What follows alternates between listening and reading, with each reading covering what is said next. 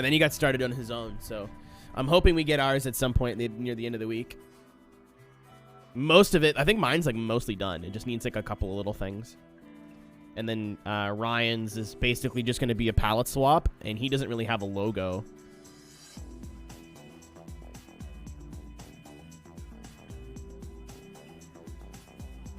Raven, are you fucking, like, are you good?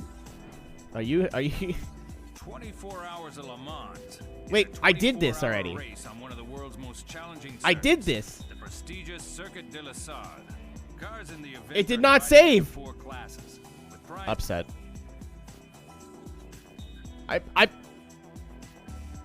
I saved the... Okay. Sure.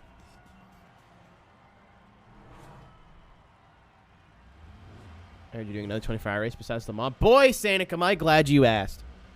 I'm doing the 24 hours of Daytona on Saturday, 7 a.m. Eastern. And I know what you're thinking. Who's driving the car? Oh, it's me. Me. And, me.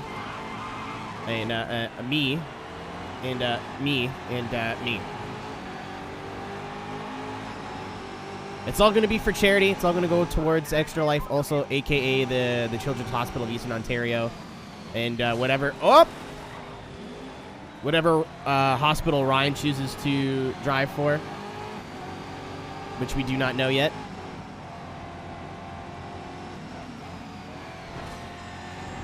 So it'll be our 4th year. I'm going to go for the lap record, but the lap record is, I've already gotten an estimate of how many laps, like, a fast split is going to do, and the lap record's pretty close to that, so it might not be doable this year, but we're going to go over 850 for sure. I think that's the goal. I don't remember how many I did last year. I think it was only, like just over 800.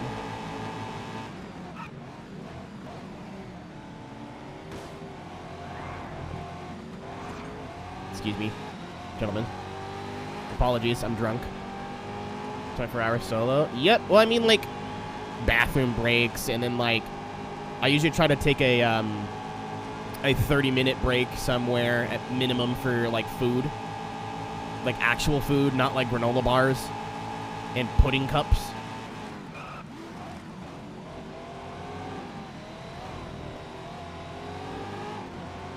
Which reminds me, I have to go to Walmart this week and stock up on supplies.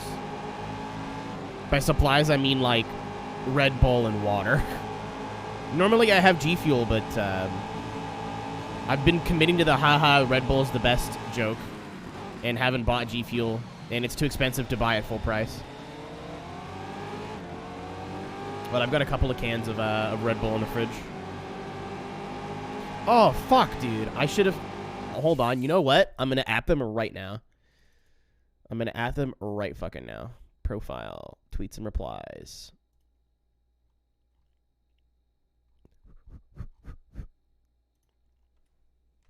At Red Bull Canada. This race would go a lot better with a couple of cans of the bull. Don't you think? Smiley face.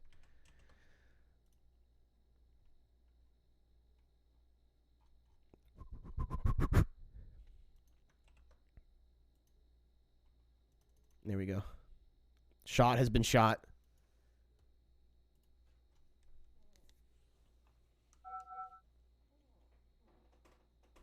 Drink a lot to stay hydrated when you have to pee a lot.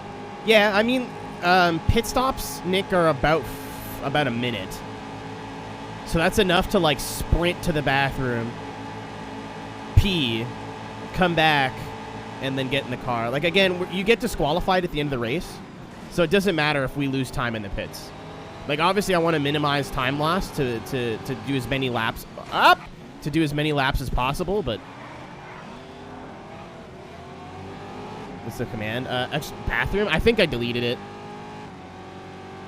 I need to go in and, like, I've been in the process of fixing the commands and getting the stream ready. The stream is actually ready for the weekend. It's just everything's hidden.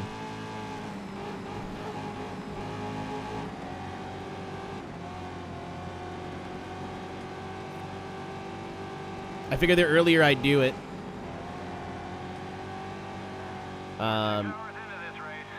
Oh, you spoke too soon there, Saab. What's up, Jake? NASCAR is good. Europeans are just stupid. You're all bad. I had the audacity to jump into a Jimmy Broadbent stream today and assume that the chat would not be fucking awful. And the chat was fucking awful. Jimmy was doing a race at Charlotte. And I guess there was a couple special snowflakes in the chat that just wanted to complain. Like, the chat was literally normal. Like, maybe out of 5,000 people, there was probably like 10 people that are like, haha, left turn XD. But they were just trolling. Like, they're just not trying. And then there's like 5 dudes that anytime someone would be like, haha, turning left, they'd be like, fuck you! You don't understand! It's like, NASCAR's not gonna fuck you, bro. Like, relax.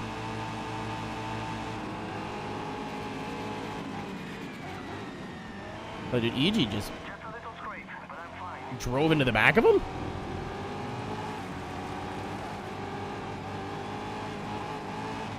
I went for the push and then he moved.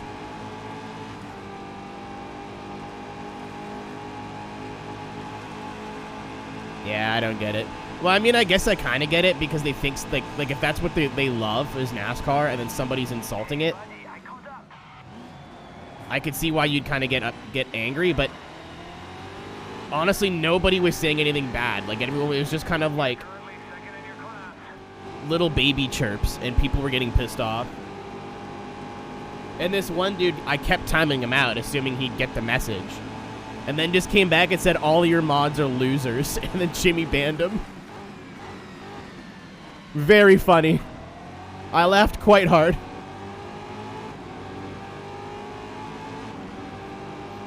Oh yeah, people were calling the admin of their league cringe, which I don't quite understand.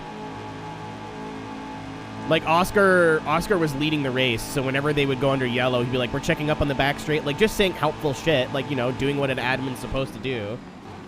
And then everyone just went LOL cringe. Like, I'm sorry no one takes your Forza League that seriously, Sex Haver 420, but, like, holy fuck. Shut up. No one cares.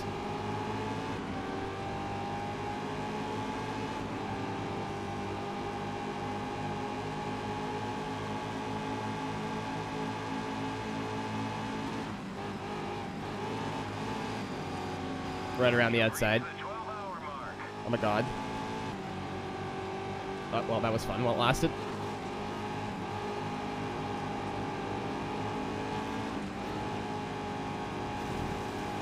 I thought there was supposed to be runoff there.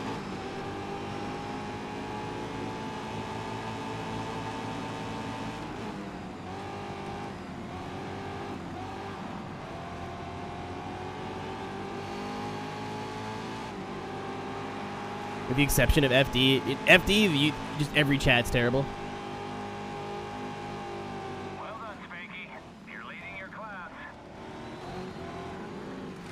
That is... Why did you have to say anything, Spotter?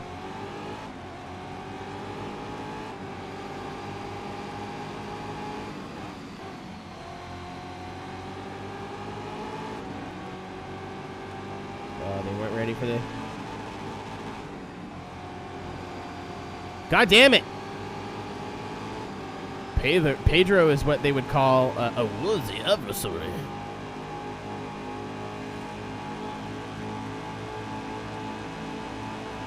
This is the DB9, which I think is just the Vanquish 2.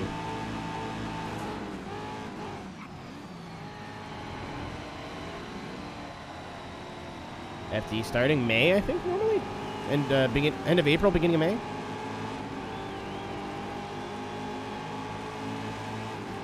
...2011 references. Come on, EG, I'm giving you the suck. Come on, my king. Come on. Oh, he's got him. He's clear. Your teammate is directly behind you now. Oh, and he doored him. Come on, EG.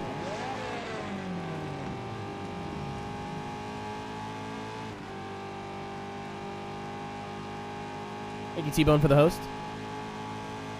Oh, he's got it. Wait, no, that's Pedro. I'm so confused.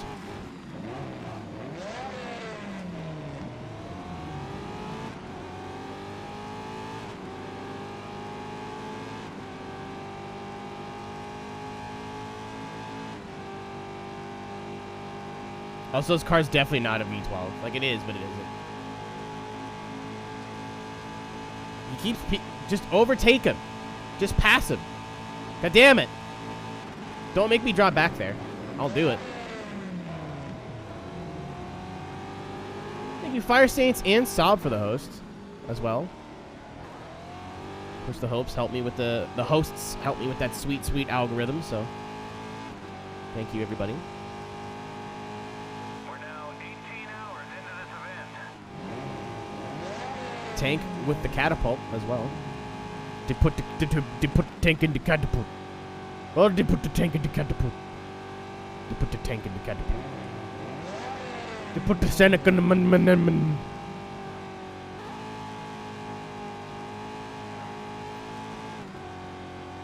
Damn shame Daytona can't move this fast. I mean, I mean, true, but like, at the same time. Oh! Someone crashed and I ramped their body parts.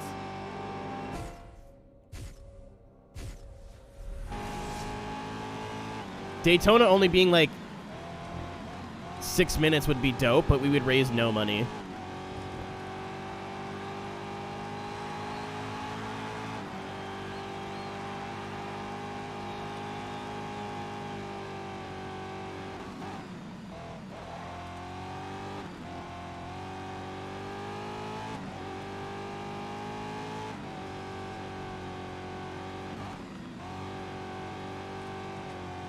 Frames. Alright, EG, you're on your own, bud. I got the cool music. I can't help you now.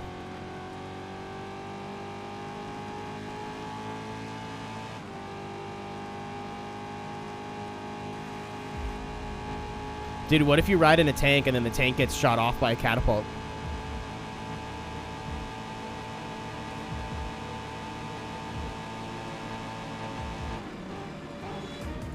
In that moment, I was free.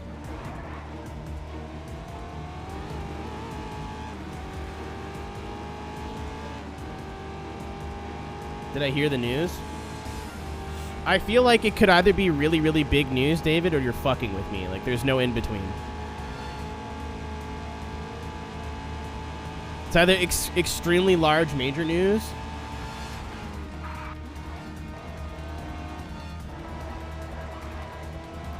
or you're being the funny haha man.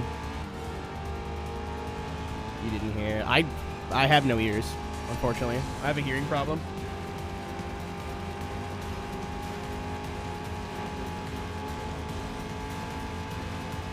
I'm going to twitter.com/DavidShieldhouse. It's not what it is. In about whenever this timer's over. D's.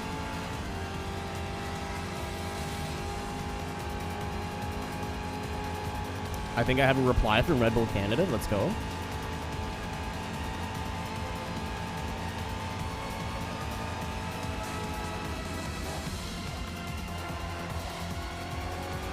This music is obnoxious. It's so loud. It's dope. But... all right.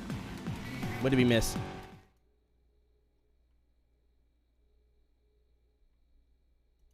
Oh. Taylor just told me to stop shooting my shot at brands on Twitter. Listen, it's worked before. It'll work again. All right, I'm on the Twitter account.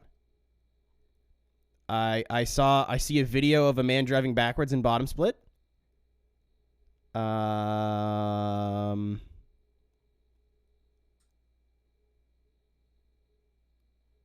Something about another food. Michael Frisch going pee.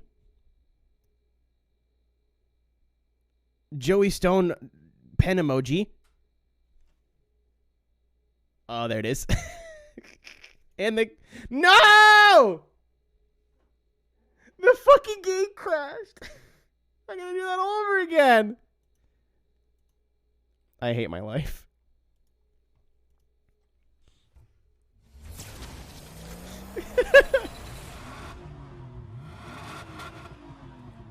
Fucking me, right? Assuming one of my good pals had some great, excellent news. Completely derails everything. Awesome and nice. I also thought I was on the other screen, and then I looked back and the game wasn't there anymore. Hello, Spanky. Your car is ready and waiting. 24 hours. Fuck you! Is it This is now the third time I've had to do this race. No, you leave the ban on, sock on. They can stay out.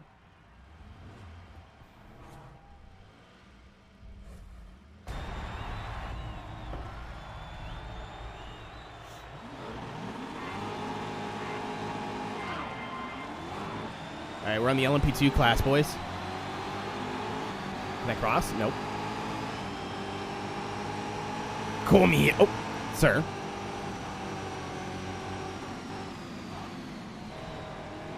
Are you enjoying a tasty moose-based alcoholic beverage? Because you should be.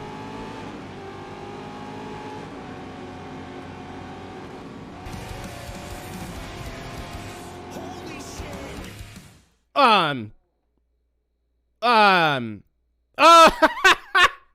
The wombo combo. Okay.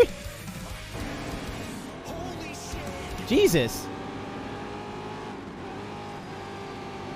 Thank you, both Steve and David, for the gift subs. Shieldhouse giving a gift sub to GTFX. GTFX, welcome back to the Hot Boys. And then Steve Alvarez Brown. The Quadrant Man himself. Well done, Spanky. How are you? How is life? Why are you awake? We have not even started the stream yet, and someone just donated $25 to Extra Life. That's huge. Oh, did I not turn the... Fuck. Whatever. I was like, did I not click the right fucking thing? I did not.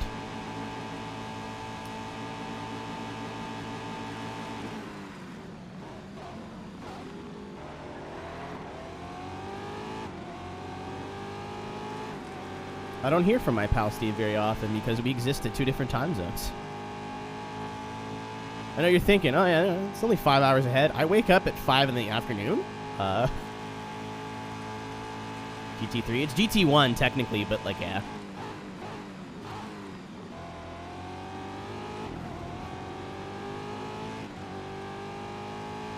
This race is a lot less interesting. We take those. Alright, I'm going to check my Twitch profile after I have confirmation this frickin' race went through. The howdy on Twitch. I don't think it'd be a good emote, to be honest with you. I really don't think it'd be a good emote. I don't think it would fit properly.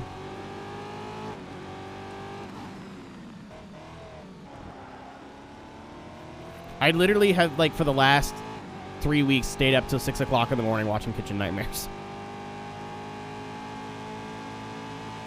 Thank you, Keith. Appreciate it, man. Again, if anybody has nothing to do on Saturday, I'm sure most of you know, but if you don't, 24 hours of Daytona, we're running it solo. With my good friend Ryan, we should be in the same split.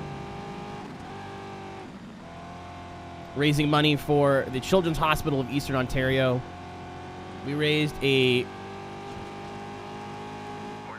poop ton of money last year, so I'm hoping we can just get close to that. Like, that would be cool. We raised a lot. That's a fucking wall. We raised a lot of money last year. Even just donating your time. The 24 take you to complete. About 15 minutes.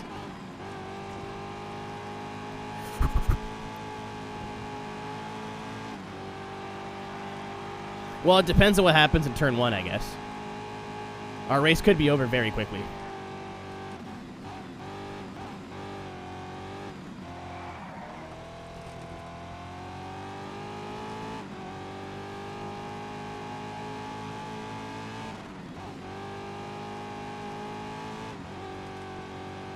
I mean, I hope not, but... Also, shout out to Schildhouse and Steve. A little bit more properly. If you don't watch Shildy, you probably should. One of the most consistent and best iRacing streamers that I've personally watched. Steve's not much of a streamer, but you can check out his content on his YouTube channel. At least he wasn't much of a streamer. I think he said he's getting back into it this year. He does a lot of karting stuff, so I'm a big kart guy. Gran Turismo Sport, all that stuff. Steve's been a homie since day one, so...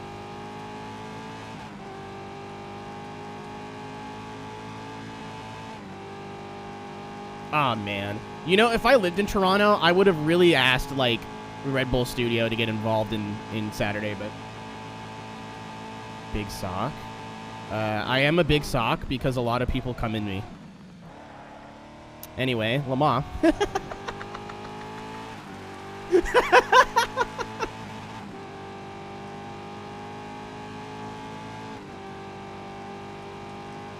Well, listen.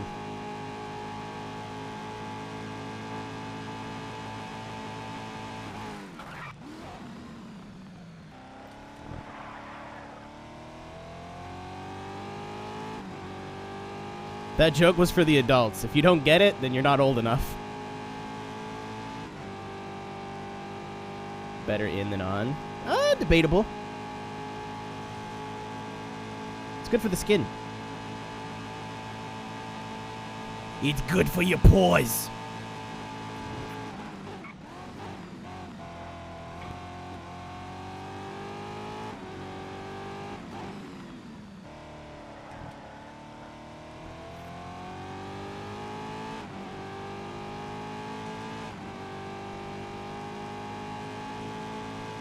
Wholesome, 100%. This is not a horny chat at all. Not even a little bit.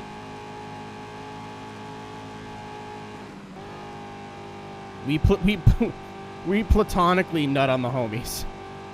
For skincare only. If you smile after I do it, that's it. We're never doing it again. Halfway through the race.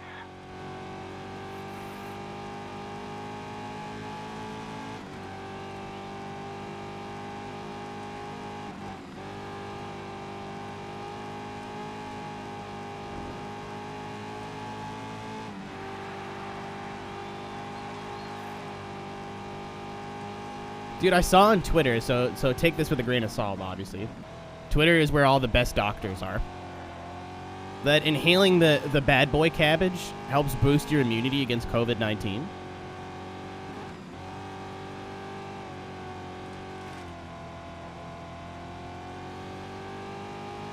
So, spark up, lads. Not only are you doing it for Jesus, you're doing it for Dale. And your own health. I don't know if that's real. I mean, I saw, like, 2 newsy posts about it, and then I looked at, like, the links, and they look like reasonably reputable news sources, but again, I didn't do that much. I was like, I don't want to research into this and figure out, like, it's from some sort of shitty news source, because that means it's not true, and that means it's not funny. I would much rather just pretend it's real, just for the joke.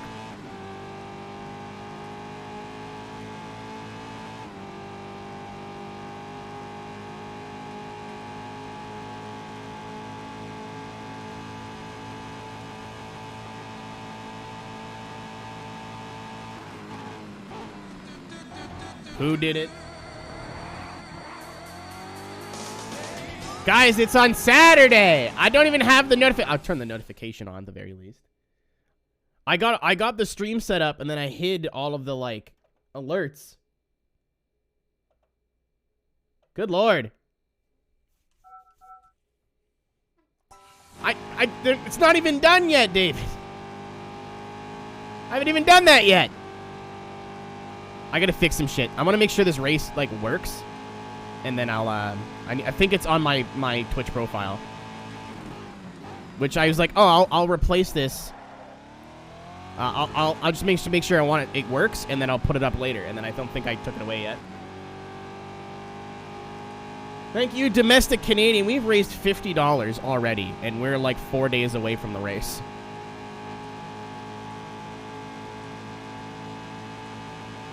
I was like, why would I need a 24 command? I was like, I should probably have one. So that way I don't have to keep saying every minute, hey guys, what are you doing on Saturday?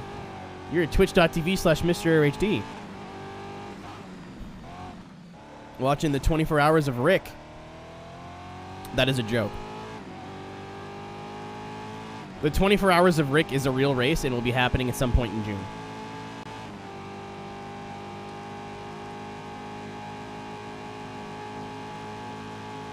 Because, unfortunately, well, it's super happening now. Unfortunately, one of our good pals, Ian, who normally solos Daytona with us, will be out of town on work and could not get out of it. He says he might start the race, do the first stint, and then he has to park it. So I've wanted to run our own endurance race for, like, over a year. Since we did Jimmy's older race, but I'm like, we don't have the community for that yet. But I think we can pull it off now. It'll be in June. I'm not sure when in June. Probably in the middle of June.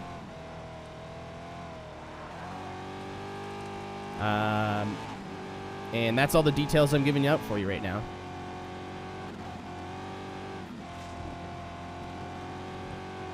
I already have a charity in mind. I got a track, rule set, everything. I just want to kind of sit on it. You know what I mean? Do a think.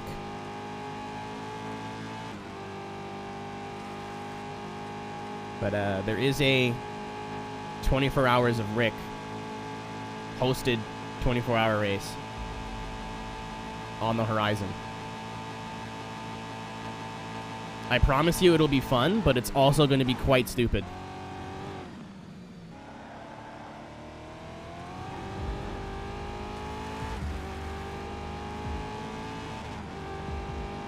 Hours of Genesis Linear. See, Jake, you're not too far off, actually. Denny, thank you for the host.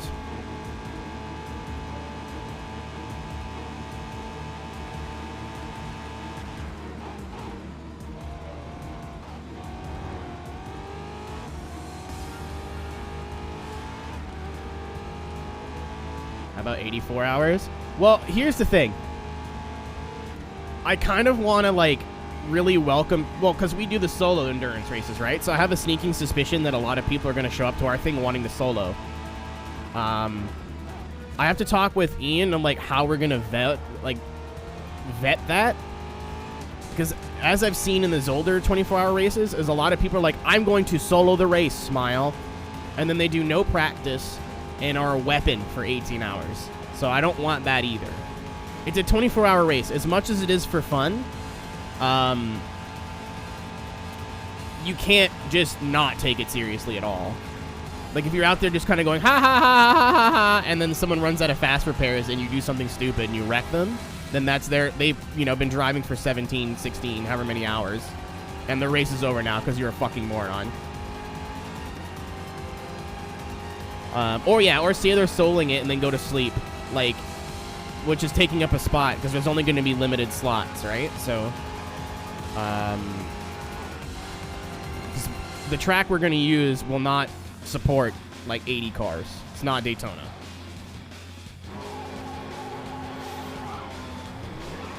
That was uneventful. Does the game crash now? Alright, I'm going to do a race, just to make sure. And then,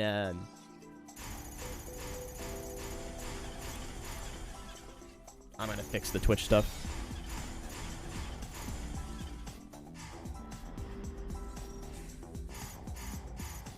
Money. Get ready. The season starts here. Driving for other teams is a great way to earn money quickly. Is there some You get a skids? fixed amount for each race, Drift plus battle. bonuses for exceeding expectations. Wait, hold on. I forgot about the order that I do this in.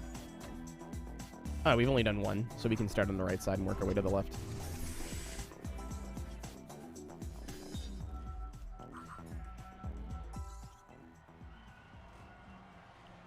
So yeah, I want to have some sort of, like, either minimum I rating or maybe like a practice session where you have to prove that, like, you can drive the car semi-competently for a certain amount of time without embarrassing yourself.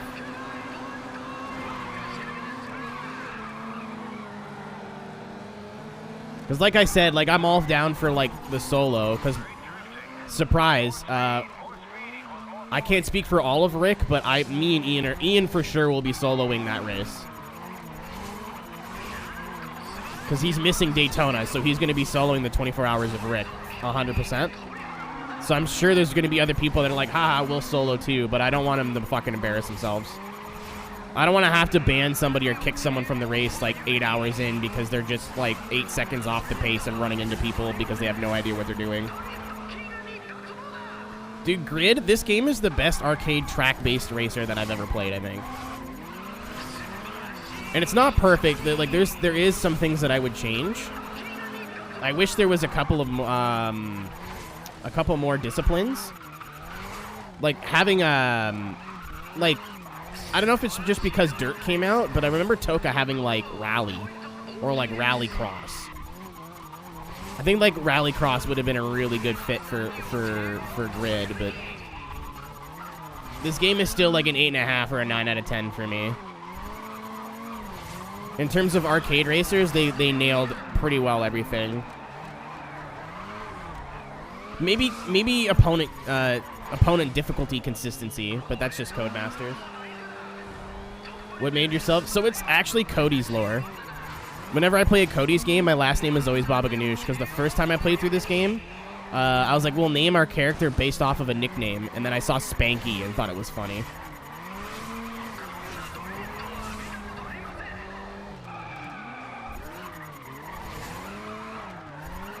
Rally, not Rally, Rally Cross. Like stage Rally, I think is better left to Dirt, but like just Rally Cross, I think would have been cool. Like some other discipline, because Toka had fucking everything. It had like semi trucks. It had like I said, I remember some like off road. I don't know if it was like monster trucks or Rally Cross or what it was. Toka had a little bit more variety when it came to disciplines. Grid narrowed their scope a little bit more, but everything they do have is they nailed it. Like, I'm absolutely looking for things to complain about when it comes to this game. The controls are great. The graphics for the time are excellent. It's got the P filter on it, but like I can't really fault them that much because every game had the P filter on it at this point. Dude, EG is in third? I'm losing? Oh, never mind. I was like, wait a minute here. Whoa, hold on now.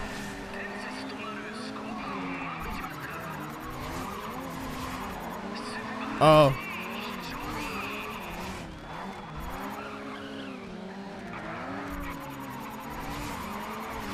This is like the best arcade drifting that I've ever felt in a video game. No other game has gotten close to Grid where like it's very easy, but you still have to drive it. It doesn't drive itself.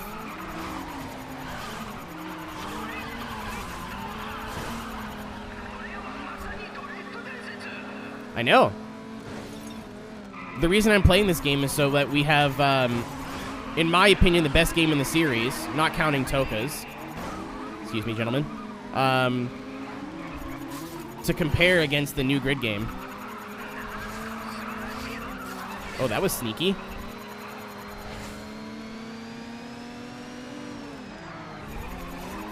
The 2019 Grid never had drifting. I didn't expect you to park in the middle of the corner, my friend. I apologize. You guys are all very much in my way right now.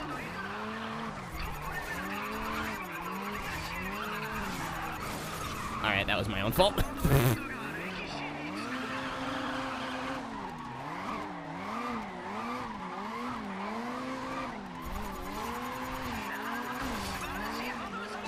Hey, it didn't take my points from me.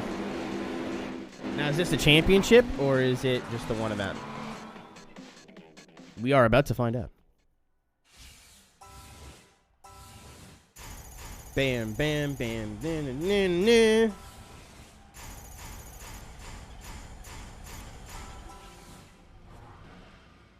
It is indeed a championship.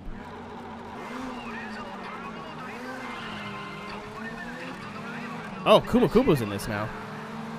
Team Orange are in their Subarus. All right, you need to make up position in this race. You can't score any real points from this spot. Spotter, I won by 4 million in the last race. I have no clue what you're talking about.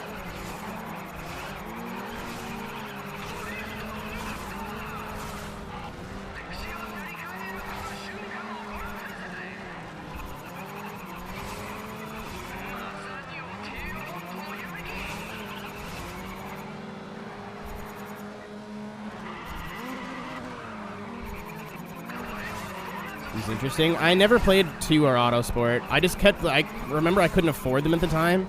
And I'd ask my friends, I'm like, are they any good? And they're like, eh. And I'm like, all right, cool. I'll pass. You can't score many points in this position. You have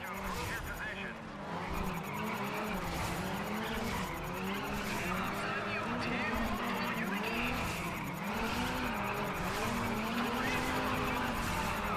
position. Yeah, I own all of them now on PC. Through like Humble Bundles or like friends giving like gifting me games they've gotten. Oh, that was sick. That they've gotten in the Humble Bundle, like that kind of stuff.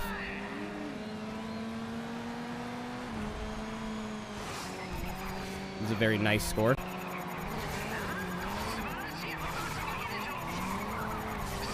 Assuming that's Kumakubo in first.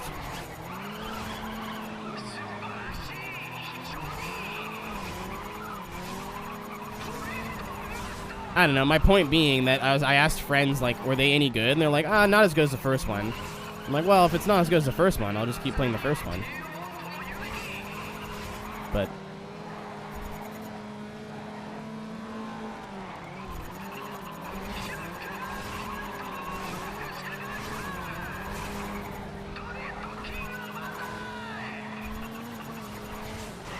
oh my god, he just stopped.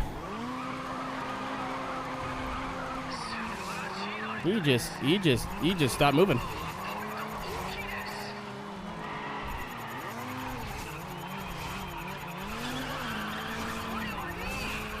Two's definitely worth playing. Autosports, whatever. Kind of a bummer. All right, let's stop this Let's Play and start Grid 2. Move. Move.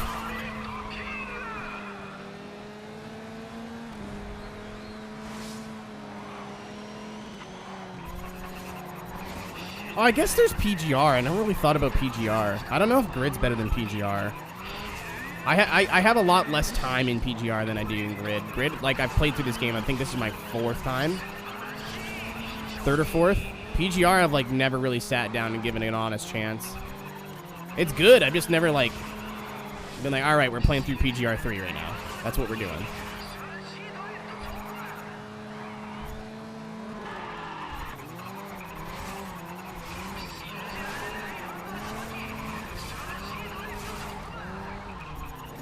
Oh my wait. Oh my goodness. Oh no. That a couple. Sir, you can't just do that.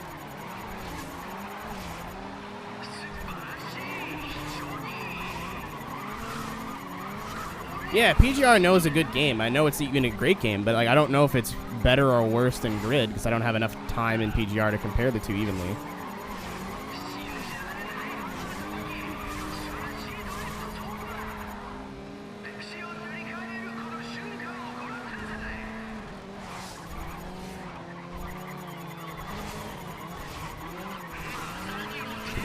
Higher missile cars. I don't know about that. With the way, with in a video game, sure, but like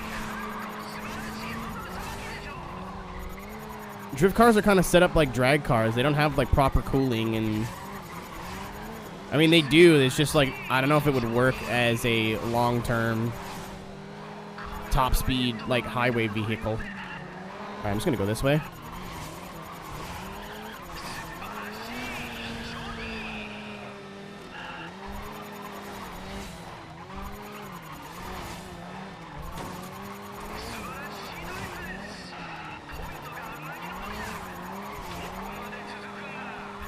More airflow. I mean, I understand that, but you're usually with a lot of pro cars, your radiators in the back are like, it's not full size because you only need it for like a run or two. You don't really need it. Like, I don't know. It's interesting to think about for sure.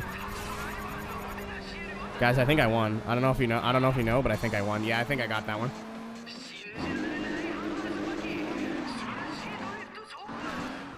I think we snuck away with that one. Yeah, I think we just, just edged it out. Oh yeah, well I mean you'd have to change like alignment and gearing, but I'm trying to think of like the actual way the car is built, Like, is there anything that is physically limiting or stopping this from happening? Please don't have a third one. God damn it. I was like, oh, the drift ones are pretty fast. We'll get those out of the way. Oh, we got cool music.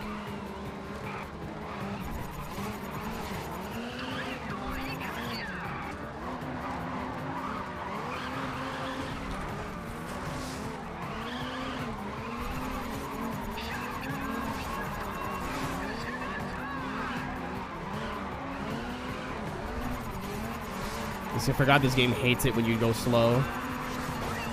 Well, frig off then, buddy. Listen here, buddy. That was the most Canadian thing I've ever said without trying to say it on purpose.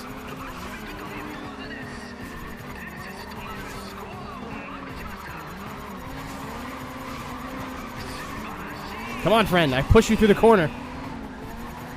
Dude, EG sucks at drifting. He's getting better. He's been practicing in his off time. Let's go. Guys.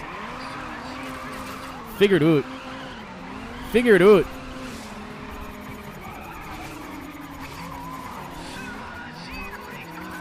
You are Nobushige Kumakubo. You own Ebisu Circuit. You cannot be parking in the middle of the corner like that.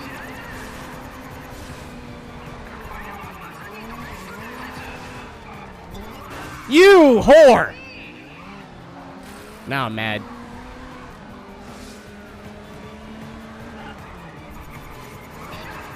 Now I'm upset.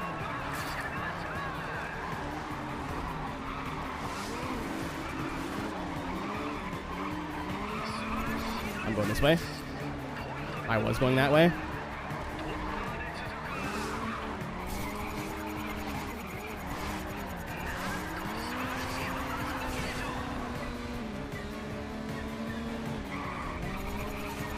This is some Tokyo Drift music right now.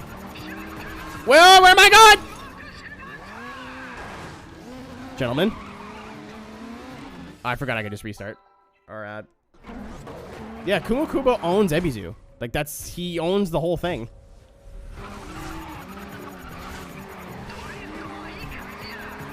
It's his track. I believe he's a D1 champion?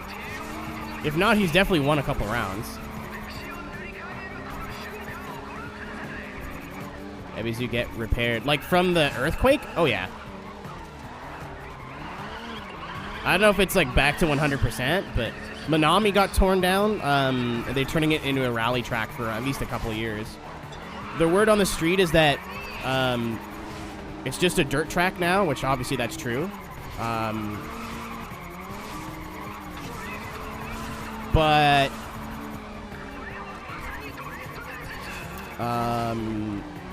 they're going to repave it in a few years.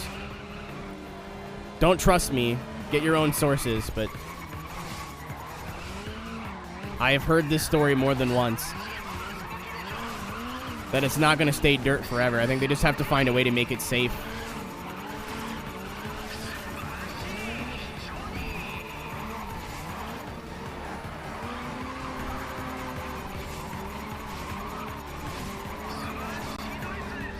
So it was just too fast for comp. Looking for yes or no. I know, I'm just, you know, I am a streamer. I talk. Unfortunately, it is what I do. Ryan, thank you for the host.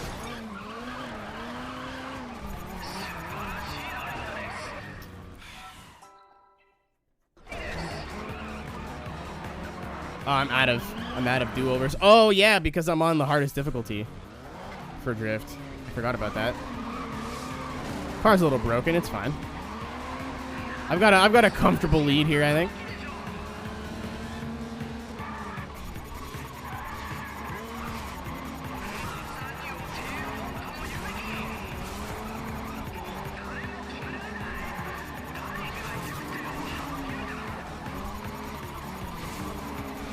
I did not give me a bonus there, but okay.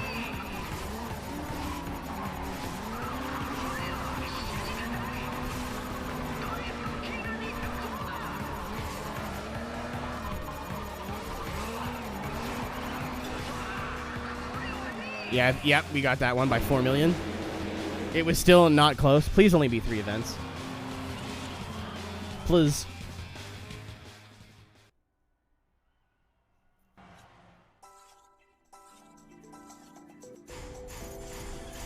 Pretends it's like, God damn it, you broke the core. Oh, EG. EG made 5 grand on that one.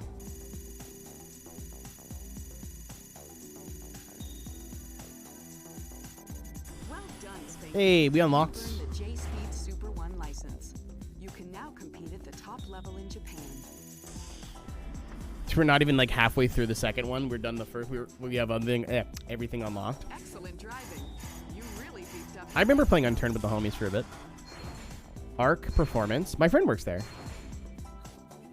X-Track and We're Rimba. really moving up in the world. Thanks. But if we want to compete internationally, Uh-huh. we've got to think big. Yep.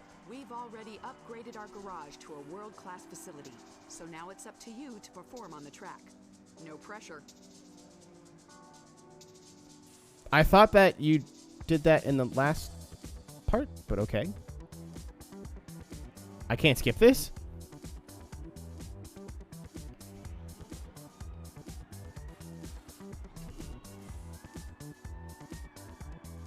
Oh. There is a secret 4th tier. I completely forgot about this. I genuinely completely forgot. Let's peep that real quick. Alright, so it's probably just like 6 events showcasing the best of each thing. Okay. I'm clicking away. Please don't close. I have things to check.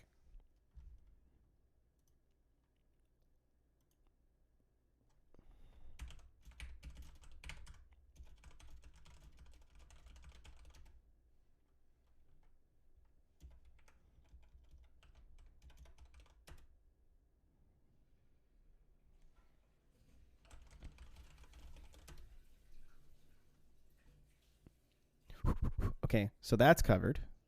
What's the other thing I wanted to do? Right. I want to take the extra life out of my bio for now. Thank you guys for the donations. I'm just trying to, save it all for game day. If you will. I keep checking to see if the game's fucking crashed. I'm so nervous. I think I have to go to a different screen for that. I do. And then, yeah, that panel's going to be cute. I'm really glad that panel's there, but I don't need it there right now. So remove. That panel's going to be dope. I'll have to just make sure that my donation link is changed and whatever, because I don't want to remove it, because then I have to copy and paste it, put it all back. And I don't want to do that. That's a big pain in the butt. Let's check Nightbot and see if we have a 24 notification that I've just turned off. So many game updates. Yeah, I don't know what they put in the water today at gameupdate.com, but no, I do not. So we will add a command, and I'm sure I'm going to have to spell this wrong because that's just what I do.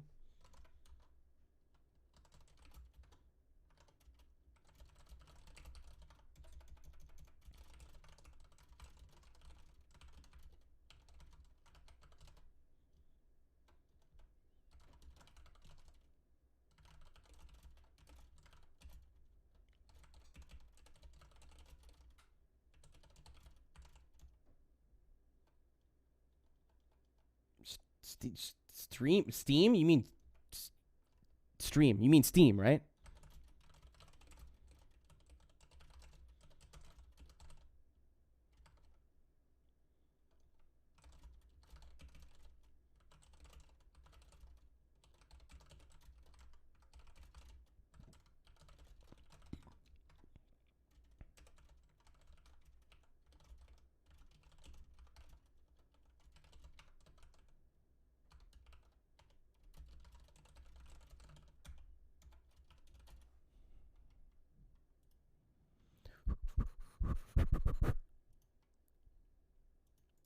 Sorry, I shouldn't be doing this right now, but if I don't do it now, I'm going to forget, and then there we go.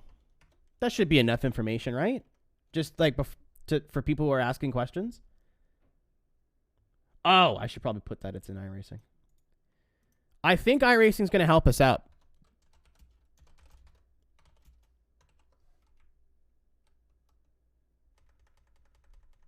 I don't know what they're going to do, but Without saying too much, we were supposed to take a trip to Boston this year, so I'm sure they'll tweet us out or something. That'll be cool.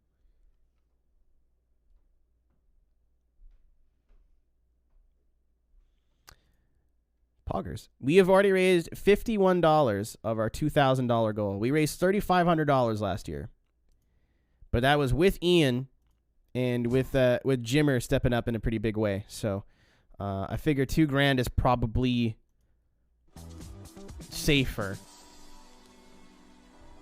I want to actually hit our goal because I'll feel disappointed if we don't. But I'd rather it be too low and then smash it. You know what I mean? Built different. We're really not. I'm excited to see how Ryan handles it this year because it's his first time.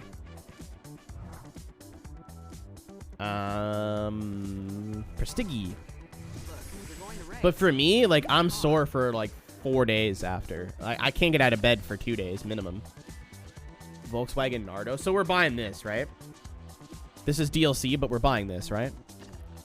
There's a TVR. Lamborghini. Oh, 722 is actually not. Oh, an Aveyron. That's cool. I'm definitely buying the Volks. The Nardo's DLC. It is DLC on the Mac, I think. And in consoles. You have to patch it into this version.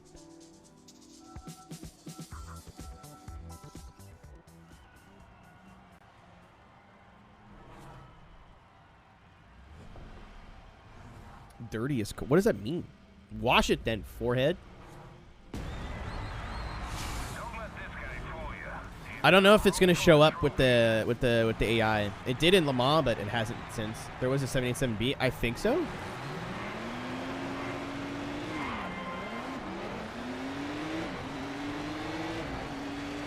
Yeah, I'm not sure why they even added it. They added the DLC and then made it a Mac exclusive when it came to PCs, but maybe Codemasters has kind of always been the first to adopt very weird. Oh, EG. All right. Whoa, someone spun out. That's Leon Appel. I didn't check. Remind me to check the sponsors after this. Codemasters has always like just jumped on the bandwagon with weird shit. You remember how Grid 2019 coming to Stadia was a big deal? XD? I feel like DLC coming to Mac only is also part of the big deal.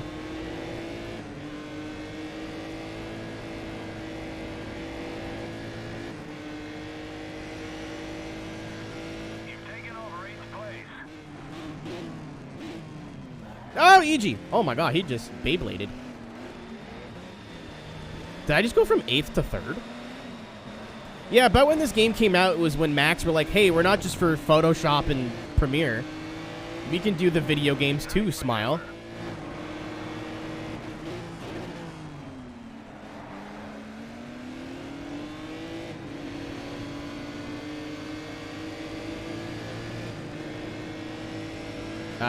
I really don't know, because I didn't care for both Grid and Stadia.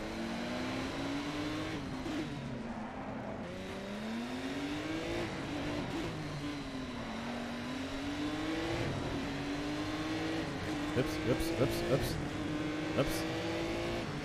Yeah, I was gonna say, like, if you stop and like look at everything that Stadia was trying to do, it's actually not that bad of an idea.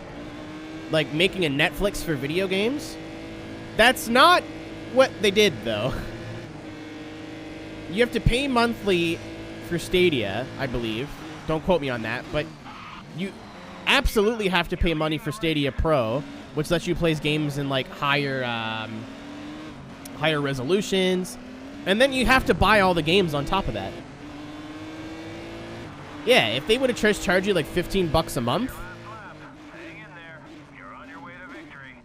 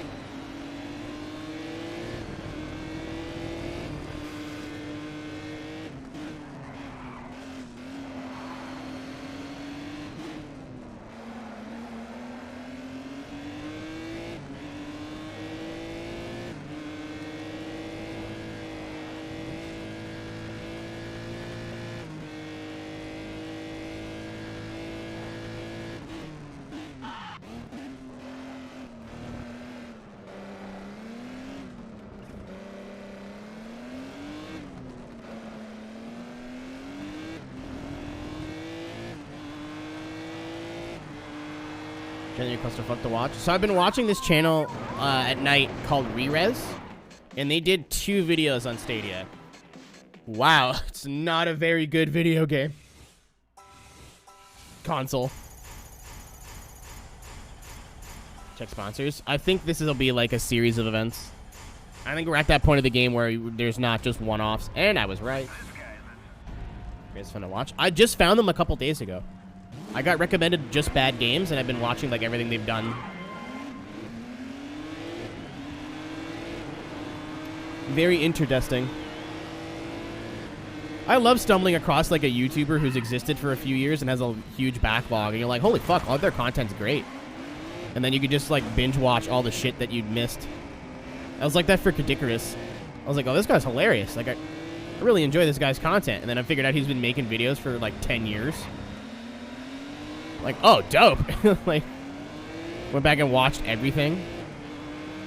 And he even has like season compilation videos where it's like a 5-hour video, but it's every video that came out that year.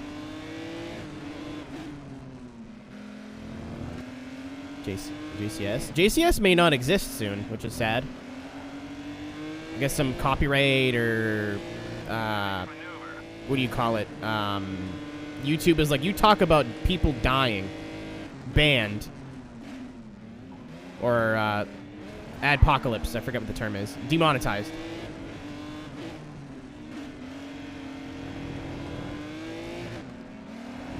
If you like JCS, 2 channels I have to recommend for you. JCS is a crime channel, by the way. They focus on the psychology of criminals, of like murderers, and like I remember one he was showing footage from their interrogation, and was like, you know, he's trying to be manipulative because he's doing this, and like, you know that he's using this sort of manipulation technique, and like, it was really interesting.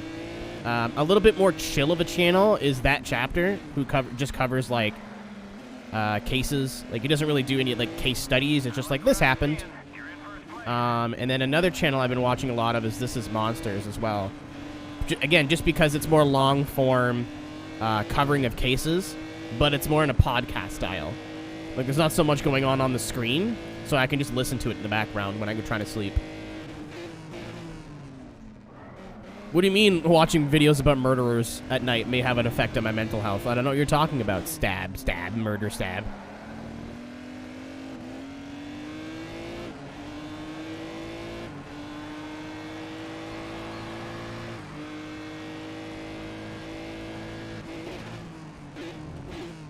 Man, so time to out myself here a little bit, but I've been like, I was on the Twitter the other day.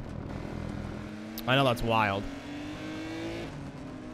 Crazy concept, but I was on the Twitter the other day, and somebody was complaining that in Demon Slayer they gave one of the characters boobs that were too big. And like, out of context, right? I'm like, you know what? Like, that's a cause I can probably get behind. Like, characters do get over-sexualized a lot, and like, Demon Slayer, I'm pretty sure at the start of the show, a lot of the characters are like young. So why are we giving like a 14-year-old big bazongas? Like, I understand it's haha Japan, but like, that's a valid criticism. And then I read the source tweet.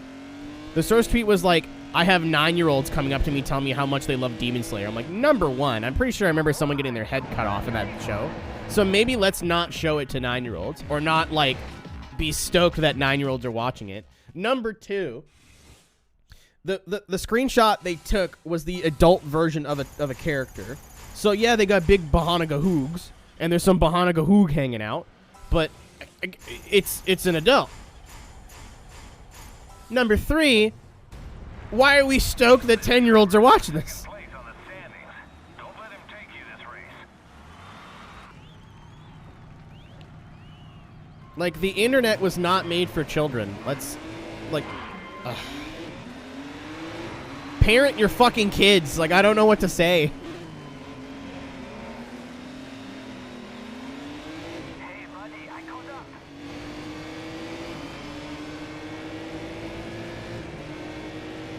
I forget this is fast corner or not. We're Donington in reverse. But yeah, the reason I said I'm gonna out myself here a little bit is the girl who made a comment on it definitely sells porn. I only follow her like safe for work account because I think she's pretty. I don't want to see fucking booba on my main timeline.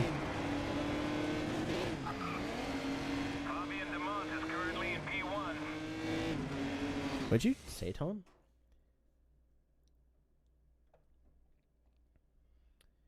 This chat is full of 10-year-olds and you insist on talking about cock all day. We literally have 2 people that are underage.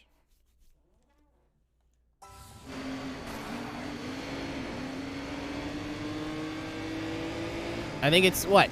Sanic and... T-Bone? Oh, no. Ryan, you retweet characters with cleavage. This girl does porn. Like, go off, honey. Like, she has a C8, she's got a Trackhawk, and a GTR. Like, she's making great money off of putting things in her coochie.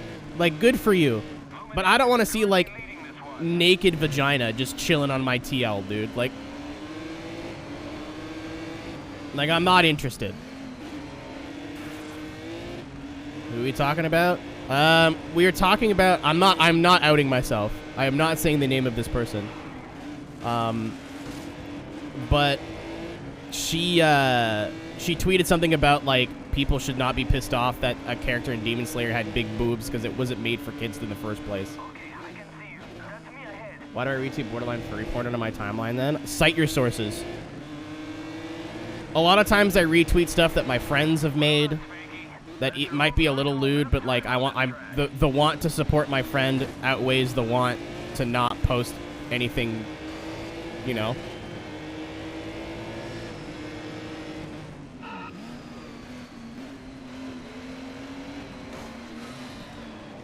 If enough people dig it, where's the problem? Oh, whatever you're into, man. Like, I know people who have like Twitter accounts just for looking at buttholes. Like fucking go for it, man. Do whatever you want. It's just, that's not... If I'm on Twitter, right, I'm in the grocery store, just bored. Or, like, on the bus, or, you know, like... And then just, like, fucking nipples, or, like, someone's asshole. Like, I'm just not... No. No, thank you. That is not what I use Twitter.com for. Like, here's my giant fucking schmeat. Like, okay. I was just trying to look at cat pictures, but alright.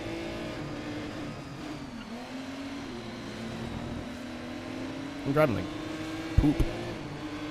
I think her name's Kiwi.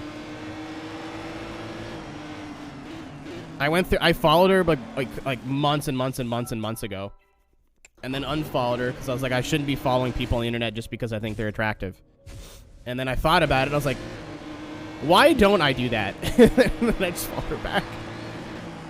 This lady's probably so confused. I'm just kidding. She's got like 100,000 followers. She does not know who I am. And that's fine. Can I gift you a game? I mean, you don't have to ask me. Is it... I think I know what game it is, and I probably already have it.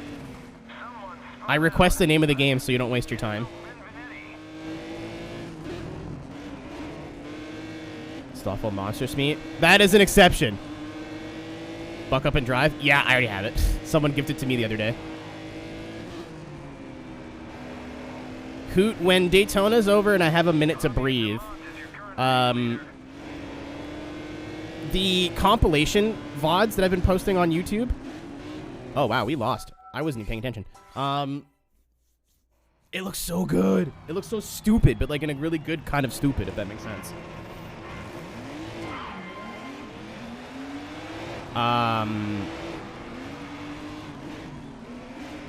Like on my VOD channel, with twitch.tv or youtube.com/aeroteq, by the way.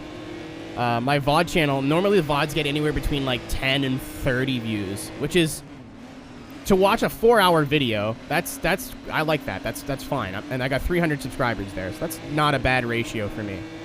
To me, I should say. The like game testing videos and the like retro Japanese game testing video that I did in Atlanta have been doing better than any other video, where I just play a game for 30 minutes, kind of give my first impressions, and then move on to the next one. And I follow a creator, his name's Square-Eyed Jack, who has a P.O. box, or whatever it's called in Australia, and his fans send in games for him to try. So I'm like, why don't I just do that? But like with racing games. And then I looked at my Steam account that has like fucking shitballs.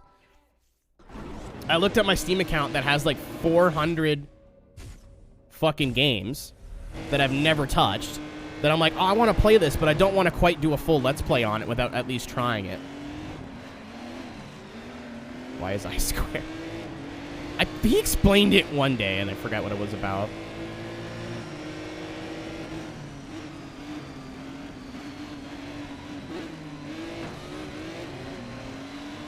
I do not have Carmageddon 64, no.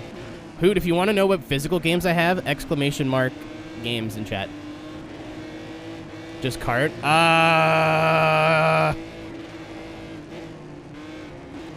So what I thought about doing this year was opening up a P.O. box for a very limited time, like for a couple of months. Because they're like $80 a month to get a P.O. box at like the UPS store. I'm like, I don't know. Like, I don't think you guys would send me that much shit to warrant having it open all the time.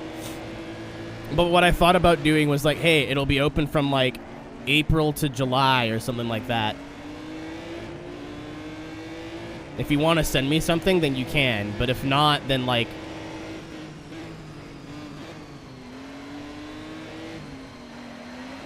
Because I really not comfortable with people knowing my address. It makes me very, very anxious and very nervous. So that is my, like... And I've had people, like, where I have issues with my PS2 or something, like, I'll send you a PS2. I'm like, I do not want to give you my address. I really fucking appreciate the thought, but I just not interested in giving out my personal information.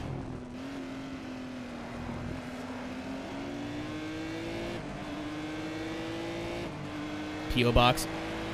That's the thing, Barry. A P.O. box, at least from what I've looked up, is very expensive.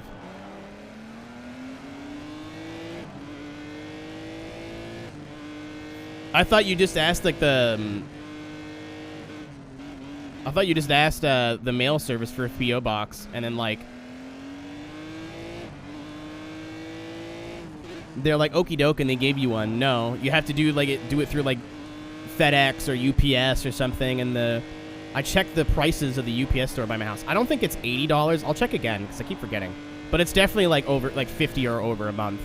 Like, something I wouldn't want to do for a long period of time.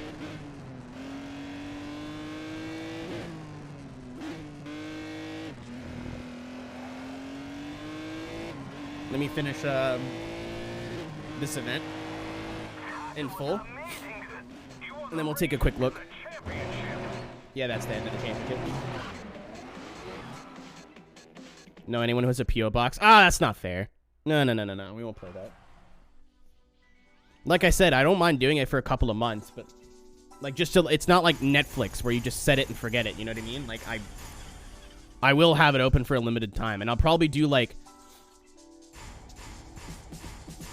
Have to be sent pubic hairs. I need you to read your message again and really think hard about why that wasn't funny. Don't leave Europe now. Well done, Spanky. Nice win. And the money's not bad either.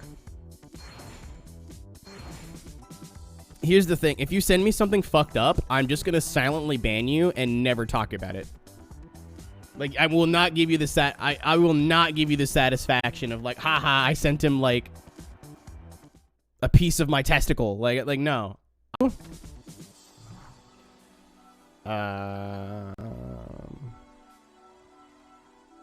Prestige.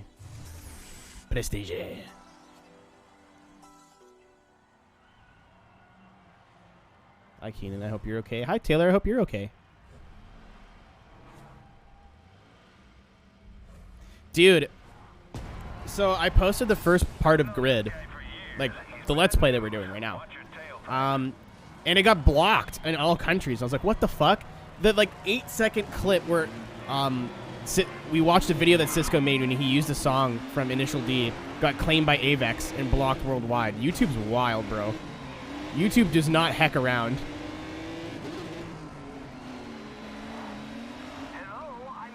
Hello? Oh!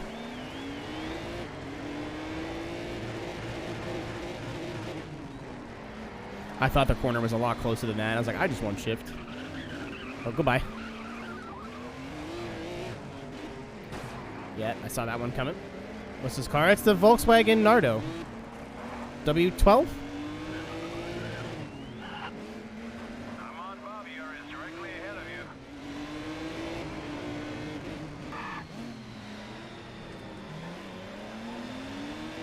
Okay, you've taken over 6th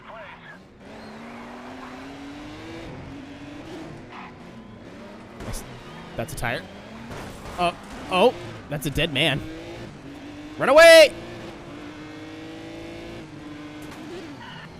You mean have a cockpit? I mean, yeah. Oh, hold on. How do I change? It's Y. Hold on. Let me get through the somewhat difficult part of the track. There's no such thing anymore, Cisco. There's no such thing as someone anymore, Reaper. I thought it was 30 seconds. Now it's 15 seconds. I don't know. Who knows?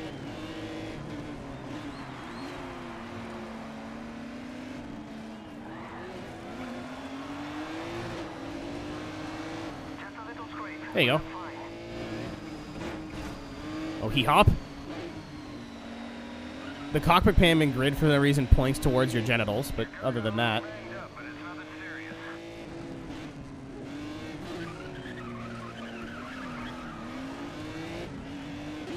Yeah, it's less the platforms and more the law itself. Couple of drivers connected behind you. We talked about this, we went over the whole XQC thing where XQC was like, I should be allowed to watch, full episodes of Hell's Kitchen because that's the way the internet works, and we were all like, you're an idiot. Oh, goodbye, Brad. The driver just spun out. That's And it was like, it's less about what the platform does, it's more about the DMCA law, which is just goofy as fuck. You're in 1st place.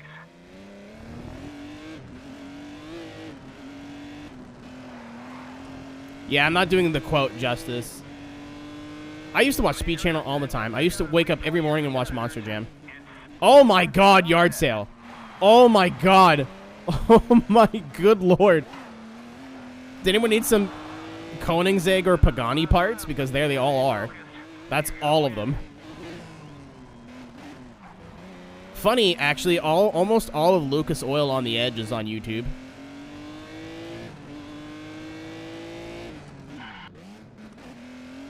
Because it was never like NASCAR or like any of the big races that Speed covered that I really enjoyed. It was all like their weekly programming, like Pinks. What was your favorite monster truck driver? I don't remember his name, but the guy who drove the Avenger. Because I ended up meeting him in real life and he was super cool. I was like, hey, like, I've watched Monster Jam all the way through. Jim Kohler, yeah. Like the blonde dude. I was like, I watched you all the way growing up.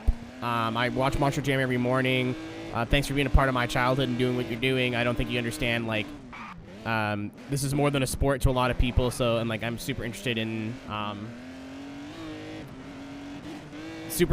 like motorsports now, and it's all thanks to people like you. And he was like, oh man, did I break my car on the fucking curb? Sure.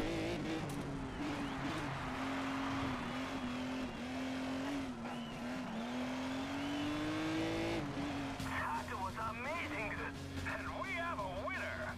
Yes. Great driving. What was I saying? The daughter of Monster Jam champion. You worked with Tom Mintz, Mrs. Lady Mintz?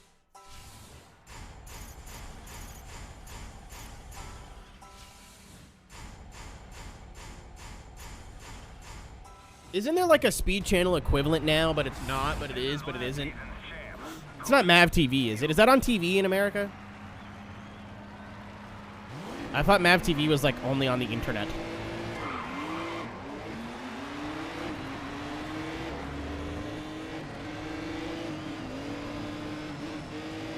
They'll probably dox me. Fair enough.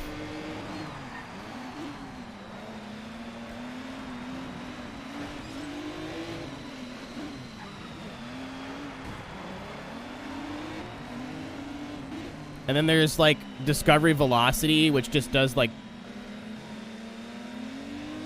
Street Outlaws and like Overhauling, and like it's not quite the same. FTV is owned by Lucas Oil. That explains so much. All right, you're in 6th place.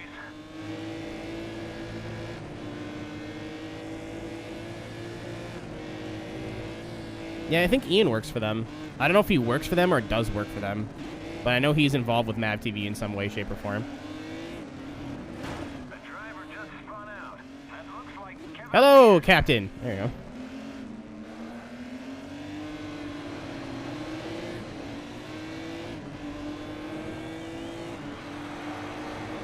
I watched the shit at Overhauling. Overhauling was like cool Pimp My Ride. I'm awful. Not like Pimp My Ride is bad, but like at the time, like it showed its age very quickly. Overhauling was like way more. We're putting TV screens in the Soder. Like it was more like we're improving this vehicle by doing this to it and like showing. It was a bit more mechanical. It was interesting. Pimp My Ride wasn't good. It was of its time. I'll die on that hill. I used to watch the fuck out of Pimp My Ride. It was just, it lives in a capsule. Like I'm not gonna sit here and tell you like if you watch it again now, you're gonna love it. It's probably shit by modern standards, but when I was a child, I loved it. Thought it was cool as fuck.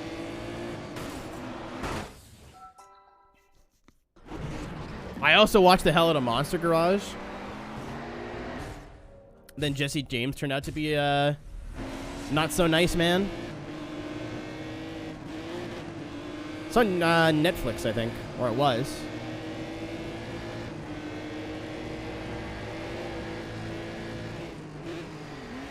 I mean, Beige was on MTV. I don't think anything on MTV can really be considered good.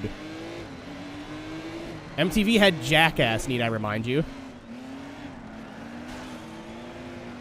Jackass, in its time, great television show. Good? Not the word I would use. In before Jackass fans in here, I'm like, "Boop, boop." Tell me that's good TV. Honestly, with a straight look on your face.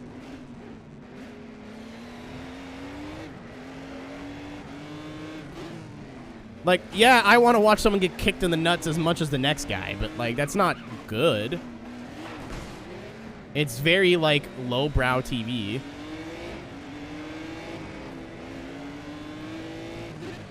I watched a man shove an entire toy car in his asshole. Like, I cannot in good conscience say that's good. Wasn't it like Jackass, but they weren't constantly fucking with each other? Like, some things happened in between? Man, I'm so bummed. I thought Bam was, like, finally, like, on the up and up, but I guess he's relapsed, unfortunately. I hope he gets the help he needs before it's too late.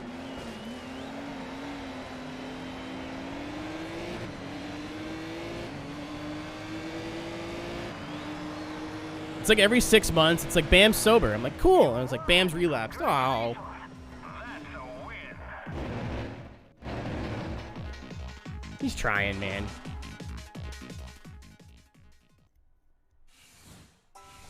Dirty Sanchez. I've heard of it, I think. It's like the Dudesons, right? Like, it's just Jackass, but different people.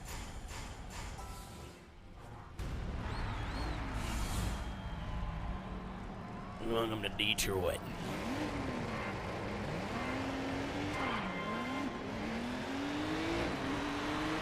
Crossover. Yes. Don't pinch me.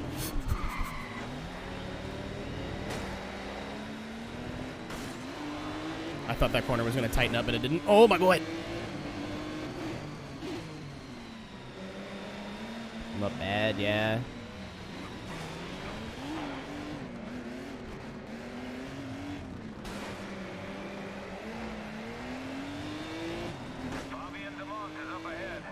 Get a feeling the new Jackass movie will suck.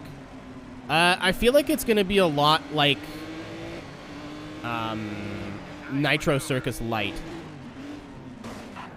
And I know a lot of you are probably really confused off of that, but let me expand. Nitro Circus...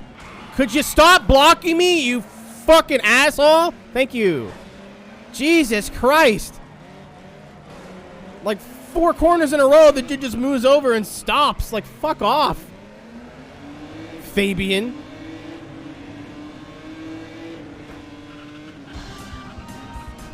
Thank you for the raid, Cobra. Ow. I do not have the patience for you. Thank you, Kubrick, for the raid. Everyone come from Kubrick stream. My name is Arrow. Hope you had a good stream, my dude. I was going to say, what were you up to? But I see it was iRacing. Well, what were we up to in the racing of the I variety? Hey, in the 17 months, too. What a unit. Also 17 months, we out here.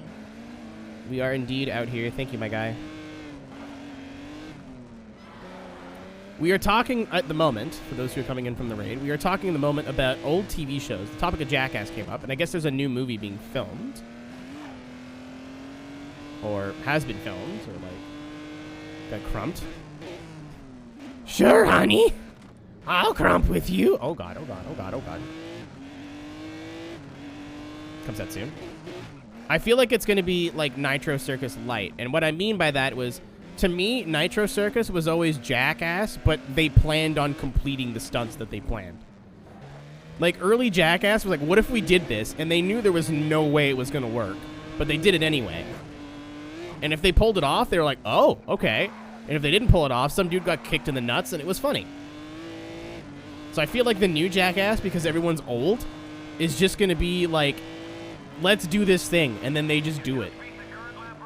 It might slap, like it might be great, but I have a feeling there's going to be a lot less like just full-blown stupidity, which I mean is fair. Like, they're not 22 anymore. Like,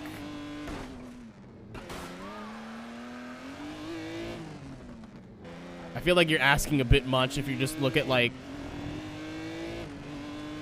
Steve-O and you're like, yeah, I need you to jump off a building for comedy. And he's like, what if I didn't do that, though? Like, what if I just did not do that?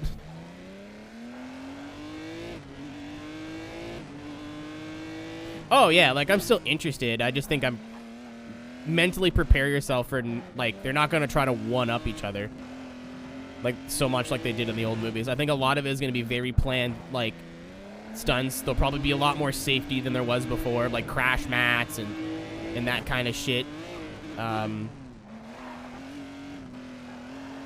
It might not have the same edge to it that the older Jackass did, which I'm sure a lot of people are going to complain about. But again, at the end of the day, like, I didn't say safe, and if I did, I didn't mean it. Safer is what I meant.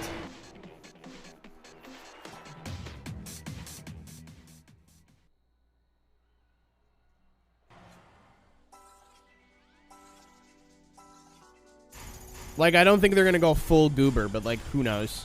I could be wrong. It's going to come as a shock to some of you. I'm not on the Jackass staff. I'm absolutely going to leave the U.S. now. Sponsors, I've continued to forget about that, so thank you. Speed!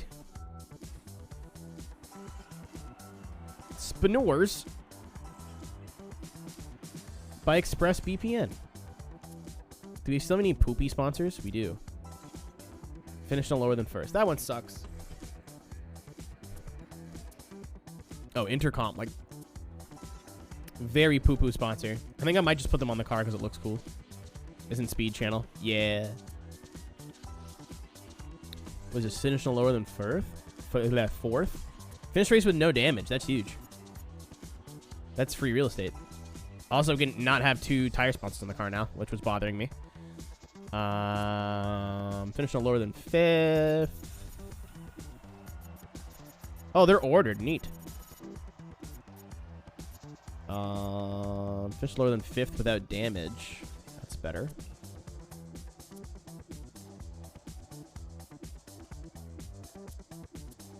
Easy car.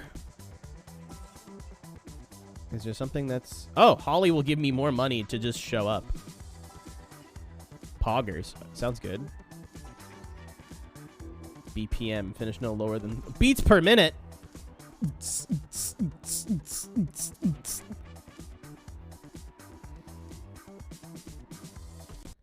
Oh, goodbye. Goodbye, Grid. Everyone wave goodbye to Grid. Grid's taking a nap. Good to be back in a moment. Good to be back here in just a second. Good to be back. Good to be back.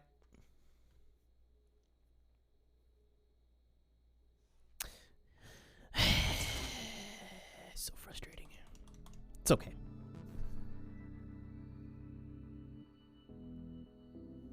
I wholeheartedly agree, Beige. I was just trying to, like... People, I don't think will come out and say that, though. I don't think people will be like, I didn't really think Jackass was funny. I just rewatched it because of nostalgia. I don't think a lot of people are that self-aware. So that's, like, what I was saying was trying to, like... what I think a lot of people will say when the time comes, if that makes sense. Like, I think a lot of people are going to just be like, oh, it sucks. Like, it's too safe now. This sucks. Blah, blah. Wah. They don't almost die anymore. Like, I really think that is going to be the main complaint. Which is why I was like, dude, they're like in their fucking 40s. Like, what do you want? Like, what are you expecting? That's also why I think it might be safer, but not necessarily... safe, if you catch my drift.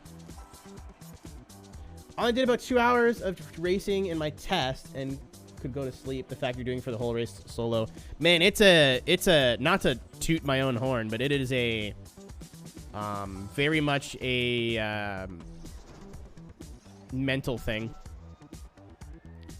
Like, for example, if in practice, so I'm just going to go off times with the LMP2 that we were racing yesterday, or we were practicing in yesterday. For those of you who like don't know what I'm talking about, twitch.tv/RhinoGT4, baby.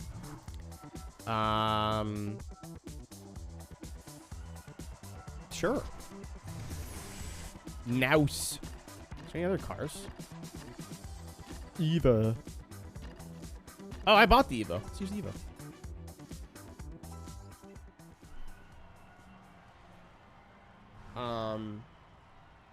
But like, if you can run a 34 flat in the actual race, you want to do like 34 5s, 34 8s. You do not want to drive it full kill in the race, so you'll be dead in the first like 8 hours. It's not so much physical, it's mental.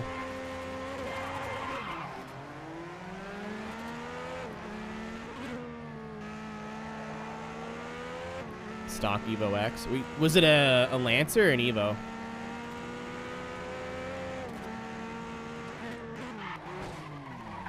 Didn't happen.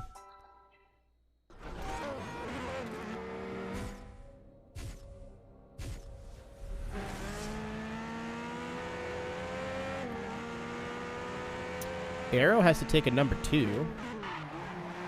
Dude, the amount of times I've confused an Evo with just a bog standard Lancer, I'd actually love one of these. Oh, sir, I apologize. I don't know why I thought this was a sanctioned event, but... Whoop! I almost hit him again.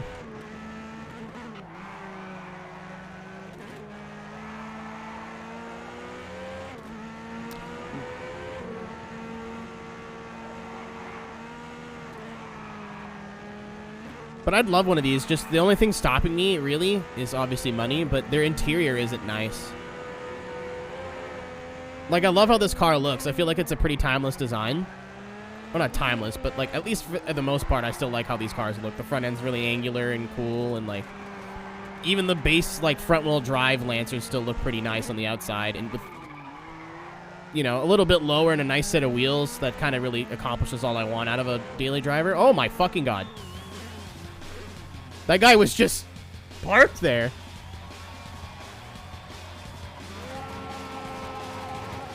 But the interior of an Evo or a Lancer is just, I don't know about an Evo, but like a regular Lancer is just all like the dash and everything, all your infotainment stuff is all orange backlit, and it's just gross. I gotta race EG, man. I don't want to race my teammate. What if I let him win? What if that's the strat?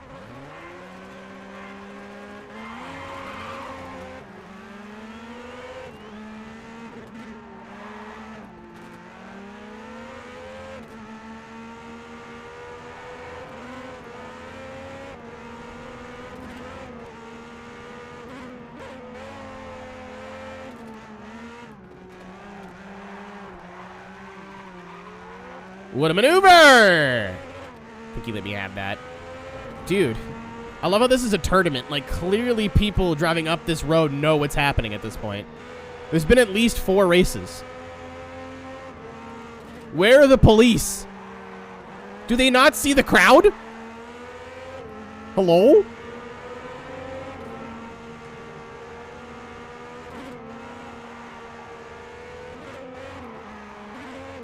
Love to have an Evo. I mean, like, wouldn't everybody? But, like, that's what I mean. Like, even just the regular Lancer would be cool. Because they look cool. And you could, like, look at your car and be like, that's an Evo, even though you know it's not. Please got bribe. Hi, Donkey. Smiley face. Traction.gg community featured member Paula Brady. Palabrady. Aw. That's it. Why do I feel like that's a sassy retort? Like, if you're stoked, you say hee-haw. If you're not stoked and you gotta sass someone, they just get the ha. Ha. Also featured. No one cares! I'm just joking. Just joking, just kidding.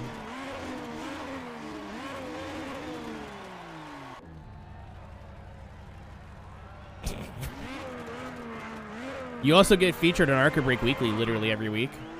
Oh, and that's not true. The war correspondence is a little bit surreal. I mean, you make good content that people like. It shouldn't be. Yeah, we're big Pajero people in here.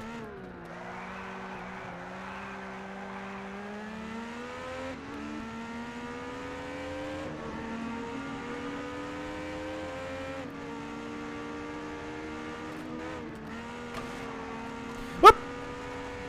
Every time I'm like, yeah, there's no there's traffic, but they don't really play a big role. A car just shows up like, hello. I'm here to ruin your day. You are cool. That is the biggest lie anyone's ever told me, and you said it right to my face.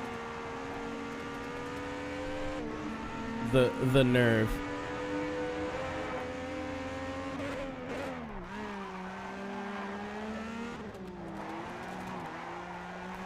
I know. I saw Animal Z imported one, and then he said he didn't like it, and I almost unsubscribed. I was furious. He literally had Dave in his fingertips, and then just chose to not do anything with him. I did it.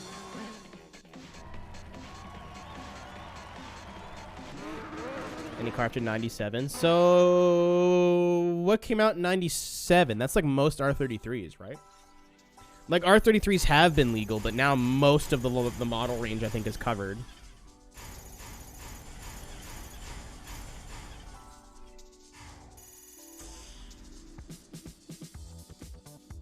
Yeah. Man, I posted the video in Discord the other day. If you aren't in the Discord and would like to join, it's a cool place with some cool people in it. And then unfortunately I'm there, but you know. I posted a video the other day of Adam LZ's R32. And like, I'm not the hugest LZ simp. Like, I have a couple of shirts because they look cool, and I know that's probably like pretty hard to argue that I'm like, I don't love the guy, but I like his content. But holy guacamole, he got a R32 that is just, I can't stop thinking about it. I cannot stop thinking about it. So Holly's our really only poopy sponsor. Yes, the red one. It's gorgeous. I don't like the red. I'm not a big red guy. Not a big red person. It's the best color. I mean, sure. I don't like red on anything, really. I'm not a big red person. Hi, Taylor. How may I help you? Oh, yeah, right. We've done the... yeah, the first thing we did on stream, Taylor, was this race 3 fucking times.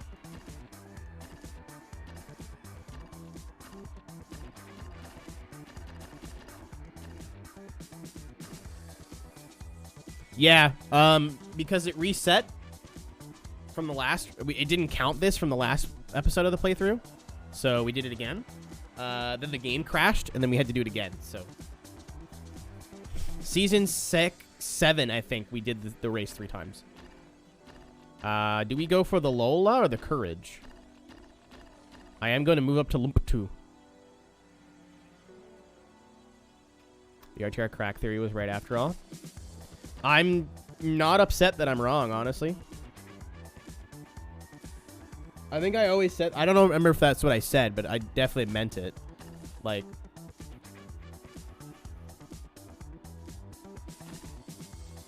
this one's got a bit more acceleration. That's really the only difference.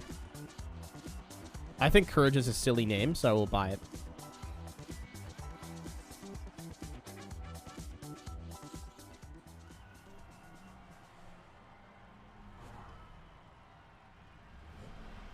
But,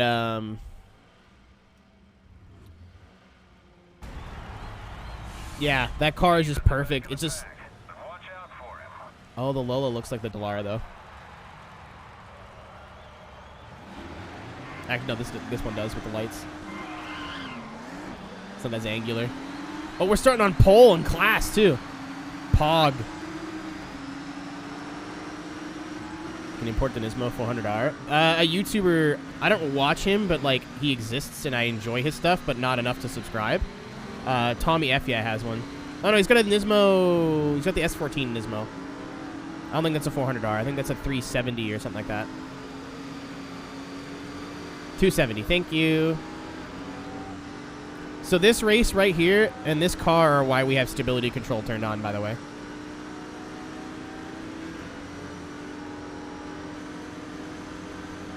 Cars with downforce and grid just drive like poop when you have that turned off. They don't like... they're not like any harder to control. They just drive like shit. You're third in your class. Well done.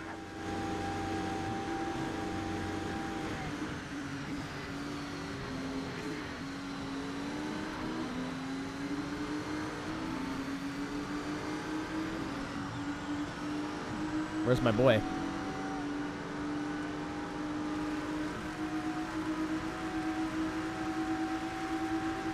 He wouldn't send it 3.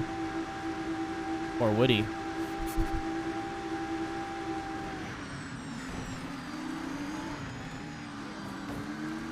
I paid for the whole racetrack. Oh, I almost killed a man.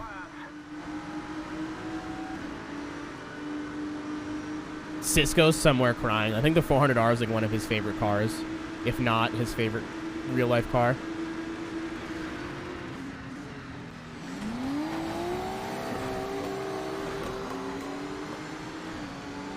They say you can put you'll have to slow down. If I've learned anything from David Schildhouse, is that if you get a track cut, just ignore it. It'll go away.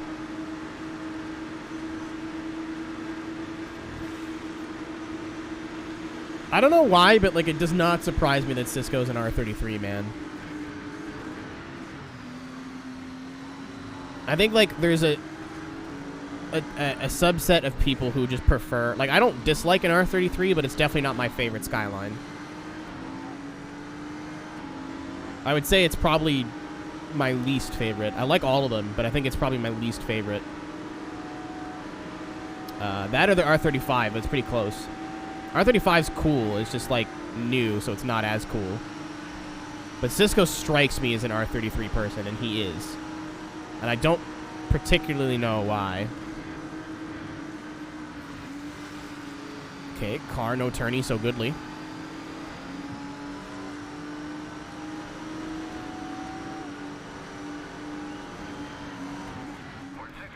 Wow, that was a big dive. Oh my god.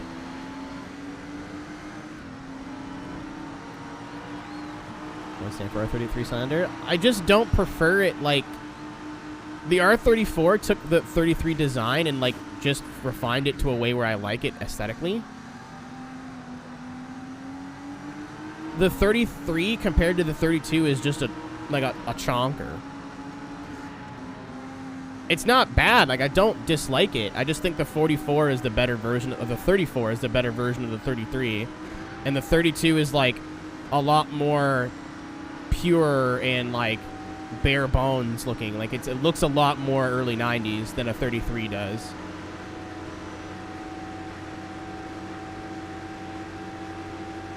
Like, I don't dislike any Skyline, other than, like, some of the older ones. Like, I think some of the older ones don't do anything, really don't do anything for me.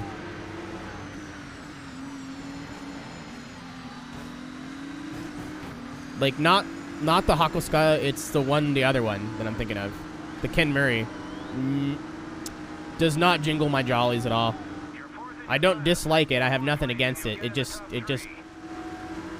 doesn't do anything for me. I am a 32 man.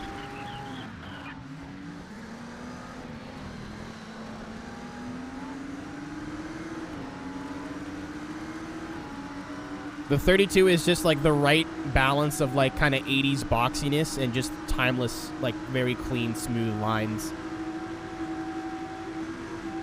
Which is why I'm in love with Adams. Like, I would want that car, but not in that red. I'm not a big red guy. I don't know if they came in Millennium Jade, but I love Millennium Jade. And if they don't, I'd like just white. I lied. I think the R31 is my least favorite. Again, it just doesn't. I don't see it and like get excited. I just see it and see a car to me. It doesn't really do anything for me. If it does for you, that's awesome. Congrats. I don't think it's objectively good or objectively bad, especially since like most of us here, I should say, have never driven any of these cars. It's basically just, how does it look? How does it sound? Does it spark joy? You ever think about it? This is funny to me. It's not funny. It's not like haha. It's funny as in like people are fucking stupid. The people with the strongest opinions on cars are the ones that are least likely to actually drive them, for the most part. You'll definitely have that like VW owner every once in a while that's like, I have me Golf. I love me Golf. Have you ever noticed like the people who defend the Supra the most have like never even come within 30 feet of one in their life? Or like 2J's the best XDDD and they drive like a Kia Soul? You've reached the 12-hour mark. I get a giggle out of that.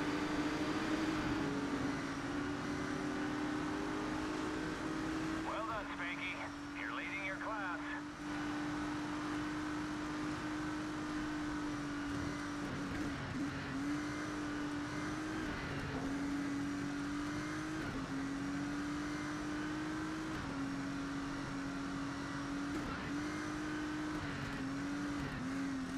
I'm not saying you have to own a car to have an opinion on it. I'm just saying why are you like dragging people online to the point of where you get to like personal insults for a car you've never driven and will more than likely with this economy never own.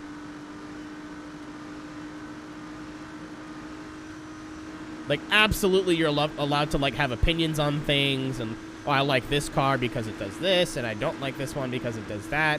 But I've seen some people get into some fucking really disrespectful, heated arguments. And, like, they daily, like, a Polo. Super GT4 makes it to ACC. Likewise. I just hope Toyota race cars are, you know. I really came around to the Supra, man. I really did not like it when it came out. And the more I look at it, the more I get used to it. Which is why I'm stoked in the new Z. A lot of cars will come out, and I really just don't like the look of them, and then the more I see them, the more I get used to it, the more I like it. A lot of times a good set of wheels and maybe a lip kit or something will, like,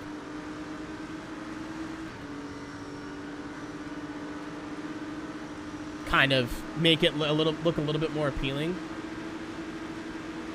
Oh, I didn't know that, Jen. I didn't know that about you. We'll add you to the list. There's a grid before grid.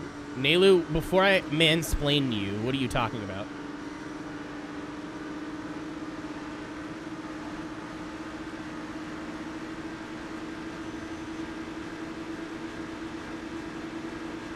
Dislike? I mean, dislike is a fine word, I think. I just love people that are like, I hate this car. It sucks. It's fucking awful. I hate it. It's a piece of shit. And you're like, why? You're like, oh, the front end looks weird. I'm like, well, have you driven it? They're like, no. I'm like, then why are you being a dick to people? Like somebody will talk about the Supra or something, right? In like a Discord or a Twitter, or like be like, I love the new Supra. I can't wait for the manual. or whatever. Like, just a fan of a car and they're just trying to have a good time. And then somebody will come in and be like, you're fucking stupid. You're an idiot. The new Supra is garbage. You actually deserve to be in prison, go to jail. New Supra is just a BMW, and your cock is small. Like, fuck off. Do you have anything better to do? And they're like, well, what do you drive? They're like, that's not important. I can't believe I didn't die there. Taylor, I just ran a 259, by the way. It's just a BMW. I mean, like, the first couple of months, maybe even year, that was kind of a funny meme. It's not funny anymore. That wasn't really the point of what I was trying to say. It's just like people are just disrespectful and like put people down over like car opinions that they don't have like any fucking right to have. It'd be different. It'd be like, oh, I owned an A90 Supra. I didn't like the interior. It was like weird coming on power. It wasn't a nice daily driver. Well, okay, whatever, dude. Like, that's your opinion. You've owned the car. Like sure. It's fucking, nah, it's a BMW XDDDDD. Like, shut the fuck up. No one cares. And I don't necessarily, like, I'm not a huge new Supra fan. I'm just using it as an example. Like, I don't understand why people who will never own this car feel so strongly about it. Like, I don't get it. Like, touch grass. Go outside. Like, stop being an asshole to people because they like something. Stop it. Like, it's one thing to, like, joke about it, you know what I mean? Like, what the fuck? Or, like, if someone has a V6 Mustang, we make jokes that, like, they joined the army to get it, or, like, haha, like, who would buy a V6? Like, that's a funny haha, right? If somebody comes in here and says, I have a V6 Mustang, I'm not gonna start shitting on them for no reason. Or, like, I have an EcoBoost, and you're like, ha! Gay! Like, fuck off. Like, grow up. Don't. The i4 Mustang? I think they do. The EcoBoost? I would not be surprised if the EcoBoost sells more than the V8 does nowadays. My buddy had one. I liked it. It sounded cool. It does not sound like any other inline-4 I've ever heard in my life. And the turbo sounded like they just took the turbo sound out of Fast and Furious and pasted it onto that car. It's actually pretty cool. Yeah, I mean, but you guys get what I'm saying, right? The car in this analogy does not matter. I'm just picking something for the analogy. The actual vehicle does not matter. It's the attitude that I don't fuck with. Like, let people like the thing, man. Let people enjoy what they enjoy. There should be no such thing as the term bad opinion. Unpopular? Sure.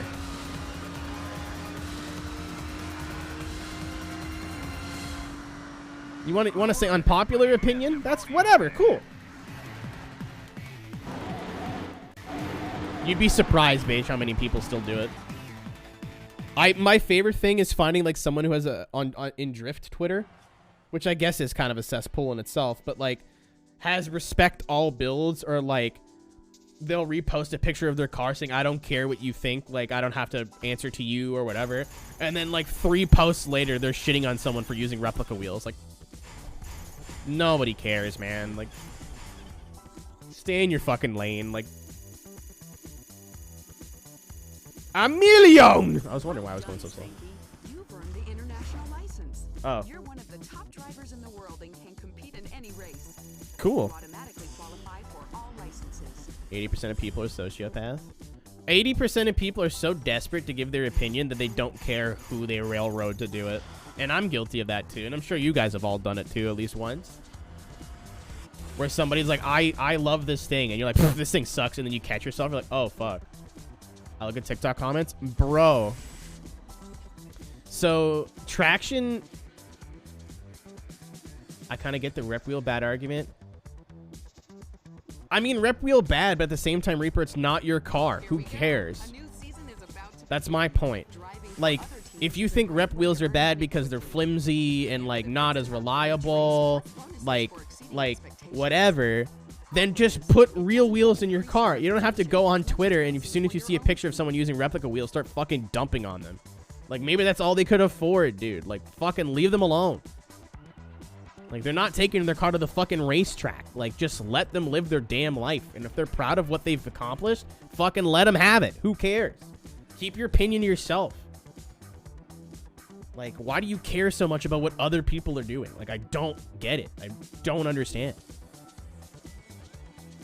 And again, it's one thing to, like, make a funny haha comment mentally. Or, like, make a joke with some friends. Or, like, whatever. But, like, to just actively shit on the person? Go outside. Like, I don't get it. As I said it before and I say it again. Ryan brings this up in his stream all the time and it makes me mad. There's no such thing as a bad opinion. It doesn't exist. It's not a real thing. Like, we'll bring it back to games. Because this stream is about video games. I don't know if you guys knew that. Yeah, Beige, but I mean, I feel like if people bought replica wheels, they knew what they were getting into. And if they didn't, you go, hey, man, I didn't know if you know this, but, like, so-and-so brand is not, like, their build quality isn't great. You may want to be careful of using those wheels and see if you can get them replaced. But what I normally see is, nice reps, fuckhead! Like, there is a way. And even then, like, if someone's just posting a picture of their car saying, wow, I like my car, they didn't really fucking ask for your opinion, did they? Holy shit, the internet's stupid with that. The amount of don't care, didn't ask ratios I see on goddamn Twitter, I killed a man.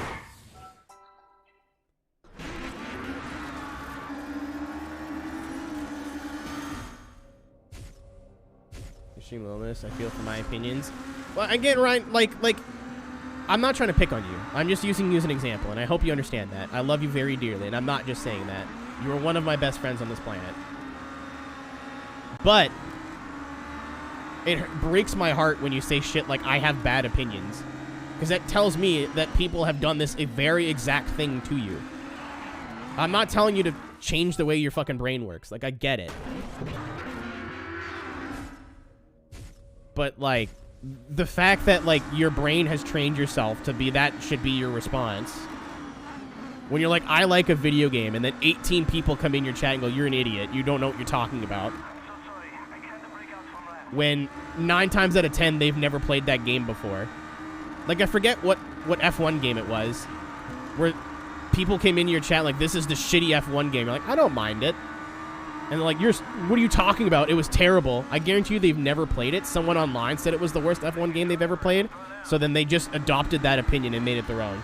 2010. Sure. I don't remember what one it was. Again, this is just an example. I don't know if it's a great one, but it's the example I could think of. For me, it's SRS, apparently. Like, I played SRS, and I didn't think it was the worst game I've ever played. Like, it's not great, but I still enjoy playing it, and, like, I'm looking forward to playing it again on console. Because the PC version, for whatever reason, didn't like me, but that's neither here nor there.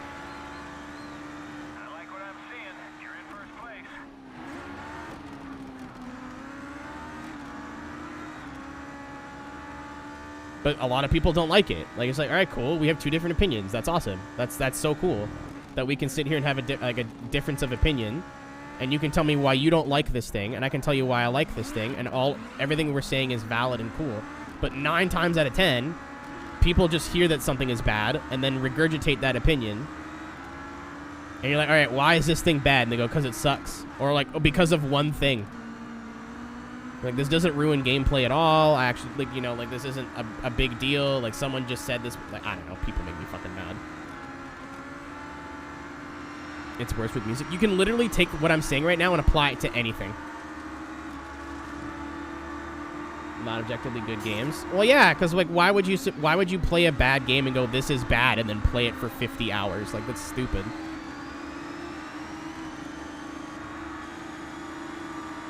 It's a waste of time.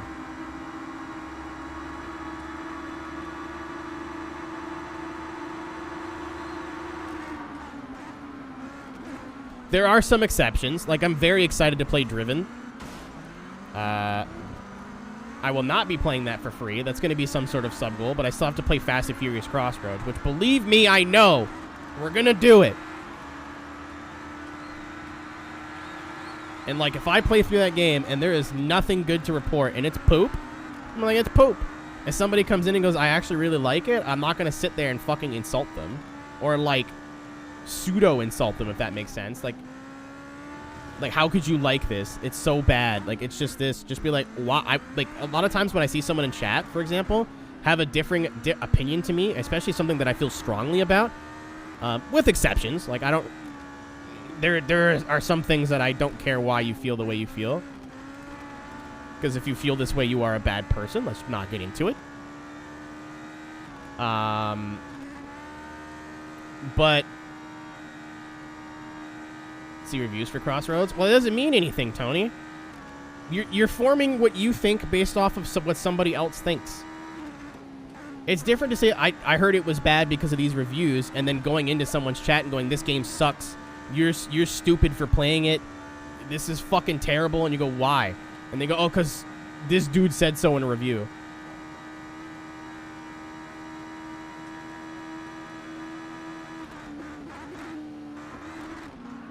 What limitations they had. That's what I'm trying to say. Sorry, I got sidetracked. Like, if someone comes in stream and I go, Forza 4 is my favorite Forza, and they go, I don't like Forza 4. I'm like, oh, really? Like, it's a pretty well-received game, so, like, why do you feel that way?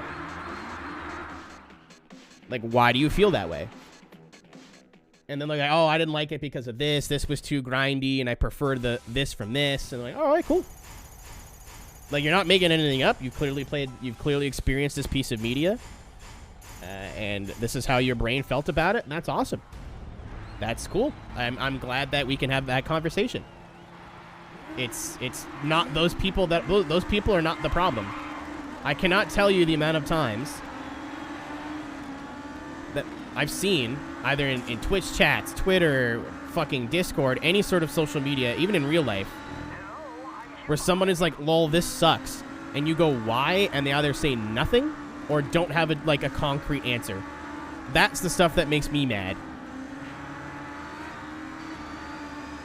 It's like, why are you trying, like, especially when somebody else is clearly enjoying that thing. I'm going to use Fast and Furious again as an example because I feel like that's a pretty easy target. Let's say we're playing Crossroads, right? And I'm clearly not enjoying it. And people come in. I feel very strongly about this, Nailu. I'm sorry. I'll get off it, I promise. That's awesome and cool. We're playing Fast and Furious, right? And I'm clearly not having a good time. And people want to come in and be like, wow, this game sucks. Like, sure.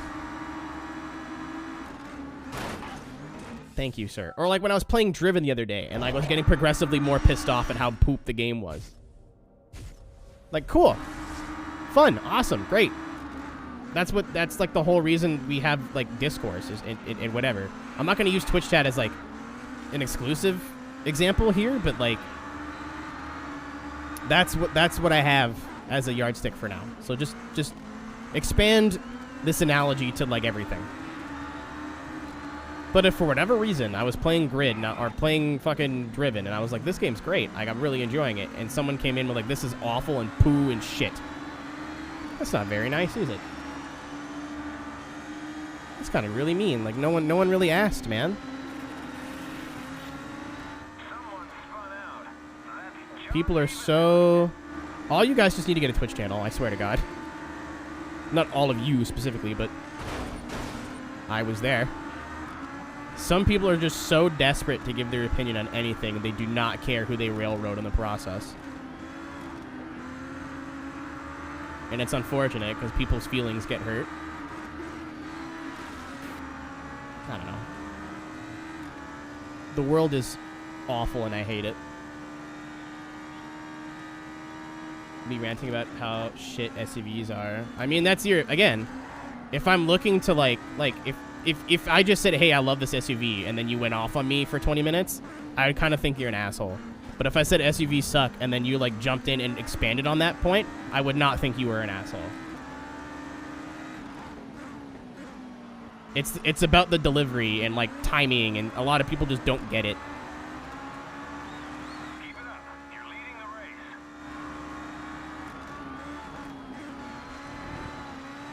race. This goes way past video games and cars and Twitch and Twitter and whatever. It's like life in general. Let people, as long as it's like not hurting them, let people like what they want, you know? Like it's so much less, it's so much better for everybody involved. Like, why do we shit on people who like My Little Pony? Like, just let them do the thing, man. You don't have to get it. Just let them do the thing.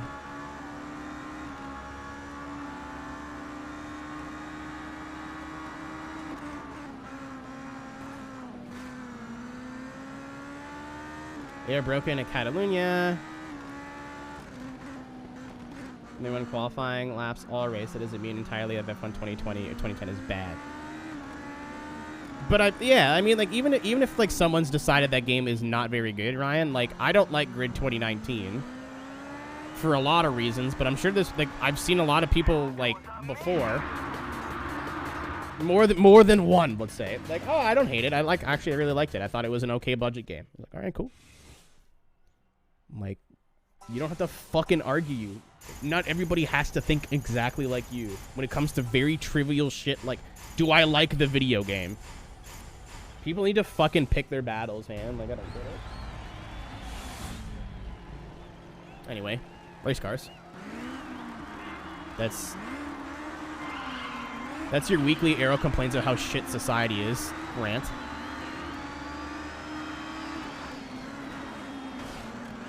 I wouldn't be so angry if someone just kissed me every once in a while, you know? Pity! We parked there. Why was everybody stopping?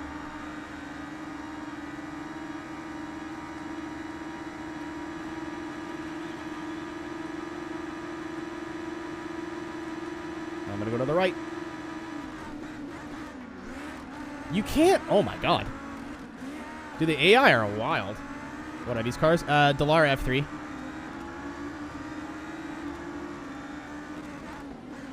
That dude just moved over like in the middle of the braking zone. I wasn't even there, but he just came over anyway. Great driving. You get the lead. Have a growth? Have you never seen an F3 car in your life? They've looked like this for like the past 15 years.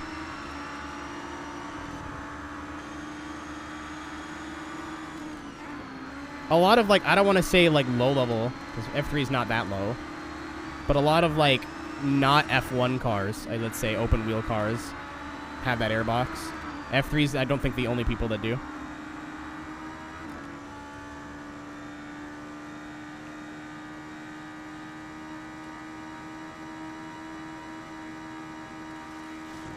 Never seen an F3 car? Well, now you have. F2 looks nice with the bigger wheels. They really do. I like F2 a lot. I might commit and just watch. I'm not going to watch all of F2, but, like, keep up with F2 this year.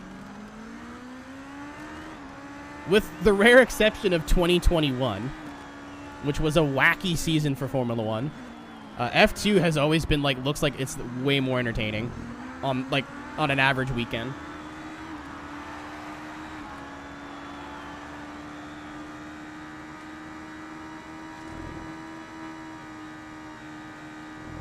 And I mean, even if it's not, they sound cool as shit. They look cool as shit. I like F2. I just don't pay attention because it's F2. Or I'll, like, pay attention to one race and go, oh, cool. And then I'll miss the next, like, 5 races. And then I'm like, oh, I do not know who's good anymore. They had the halo. I think it's like an FIA thing now that you need the halo if you're driving open wheel. Or open cockpit. Because pretty well almost everything has the halo now.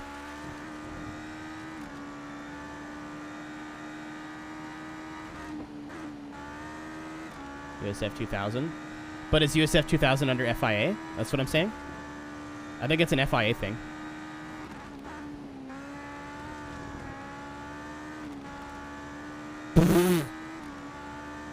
Yo. Can we talk about video games real quick? Microsoft is fucking the Disney of video games right now. They own, like, everything.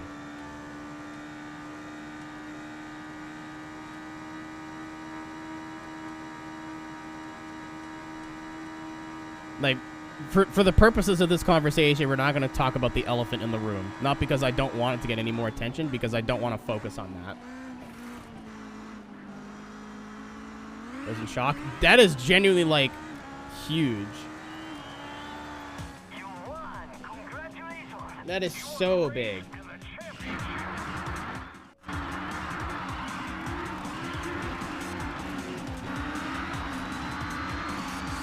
Yeah. I mean, like, let me preface this by saying Kotick is a piece of shit, and everything that's happened at Activision Blizzard with all the allegations and whatever is fucking terrible.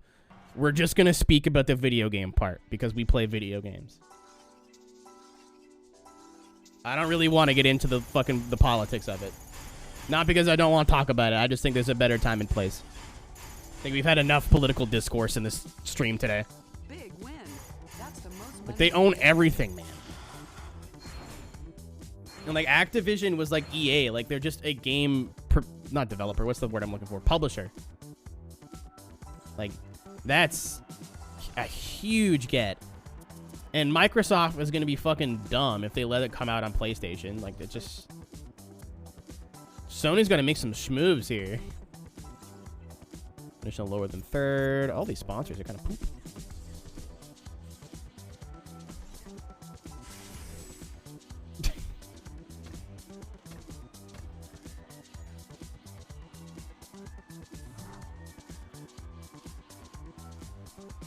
A consumer doesn't care about a company having a monopoly regardless of the consequences, regardless of the effects, if the prices don't inflate. I mean, you're not wrong.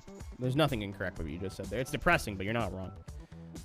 Like I said, my whole thing is, like, games that were like Call of Duty. That's fucking funny, by the way. COD was, like, you know how in the 360 era, COD was, like, not exclusive to 360, but they did fancy shit. Like, the DLC came out first, and basically made it or advertised it to, like, if you wanted to play Call of Duty, you needed to play it on 360. And then in the PS4, PS5 era, that kind of flipped. It's gonna flip again.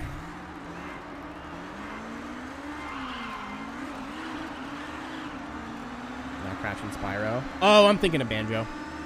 I was like, didn't they always? No, I'm thinking of Rare. Like, holy fuck, dude. I'm really interested, like, there's part of me that's like, Microsoft can't control all of that, right? Like, they have so many IPs now. Like, it's silly. Like, so many huge IPs.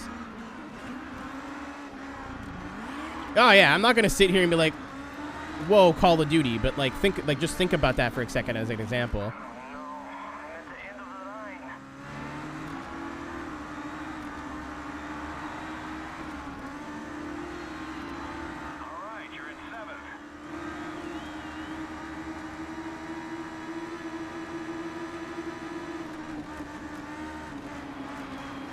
Like, I wonder how much PlayStation played for that, like, not exclusivity deal, but, like, that, put your, like, DLC out on our platform first and make the PS5 sound like the way to play Call of Duty.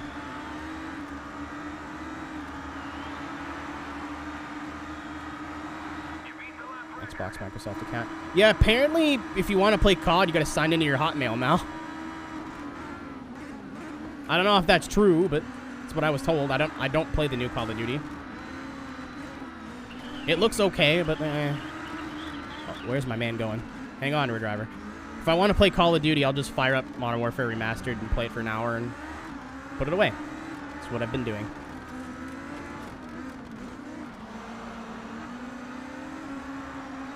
Oh! Like, who else does Activision? Or what else does Activision do? I know, like Overwatch is going to be a PC and Xbox exclusive now.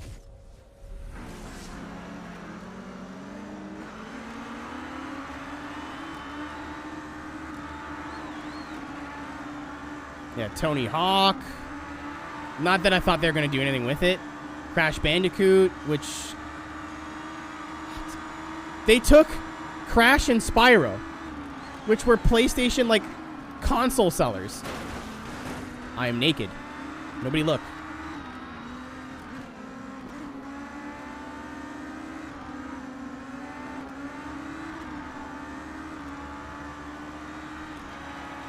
Yeah, you remember when the Xbox One came out, everybody? like the feeling that everyone had about Microsoft. Who had on their bingo card Microsoft being the big console developer that would focus on games and gamers versus Sony? Not that Sony, I think, has not really done anything wrong to my knowledge, but like Microsoft was like, wow, we really fucked up with the Xbox One. Let's just pull our heads out of our ass, and they kind of figured it out. I really don't know about this whole buying Activision thing. We'll kind of see how it plays out, but like, I don't like the idea of one console manufacturer owning literally everything.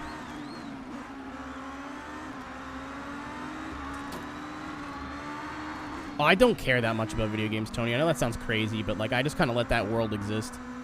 I don't watch like the news. I don't look for news updates. I just kind of let things happen, and if it's big enough, I'll hear about it.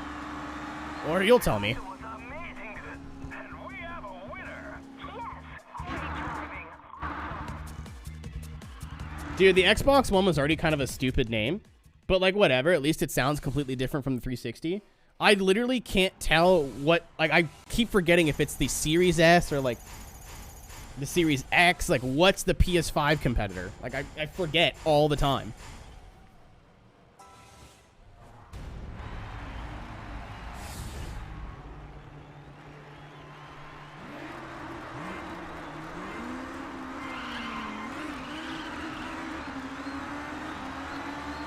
Completely different topic, but I was looking at some game reviews and stuff, and I just drove into my fucking teammate. You know what? I'm gonna involve chat. I don't care if they milk Game Pass for that. I just hope they keep the option because I'd be a baroque bitch.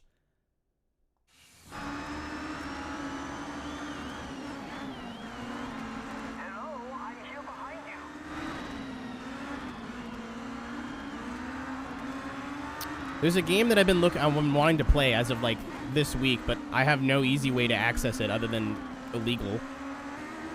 And I'll give somebody $1 if they can figure out what game that is. I bet you'll never guess. Here's a hint. It is on an older Nintendo console, and it's a genre I don't play. Nice work. You're now in 5th place. Nah, I have nothing against Pokemon, but like, I've never looked at a Pokemon game and went, I need to fucking play this. Banjo-Kazooie, older. I'll try to help. This one's gonna be hard. Like, this may take 20 minutes. Ocarina of Time, older.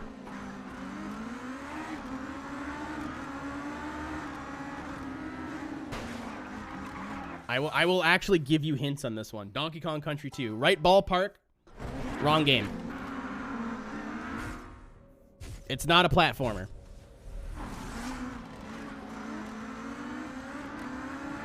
COVID room. Pong. You know, I almost said your real name. I was so upset with that. Crash Team Racing. I almost bought it. But it was like $35, and I've never played it as a kid. And, like, there's no nostalgia for that game for me. So I was like, I'll just get the HD version. Final Fantasy. Close, actually. Very close. It's not Final Fantasy, but you're close. In the right ballpark. Chrono Trigger, you're very warm. Earthbound, very, very warm. I sneak. Secret of Mana, no. Mother. Like what I'm seeing, you're in 1st place. It's not. It's none of the Mother games.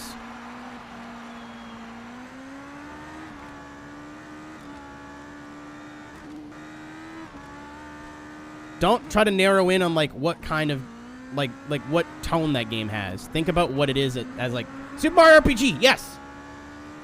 Santa gets $1. I don't know why, but like I was watching reviews and stuff of like consoles and hardware and blah blah blah, and I keep seeing footage of Super Mario RPG. I'm like, you know what? I've never sat down really and played an RPG. Like never. I've played Tales of Symphonia, but that's multiplayer, and I kind of just let my friend do all the thinking, and I just healed people in the background. This is your last lap. But I thought, You're Super Mario RPG would be on the SNES, like, not SNES Classic, but like the SNES you get with Nintendo Online. It is not.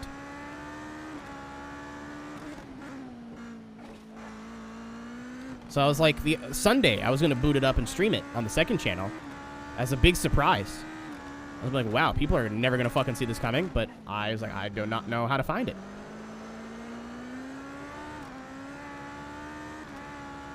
And I don't want to emulate it, because that might work today, but it might not work tomorrow.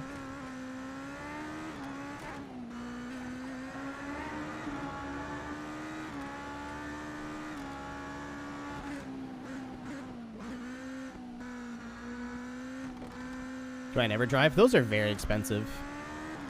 And, like, I really enjoy a Super Nintendo. I'm a Super Nintendo enjoyer, but I didn't really grow up with it as much as, like, the 64 and the PlayStation.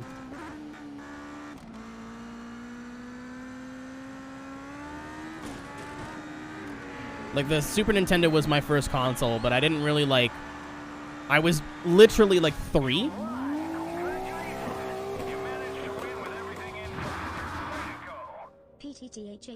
Don't spit at me. I'll spit right back at you. I'm not scared. I will show you what this mouth do.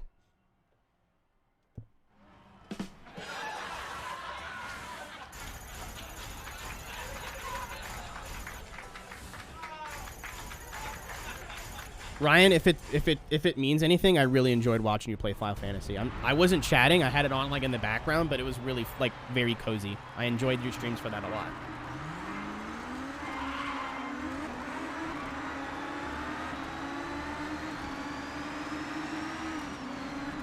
I don't know. I want to do something that's not race cars, and I was like Super Mario RPG. I don't know why, but that's where my brain went.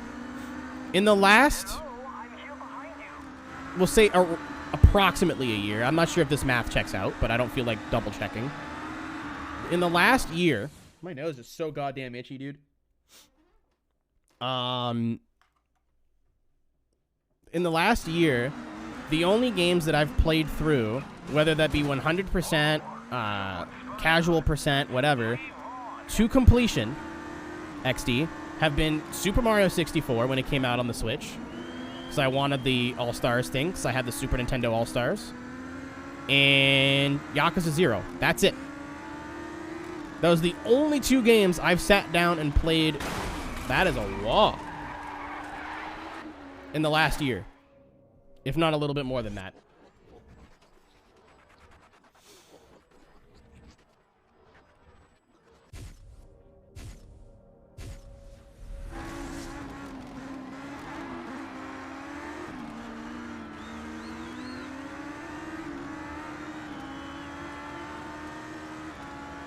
Yakuza 0. I'm so bummed that that Let's Play has lost the time, man. That was some Mr. Aero HD gold. Some of the clips that came out of that were fucking comical. That was a really fun week. I'm going to do that again. I'm not sure if I'm going to commit the whole week to one game again or do my original plan of, like, playing through 2 or 3 games at once, but I have wanted to play the new Crash Bandicoot since it came out.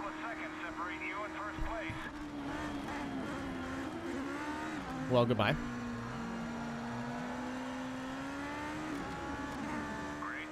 Like, do not worry. I'm not going to turn into a variety streamer anytime soon, but...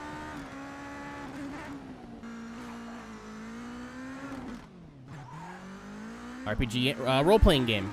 Think of Final Fantasy. It's not necessarily always that, but it's like... You have a party, you build your stats... a lot of it's turn-based, but not all of it is. Like, I know, that's why I liked Tales of Symphonia, because it wasn't turn-based combat. And you could do 4-player multiplayer, which was cool. Still don't get it. Are you opting to not get it? I feel like this is pretty simple.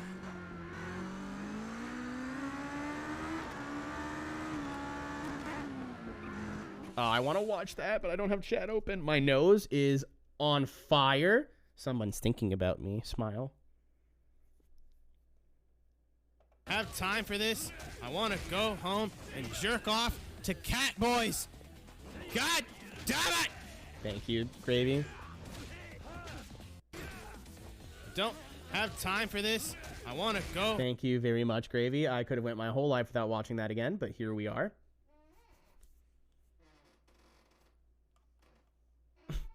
Paige, let us help you. I just don't know what's going on in your life right now.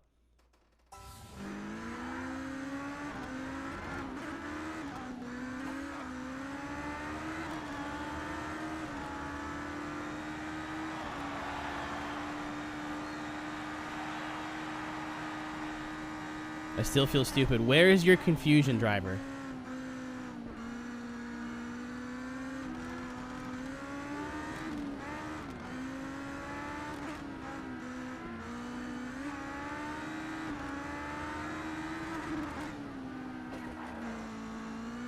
The only thing that I'm confused of on that is the difference between an RPG and a JRPG.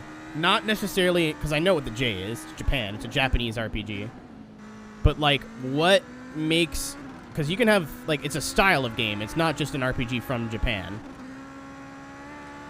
That's the only thing I'm confused on. I don't know, like, what makes an RPG a JRPG other than the fact that it was made in Japan. And that doesn't really mean anything anymore because there's absolutely been games that have been developed outside of Japan that I've been told are JRPGs. Holy fuck. Oh my god, I'm about to stop. Oh wait, one more time. If I see it one more time, I'm gonna say something. Ah, fair enough.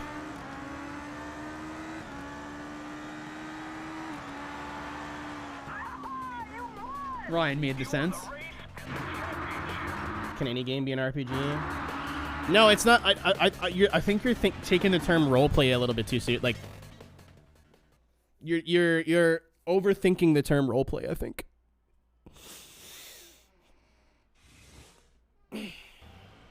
Because, like, you could play Grand Theft Auto like an RPG.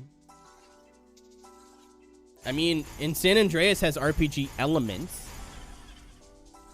But because of the combat, it would not necessarily build an RPG or be an RPG.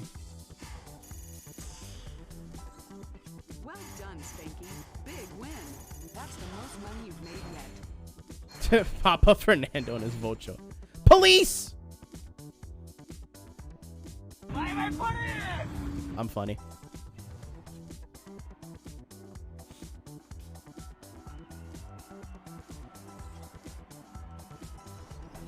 I'm pretty sure they're like sponsors kind of poop. It is kind of poop.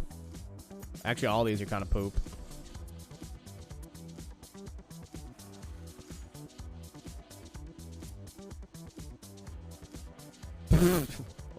Nalu said no conversation, only violence. Yeah, all these kind of suck. You know what we haven't done?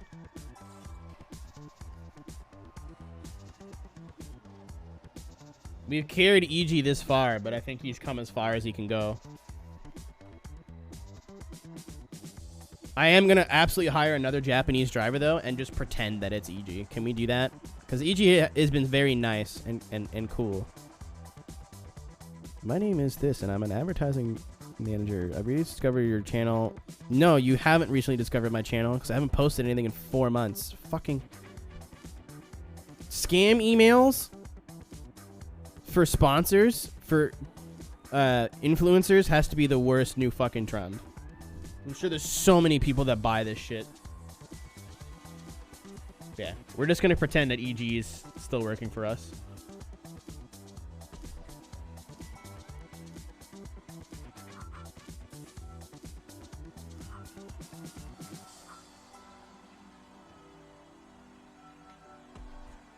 Oh, region, any.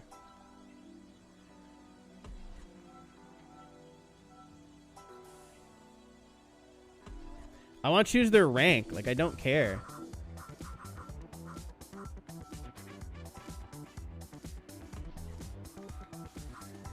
There we go. I thought I could just choose out of the list. Hold on. Hey, you can absolutely choose out of the list. No!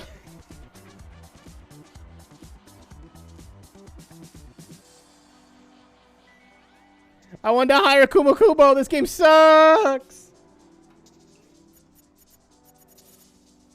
game you can roleplay in. Well, I mean, like, that's just like in this analogy, I think. So anyone can correct me if I'm wrong. It's like calling a Grand Theft Auto a racing game. It really isn't. I mean, there's racing in Grand Theft Auto, but it's not a racing game, right? So a game that that has roleplay elements is not necessarily a role-playing game, but a game that completely focuses and like zeroes in on it is a role-playing game. All right, we're gonna hire Daichi. Wait, where's our teammate? Where is he in the thingy? He's rank rookie. I'm not quite sure what that means. Find my teammate. He is down here. Oh. Yeah, we're like 100 above him. Where is my boy? Daichi Akiba. Signing fee of 1.4 million. Oh, that's not that bad. Bye, EG. I wish you best of luck in your career. Good choice. He'll serve us well. If this dude doesn't have the same voice, I'm going to fire him and we're going to get somebody else.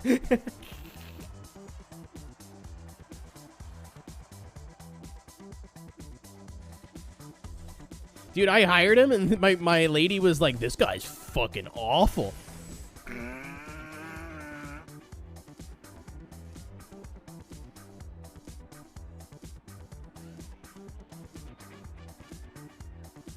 I have a Discord message, but I can't tab out because the game might crash.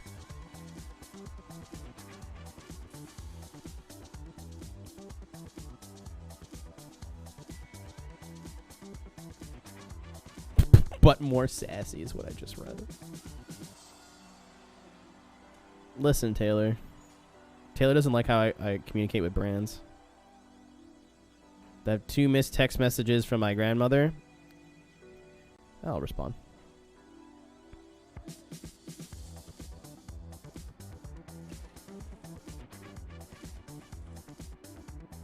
So did you get snowed in? I just said it was a bit wild. Yeah, imagine just not like vague tweeting at brands going, "Hey, smiley face."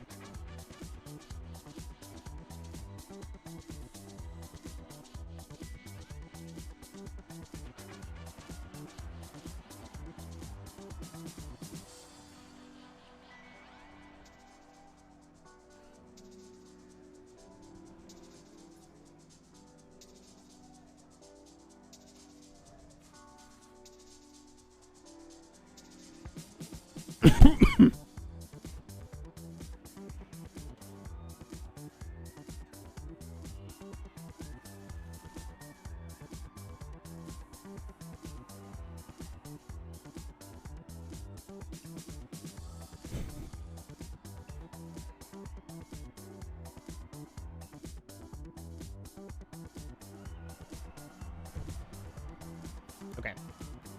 What time is it? How much coffee do I have left in this cup? I'm gonna go pour some more coffee. I'll be right back. Continue our very, I'm sure, well-educated conversation about RPGs.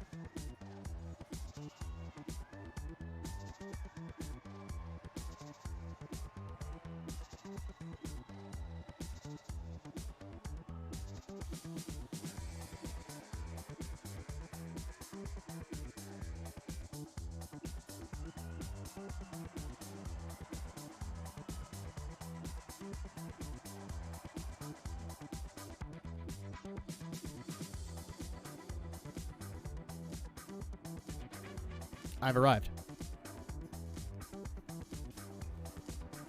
I poured a fresh cup of coffee.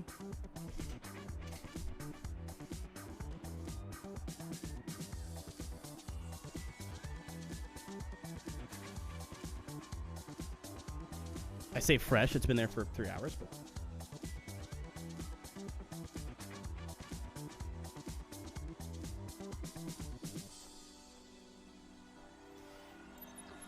and we're back. When do you make your Destiny 2 debut? I respect the attempt, but no. That is a game I'll never play in my life. You're going to race. Not because I'm against it. It's because I feel like it's one of those games that if you didn't jump on it, there's no point getting into it now. And you can sit here and explain to me why I'm wrong, but are you becoming a streamer? Who the fuck would do that? I would be a streamer. Some fucking no sex having.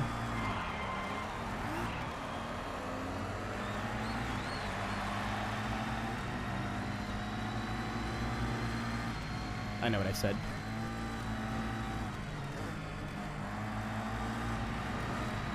We got Daiichi.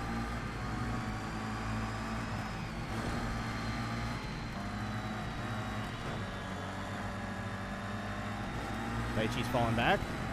Taking the lead. He sounds like EG, but like EG leveled up.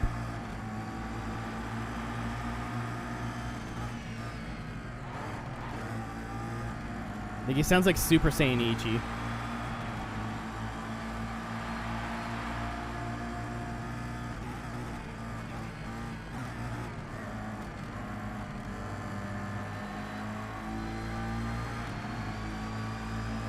So,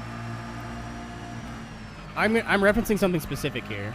I mean, I've talked about it. Oh, good save. Looks like a driver has spun out. I think that's Kunio Utsunomiya. That's... No. He made the spin out noise, but caught it. What was I saying? Right. I've tried to jump onto games before that, like, are, like, basically big multiplayer games that you need... that people dump, like, hundreds and hundreds of hours into. And I don't think I'll ever do it again, because I tried to play World of Warcraft with my ex-girlfriend, and it was some of the least fun I've ever had playing a video game in my life. It had nothing to do with the actual game. I'm sure the game's great. Or terrible. I don't know. You're in first place. I tried playing League of Legends with her, and I tried playing World of Warcraft with her, and both were equally not fun experiences. Because when you're trying to play with somebody who's played the game basically every day, or very frequently, I should say, for the last few years, and you're like, what do the buttons do? Like, they can't dumb themselves down to your level. And games like that are not fun just playing solo. That is not entirely relevant to this, but yes. Like, we tried playing Warcraft together, and we were just power leveling in dungeons. I was like, this is fucking boring. She goes, well, it's how you level up fast. I'm like, I'm sure it is, but, like, you're doing this because you're into the game. Like, the game has you hooked. So, like, power leveling is just a price that you have to pay for you. For me, this is my first introduction to the game ever. I've never played it before in my life. This seems fucking boring. So we went in the RP server and started joking around. She was like, this is not what you're supposed to be doing. I'm like, well, this is what I am doing. So, no, we got to do dungeons. I was like, no, I want to pretend to have cyber sex with this person. Hold up. I need to warn them about the dangers of unsafe cyber sex. I've definitely told this story before. This is not the first time.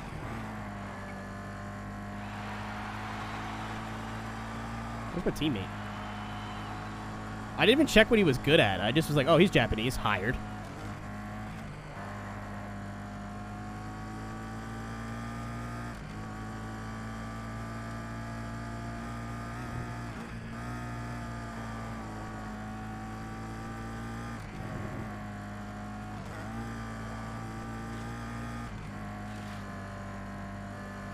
But, since then, I've kind of, like, strayed away from games. Like, unless I can jump on it right away, I'm not going to bother. Nice ace. You managed to win with everything intact. Way to go. Where did homie finish? Not great.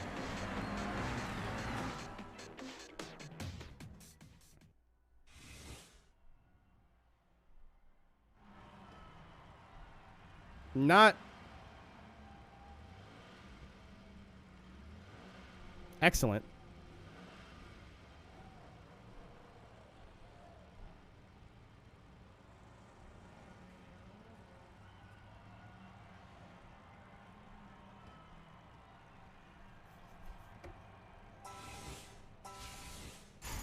You better figure his shit out. I'm still gonna get you. I guarantee you won't.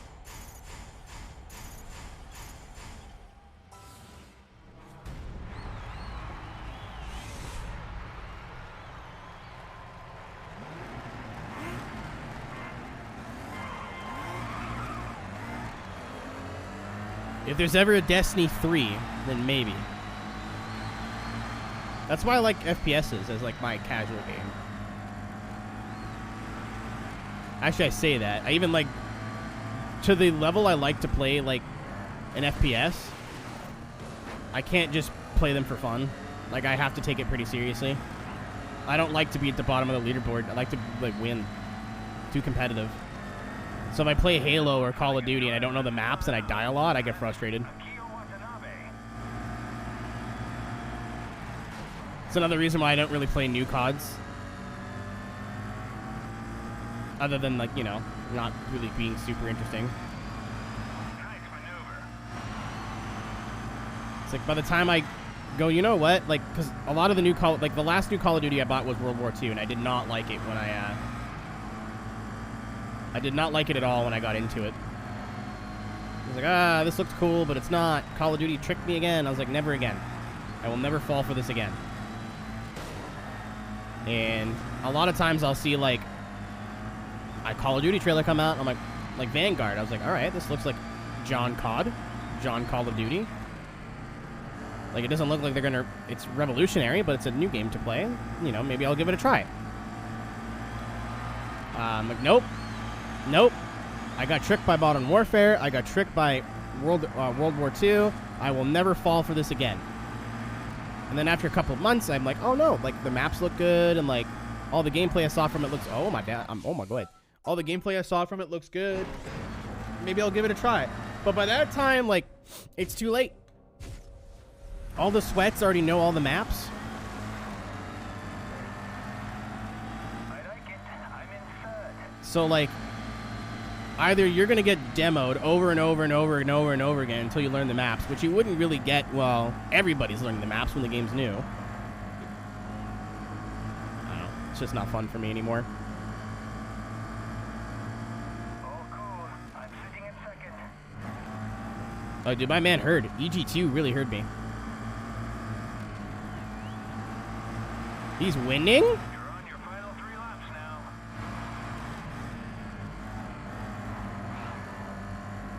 There's like a hair in my nose. Stop.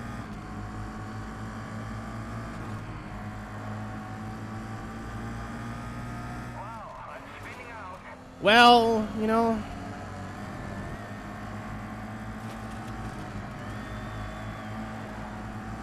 It was going well until it wasn't. Oh my, I am having trouble getting out of that space. Why does this... I miss EG already. This dude sounds like he got all the soul sucked out of him. Maneuver.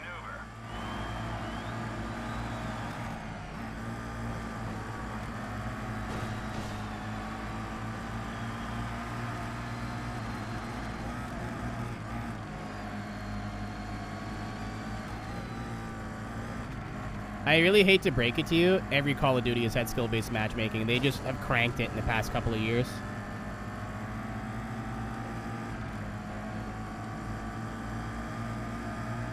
There's a reason why, like, older Call of Duties at their peak, you very, very, very rarely got into a lobby with, like, brand new players.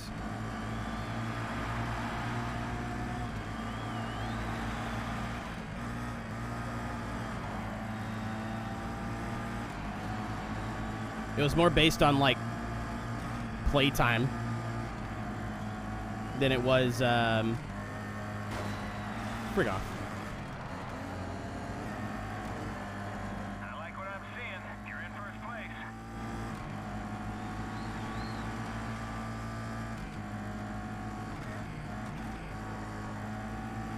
That's the thing, though, with, like, PvE stuff, is wouldn't you be limited by content? Like, when you inevitably played everything to death? Great driving. You won. Fantastic racing. And, like, you know how the AI reacts and, like, all that stuff? Like, wouldn't you not, like, run out of things to do? Like I said, people can be into what they want to be into. I'm just asking questions. WRC10. Isn't that game actually good? Isn't WRC actually good now? Like, the first couple were, like, mediocre, and now... He's the second place driver. Don't let him take you.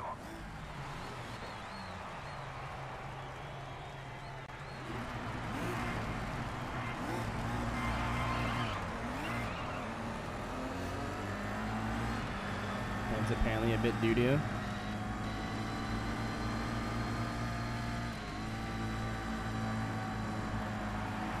Well, that's disappointing. I thought they were good now. Oh, we're going this way. Oh, wait, hold on. Hold on. Oh, okay, we're good. I think the last time we played through this, when we went the long way up through the mountain road here, The current race leader is Shiro Aikawa. all of the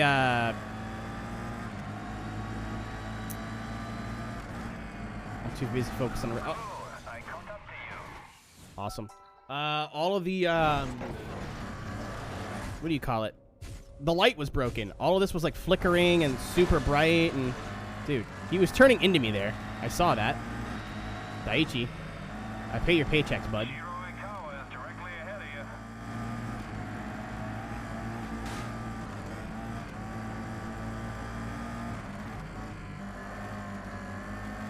Remember who pays you, champ. Wait a slipstream.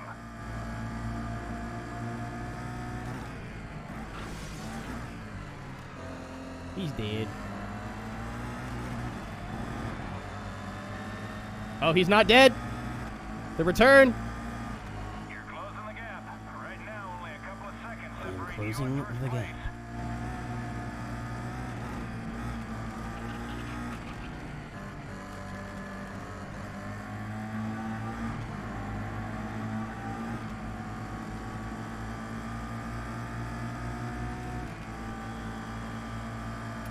Is this a fast corner? I don't remember. That is sand.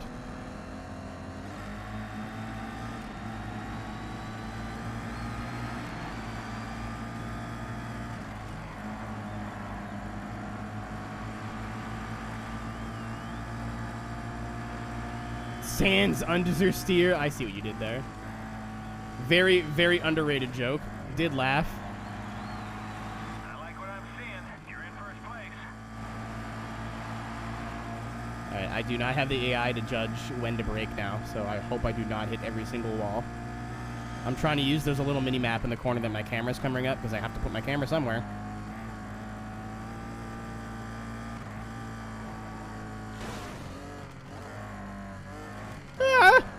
That's a wall. That hit just Brigadie. a bumper. Goes boom. Unfortunately, that is the theme of the night. I do like hitting things. Like smashing into my car and other cars with my car. Big crash right behind you. Where's my fucking teammate?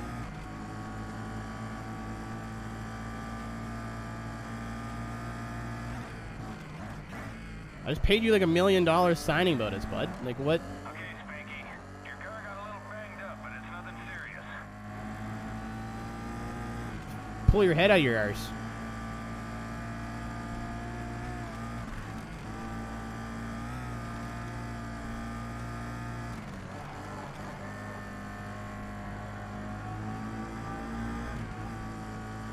EG would have never.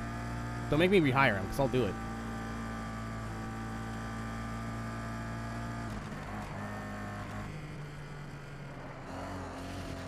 Okay, that could have went worse.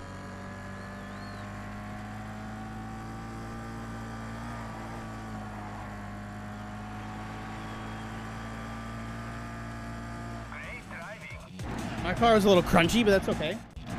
We survived. Out of context in progress. Let's go! My dude, what is Daiichi doing? Why are you stinky doo-doo? I mean, we still won the team championship.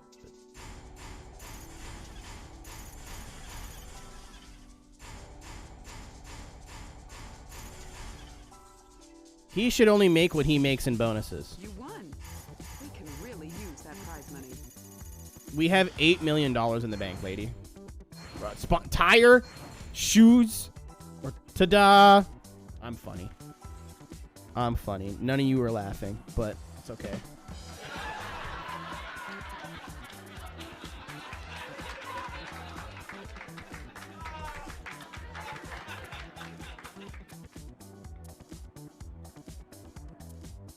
Nah, we're still pretty set on sponsors.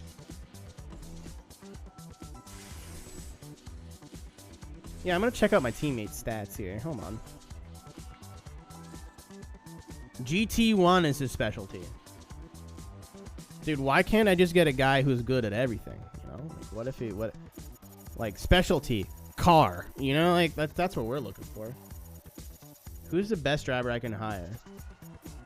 Eddie Ross.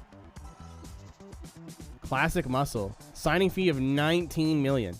And he wants 70% of the winnings. That's a little crazy.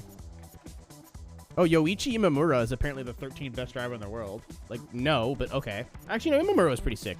I'll take that back. So as far as I know, anybody that we can't hire is a real-life driver. I'm not sure if all of them are, but Tanaka Madoka Natsukeo is the highest Japanese driver I can buy. Hire. Jesus Christ. 19 million. And he's good at prototypes. Yeah, and the Raven West. I figured that was what do you call it? That was assumed.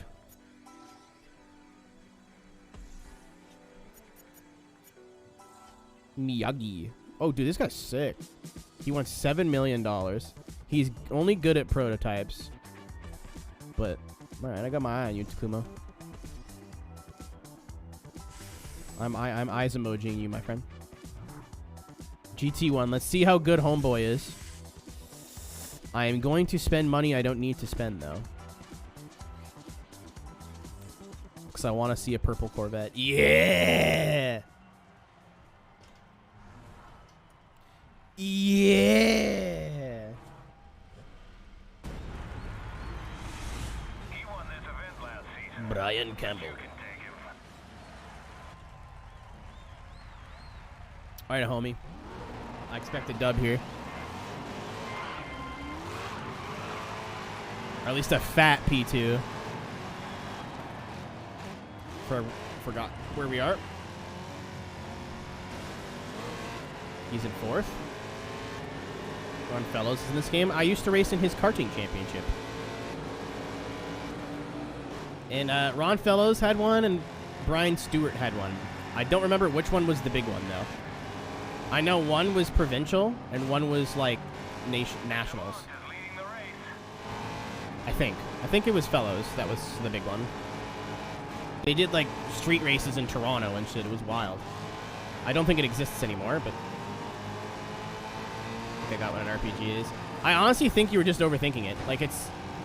Once you look at gameplay and whatever, it's like, it makes sense. I'm out front.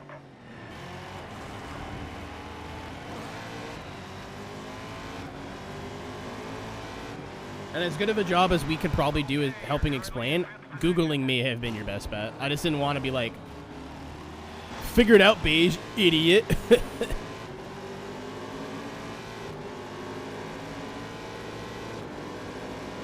I helped while pooping. Nice. Ryan is... Never mind. It was funny in my head, and it wasn't funny. Let's say Ryan is our shitty friend, but that's not true. I don't want to joke about that. Ryan's a good pal. Twitch.tv/RhinoGT4. I'm very excited for Saturday. Sending hugs. God, man. Just one crumb of affection is all I ask for. Our shitting friend. Like that better. In the car ahead.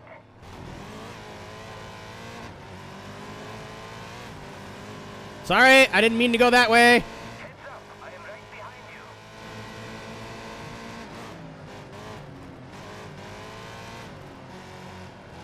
you. Ryan's never, as far as I know, Ryan's never done a 24-hour race before solo. So Right in front of you.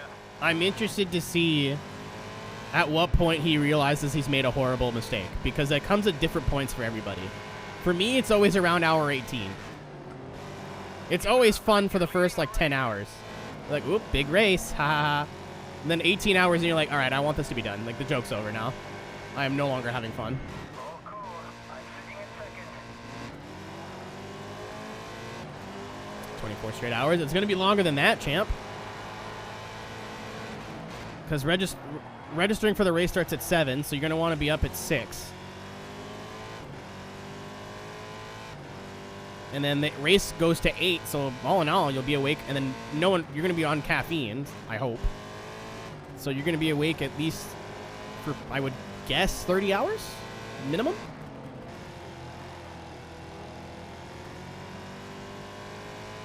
Which is so much better than last year, where it was more like 35.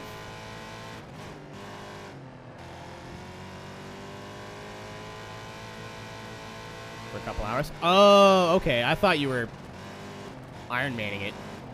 Everything that we've discussed in PMs now makes a lot more sense. Hello, welcome back, Pickle Enjoyer. That's a joke for 2 people, and I am one of them.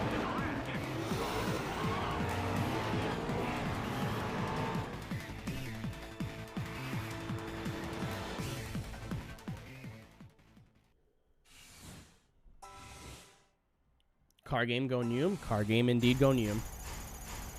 Nyum. Sup fuckers. I can assure you I'm not doing that. Do not refer to me. Do not use slander in this house. Alright, start closing? Yeah, it's fair.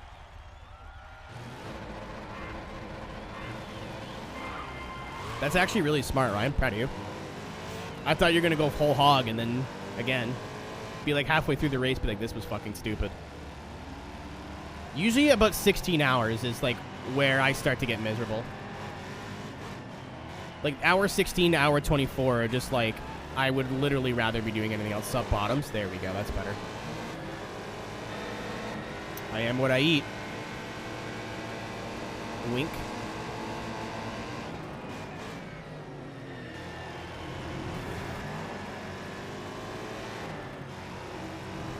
Teammates in first. Let's go. You've taken over 8th place. Don't have the OG grid. Again, I think with maybe the exception of Project Gotham, this might be the best arcade racer that has been track focused. Obviously, I think there's been better arcade racers out there than Grid as a whole package. But a lot of them are like street racing games. Or like Grand Theft Auto, you know? Like, this is the only game that I know that focuses a lot on like traditional motorsport, but still is very much an arcade game. Sup fuckies. I'm using that for the rest of my life. From this point forward. Fuck. That's the gas station in Texas, right?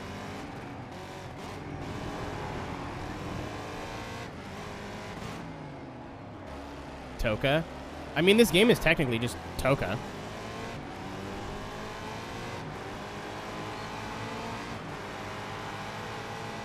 Horizon. Horizon is not at all, even a little bit, in that category. Horizon's basically a street racer.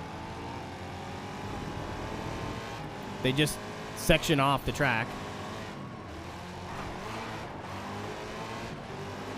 Yeah, I don't have enough time in the older Tokas to definitively say if Grid is any better or worse. And even then, it's a derivative of Toka, so like...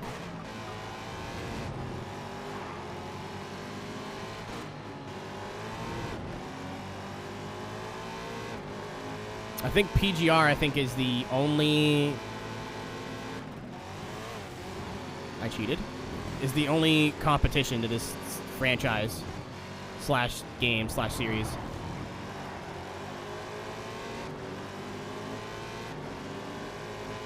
Yeah, welcome to, I'm not surprised.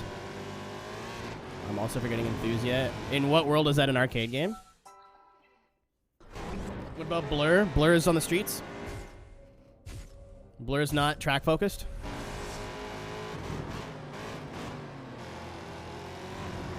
Oh yeah, I'm out front. That's what I'm saying. There's better arcade games, but none that are like taking place on circuits with like race cars. I can see you in the mirror. You see me? I think PGR is really the only competition. The only other game that I can think of that I would say is like maybe better or worse, but I just have no experience in it. Fuck. Forgot about the wheel spin in second. I still gotta run. Yeah! Suck it, teammate. Way to win it. Good job. You did it. If anyone would like to point at anything else out, I'm here for it. But that's the only ones I can think of. Is Grid and PGR, and every other one I know of is like either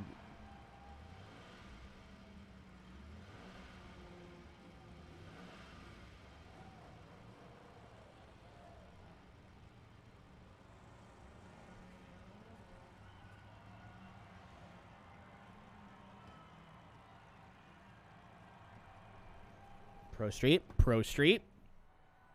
Grid's better than Pro Street. I like Pro Street a lot, but I think Grid's a better game.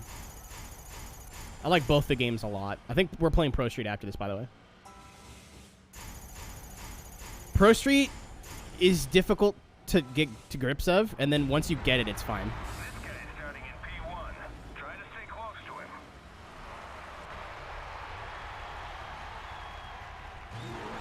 It's like fucked for 5 minutes. And then once you figure out how to play, you're like, oh, okay. It looks a lot harder than it actually is. Or worse, I should say. Just a little scrape. Nothing I can't handle. I think that's why I prefer Grid, is because I think Grid's just a better all-around game. Pro Street's... If Pro Street handled really, really good, Pro Street would be the game. The best in that genre. Is input lag. I've never had that problem on console. I played it on PS2, 360.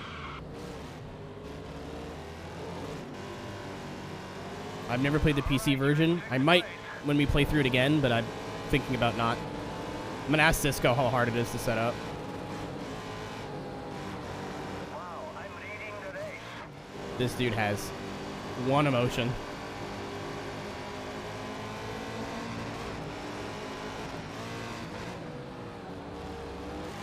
Yeah, I think Pro Street just kind of not getting the handling down really costed them.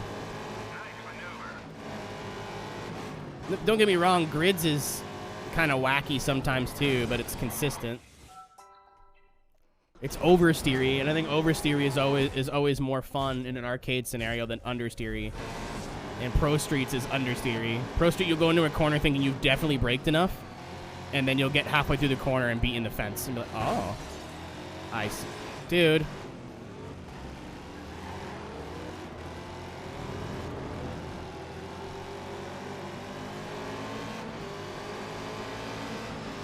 The rest of Pro Street slaps, though.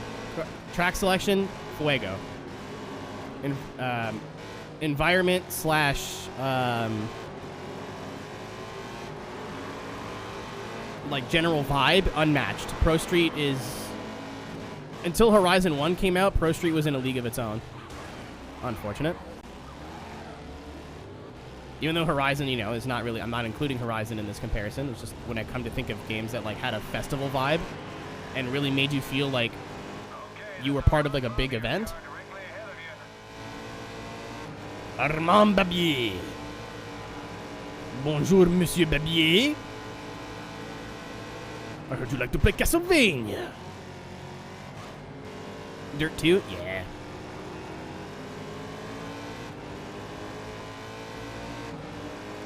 I guess Dirt 2 is technically track-based, but it's off-road, so it's eliminated from this by technicality.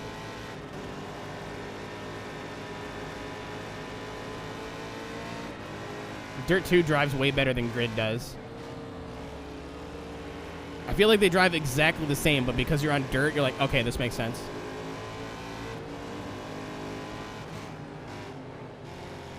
So we got Pro Street, PGR,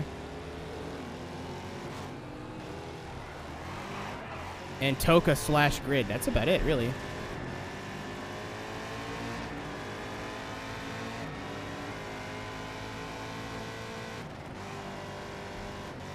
I guess if you want to be an elitist, you could say Forza, but I still consider Forza to kind of not be an arcade. I won. That was great. I'll let him have it. Maybe he'll smile now.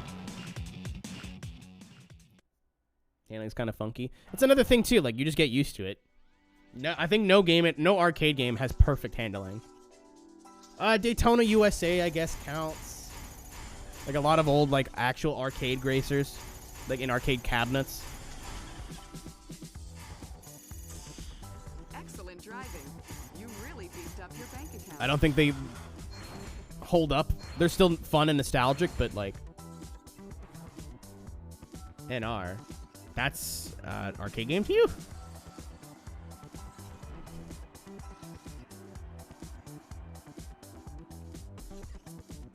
I've never played 2002, but I know people still play 2003, and they're like, it's the most realistic game of all time, and I'd like to put it in my bumhole. Oh, dude, we literally watched Kart Racer like yesterday.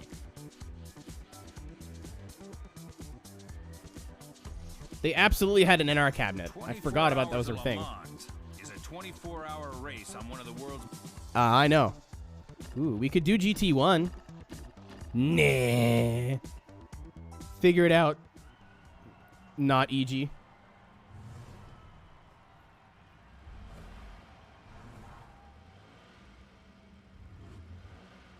I feel like Forza, like, if you put it on a...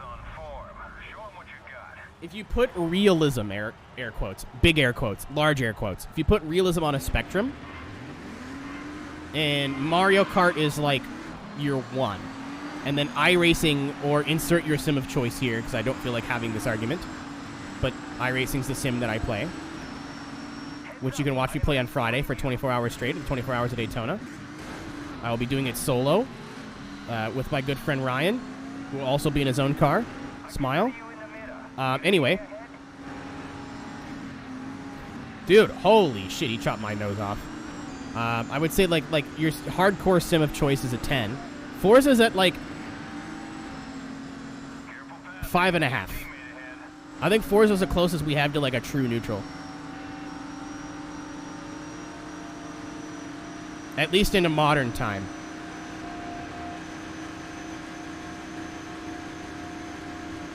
I mean, you're playing Forza Online, man. You knew what you were getting into. You knew what you were asking for. That's like people who play Need for Speed Online. Like, come on, dude. And I mean Motorsport, not Horizon. I think Horizon's a 4. Yeah, I mean, there's a reason why Horizon sells so well. And there's a reason why they, like, don't really innovate. They don't need to.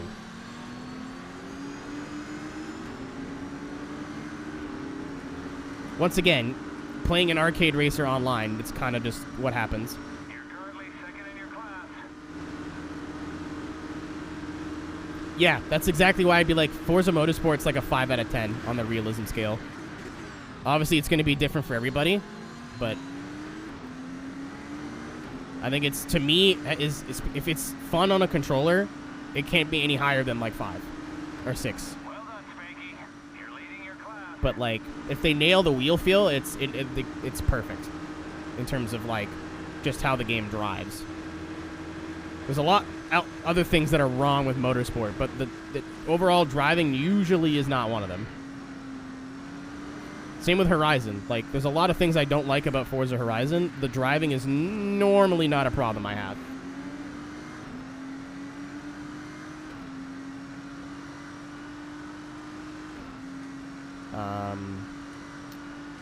Gran Turismo, I would say, like, is probably like a 6.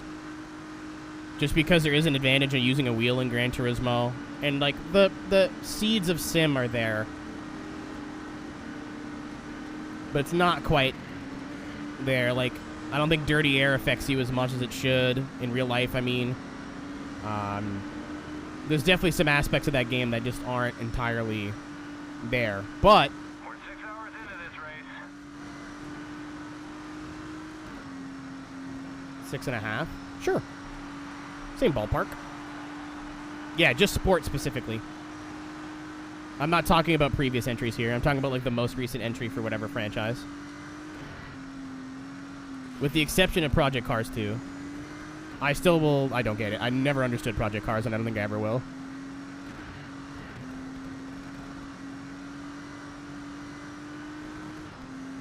I don't think I will ever understand who the game is meant to be for.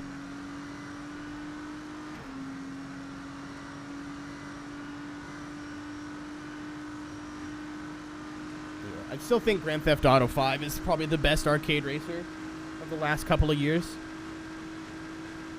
Don't get me wrong, I'm not saying it's perfect. Last time I said this, I got fucking crucified. People are like, oh, the car balancing is off, this, that, the other thing. I'm like, yeah, it's an arcade game. These are not things that they'll factor in.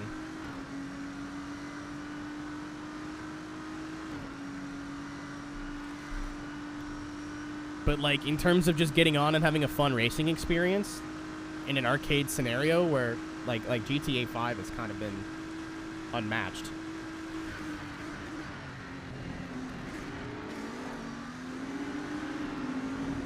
Rockstar committed midnight. So here's the thing, Sanic. Rockstar apparently was doing a, not a sales report, an investor's report, and they were talking about IPs that they're like, that they own and they're really proud of, and Midnight Club was like one of the first ones they mentioned.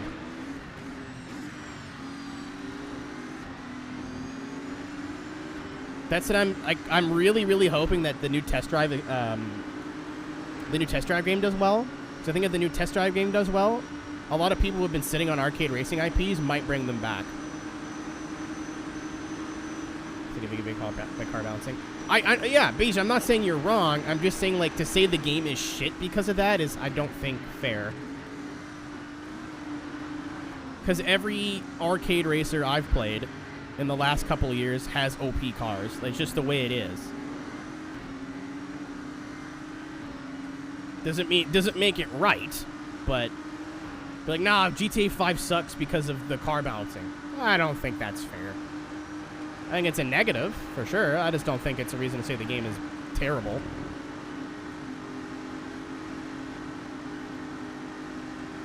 From a racing perspective, obviously there's shooting and, like, heists and the way they choose to do microtransactions, which is also kind of poo-poo. You're halfway through the race.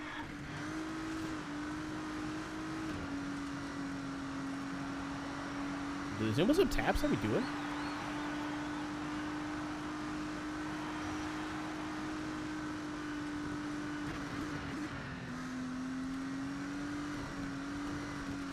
Driving into the grass, you know, as one does.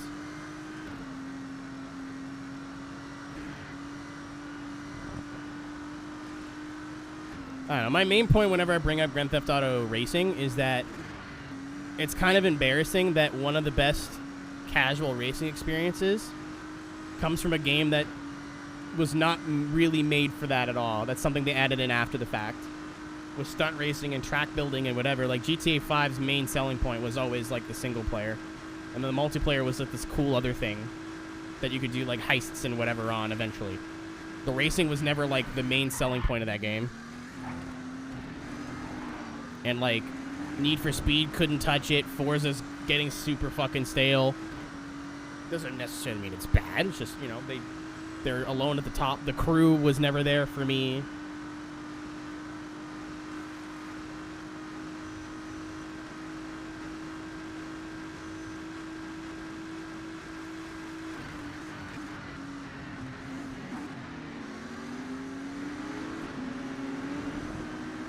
Like, there's nothing. So if Solar Crown slaps, if Solar Crown is a great video game, it doesn't have to be perfect. If it's great and offers a solid experience, I'm hoping we see a racing game resurgence. Because right now, other than Horizon, like, pretty well everything's deeply flawed, and even Horizon's flawed. I'm not going to sit here and be a video game reviewer and go, Forza Horizon's a 10 out of 10. It's not. It's never been. Especially 4 and 5. There's a lot wrong with Horizon 5. It not working for 2 weeks is kind of up there.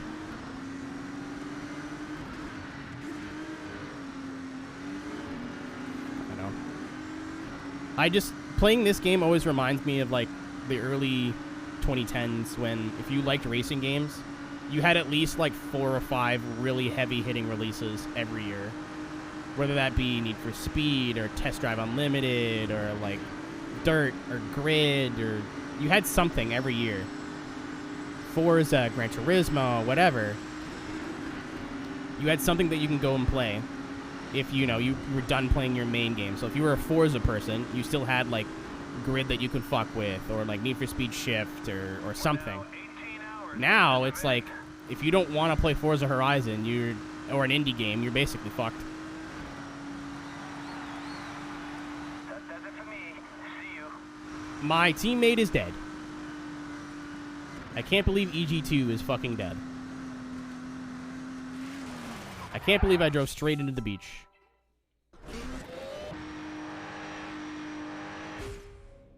Well, because it's not a racing game, Patience. That's what I'm saying.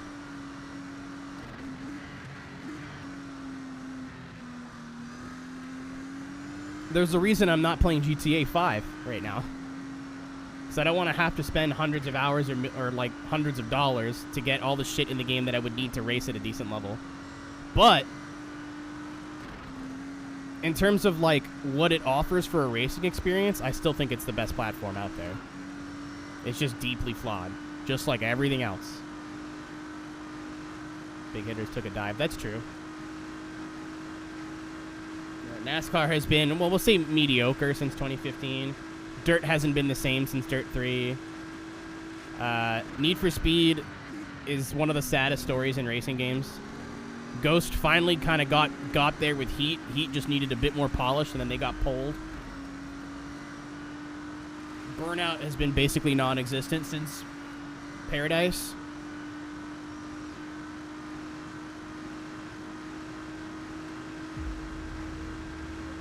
It is a shame. It makes me really sad. Even the new Grid game is not very good. Very mid. Turbo mid. Super mid 64. You will never catch Spanky Baba Ganoush, so stop trying. Forza has not recovered from Forza 5 yet, which is funny to me. Like, Forza 5 was such a disaster. And again, not necessarily a bad game. It was just such a letdown after Forza 4. It took them 2 more games just to get back to somewhat on par where they should have been. And then they started adding in new features. It took them fucking 2 games to fix that mistake.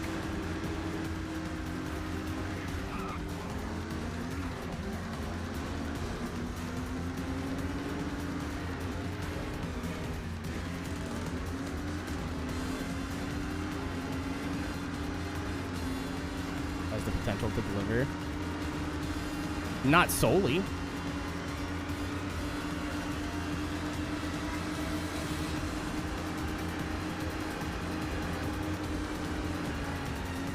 Oop, I almost missed the corner. Oh, they're on my ass. Holy shit. Turn. Come on, big boy. You got it.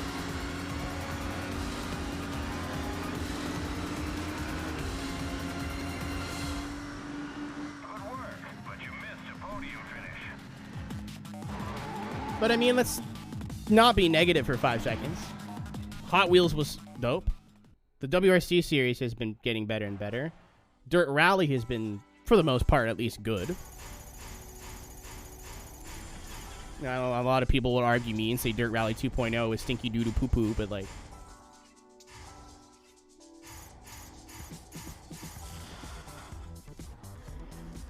Alright, I'm gonna do one event here, so this does not happen again. The season starts here. Driving for other teams is a great way to earn money quickly. Yeah, Cruisin' Blast was... Plus bonuses for exceeding Oh, yeah, I'll be a little bit nicer to Cruisin' Blast. It doesn't help increase your reputation as much as racing for your own team. Cruisin' Blast was the only thing that limited it for me from saying like, oh, it's the game of the year. Was there was a... Oh, I'm buying it. I'm buying this. Do I need it? No. Do I want it? Yes. It's just there was no content, really. A lot of the tracks were recycled and like whatever, but it was only a $30 game, so it gets away with it. The multiplayer coming out may breathe some new life into it. I don't care what the standings say. This guy's a proven winner. Watch him. Yeah, I agree. I'm very grateful that Cruisin' Blast exists.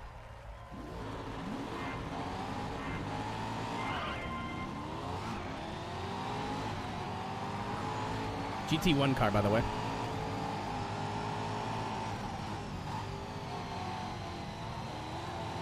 Where's my teammate? Oh, he's ahead of me. Oh, he's leading the race?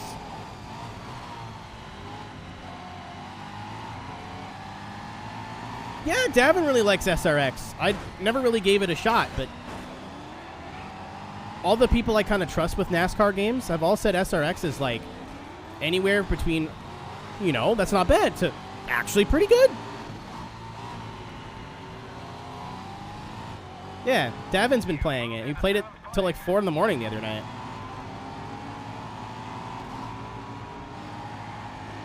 It almost looks like, minus the fact that you can't do like cup racing, a modern reimagining of Dirt to Daytona.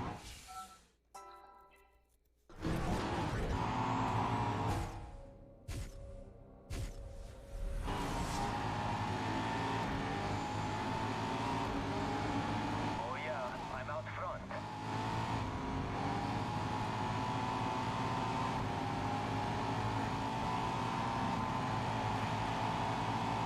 Massive crash here.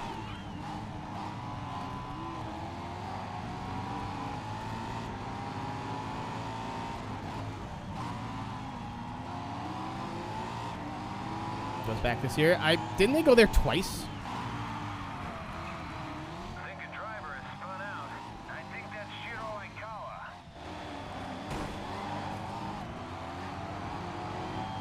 Just once? Oh, my bad. I don't know why I thought they went there twice. I know they made a really big deal of going there last year, so they'll probably go there again.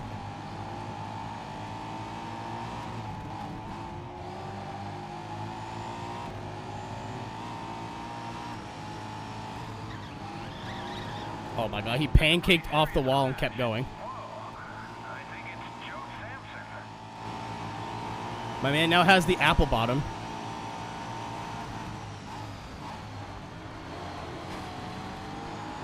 Leave me alone, leave me alone, leave me alone, leave me alone.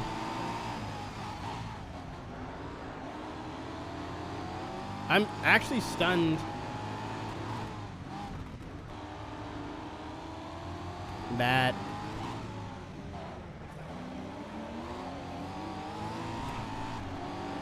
the cars drive so different in this game. The GTR's got a lot of power out of the corner, but so understeery. It does not turn as hard as the other cars do, but it's a lot more stable.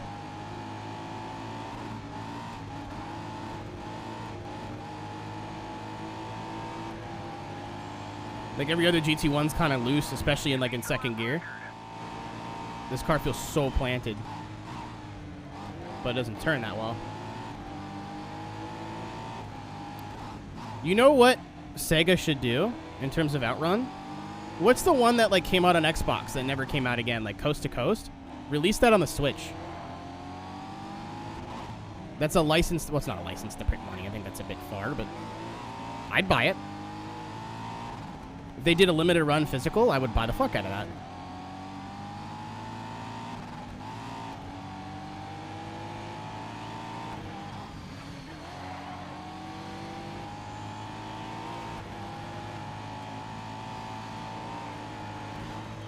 Outrun is on the Switch. In what form? I don't want to sound like ignorant. This is the first I've heard of this.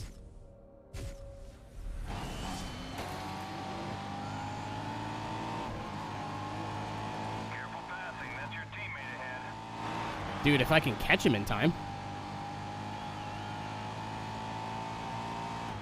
Which I could not. That was great driving. Sega Ages remakes. Like Outrun 2 Coast to Coast or Outrun 2006 on the Switch.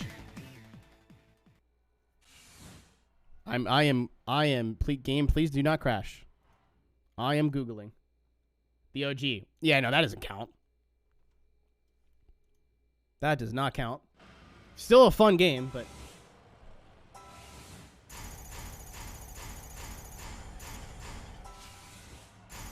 that's what I'm saying. Coast to Coast is basically Outrun HD. And I remember playing the demo, or there's a demo of, I don't know what it was, but it was on Xbox Live Arcade, and I played the demo. It was so fucking fun. And it just doesn't exist. Don't let us win last season's Put that out on the Switch. It's a license to print money. I feel like they got one problem with that, though, and that one problem is in Italy, and it's Ferrari.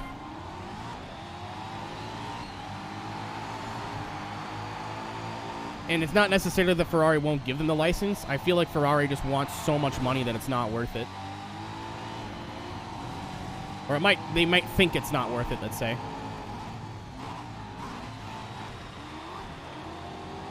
Again, this is extrapolating. I don't know anything you guys don't know, obviously. I'm just guessing. I could be super far off. Maybe Sega just does not give a shit.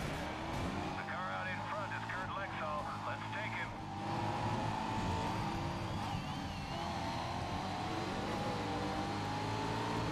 You've moved into 7th place.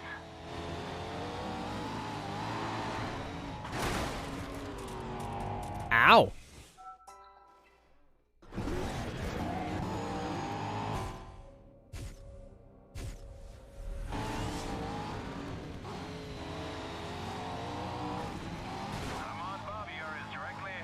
Dude, that's my favorite thing to do with girls. A little bit of circs. Hey, baby, would you like to come back to my apartment and have some circs? Wow, I'm leading the race.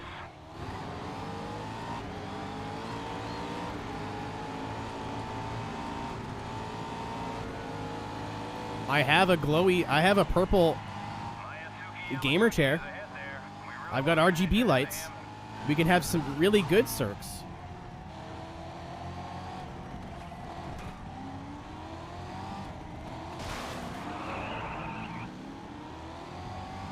I have lots of circs. I'm so good at it. Some would say the best. So I had engine damage. I didn't have engine damage, and then all of a sudden got engine damage. I take back everything I said when I saw this was a good game. The purple. I have a big purple dildo. Okay? It scratches my insides. It's the only thing that makes me feel whole.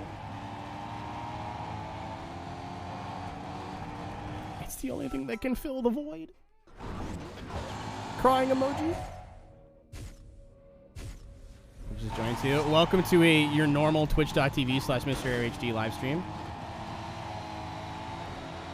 This could happen at any point. If you watch me on your speakers and you have, like, parents, you have signed a contract.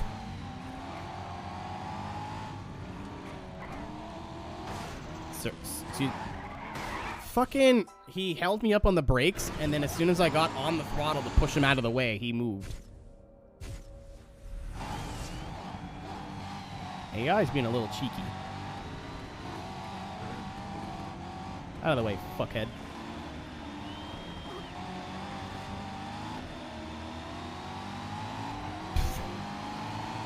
Sanica's got the cheat codes. He hop? Oh, he's dead. Oh no, he saved it. I heard the spin out tire chirps and I was like, haha!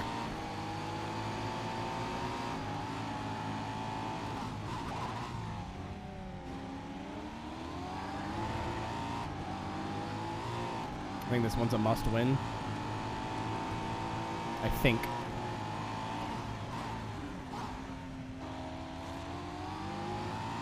Especially if my teammate's going to keep finishing well. Like, yay, Pog, one of us won, but there he goes. To progress in the game, I think you need to win everything. I'm in the car ahead.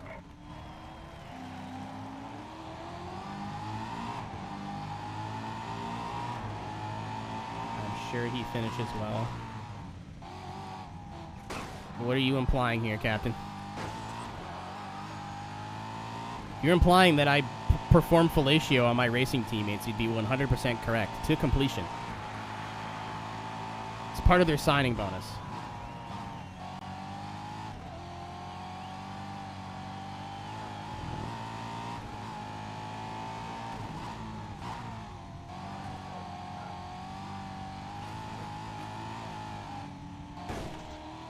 Sir? Just a little scrape. Nothing I can't handle. Got it. We touched the emo festival thing. Man. I think we talked about it yesterday. Or not yesterday, but I think we talked about it. I talked about it with somebody. That lineup is dope, but I think people have a very good reason to be suspicious.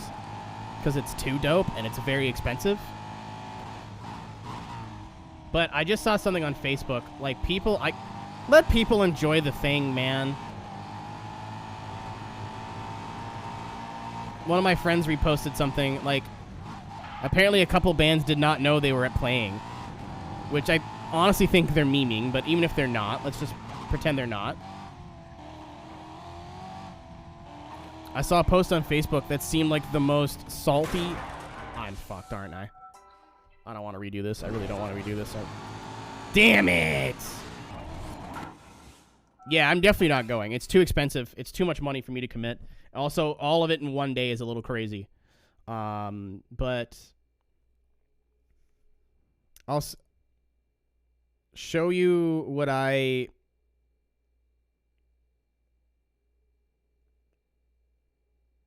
saw on Facebook.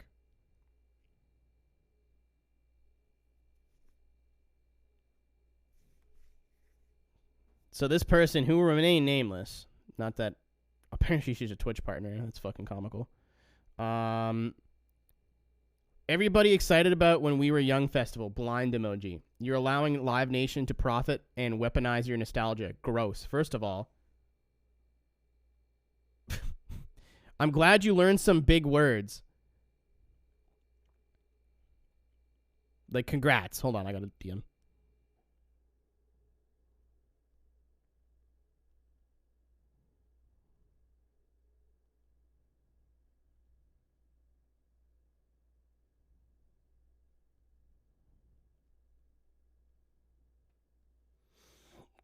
Like, poggers, man. You learn some big language. Like, okay. And then they list all the red flags. Calling it that without the killers on the lineup. Dead emoji. Who fucking cares? It's implying that this was all music that was out when we were young. You don't have to have the killers on the lineup for that, you dork. Entire show being one day. That is actually a valid complaint. Yeah, no, the killers slap, but like that being a red flag for you is comical for me. Entire show being one day, that is absolutely valid. However, this cool festival used to do the same thing where they would book a shit ton of bands for small set times on limited amount of stages. I don't know if you guys have heard of Warped Tour before. No refunds, all sales final. That is sketchy.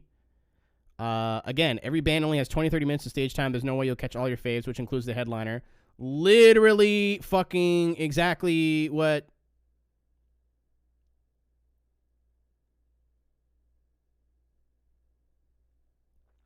Warped Tour does. Literally exactly what Warped Tour does. And Warped Tour does not announce their lineup until that day. I know. I've been there. I was like, I can't wait to see Census Fail. And then I showed up to find out they've already played. So this one's valid. Live Nation, the one that needs to bury its PR from Astroworld. That's fair. But again, I don't know. I don't know if you can blame the people who sell tickets and book people for security not doing their job, but I don't know enough about that. I'm not touching that. The venue can barely sustain two stages. How is this going to work? Again, that's kind of a valid complaint. Ticket sales not running as long, therefore making this an impulse decision to purchase. That's not relevant whatsoever because it's going to sell out. Like, this lineup blew up. I guarantee you within a week it'll be sold out. So it doesn't matter. If three bands play constantly for 12 hours straight, they would only get 30 minutes each. And that's if everyone gets the exact same amount of time despite not being a headliner. So you've already said that. So you're just saying the same thing again. No sponsors listed. Who fucking cares? Literally, who cares? No sponsors listed. Nope. You got to have sponsors. I'm not going to a festival unless it's sponsored by Monster Energy. Nope. You fucking weirdo. 66 bands in one day, unrealistic. You've already said that. A bunch of bands allegedly did not know they were playing until the event until it was announced. Again, I really think that was a meme, but let's pretend it wasn't for this. Obviously, a super spreader event. It's in October. You know how much shit can change in COVID in 10 months? If COVID is still fucked in October, absolutely. But if you looked at like the curve for all of last year, it does this. It does one of these. So that's kind of like the least valid fucking opinion. But okay. There's 0 filler bands on that lineup. Don't be stupid about it. It's the next Fire Festival. That's also, I would think, why it's so expensive. Because every band is a headliner. To me, that's why it's $250 or whatever for the day. Because every band could almost headline a festival by themselves. Like, even the tiny little names at the bottom. So, yeah, be skeptical. But the energy I got from that post was, I can't go / I'm not happy, therefore I need everyone else to be not happy about it. Like, so, that's there's some of the points she brought up extremely valid. Most of them turbo reaching. Like, people who are excited to go and want to go, let them enjoy the happy chemical, man. Like, don't be a fucking asshole. The car out in front is Kurt Lexall. Let's take him. I think you saw the lineup blow up on social media and went, no, I need to have a negative opinion of this. Like, fuck. Okay, you're currently in 5th position. Oh, I'm also very skeptical. I'm not going. I can afford tickets. I'm not going. I want to see how it runs logistically after 1 year. And if it slaps, then I'll go next year. But even then, it's going to sell out in a day. Like, I'm not bothering. I'm not wasting my time going to try to get tickets for it, and then you don't get tickets for it, and you're like, oh no, what do we do?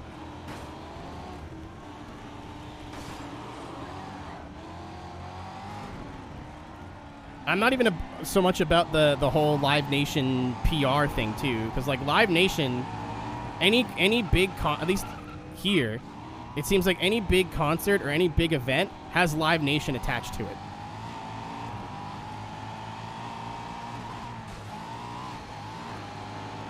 So, I mean, is what happened at Astro World awful? Absolutely. But Live Nation, it's not like they run 2 things a year, dude.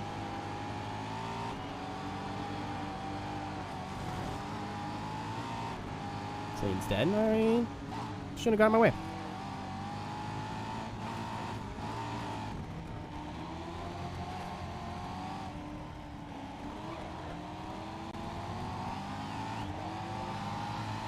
Yeah, I'm not going to bother with that. It just looks like too much of a headache to figure out the logistics and, like, where is COVID going to be in October. As an international traveler, no refunds, so for whatever reason I can't travel, I'm just out of pocket. Like, it's just not worth the risk for me. I will absolutely sit back and watch everyone who goes either have a disaster or have a great time, and then judge their experiences off of whether I want to go next year. Because to me, this just sounds like a modern-day fucking Warped Tour, and that's cool. Even though Warped Tour is more about, like, here's your faves and a bunch of bands you've never heard of before, so come discover new music and see your faves. This is more like just see your faves. You got your teammate right behind.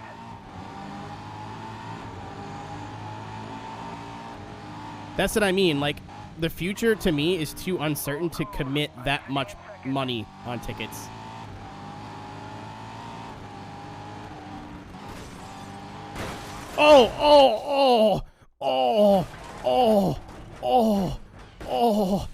Oh my God. Oh dear. Oh no. I like just clipped that tire wall, dude. This is the last lap. Stay focused. You're gonna win.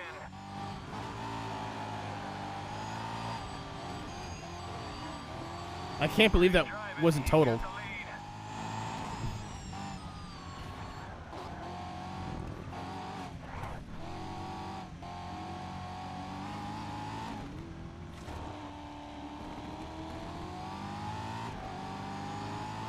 Okay, Spanky. Your car got a little banged up, but it's not. Either way, I hope they make it multi-day next year. Because that's going to be exhausting for, like, the crew. It's going to be exhausting for the bands. I am right behind you. It's going to be exhausting for people, like, to run back and forth. Like, I'm not necessarily against the 20-minute, 30-minute set thing. But, I don't know. There's definitely reasons to be skeptical, but that lady was a weenie.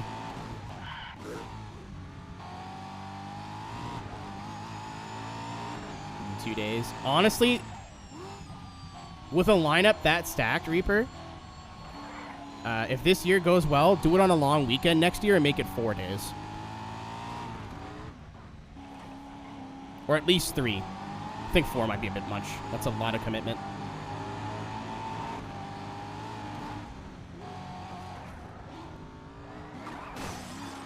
fine. Yeah, 4 is a bit much.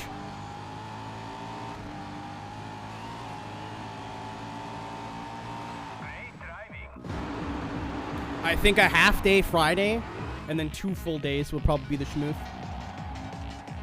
Or like a half day Monday, you know?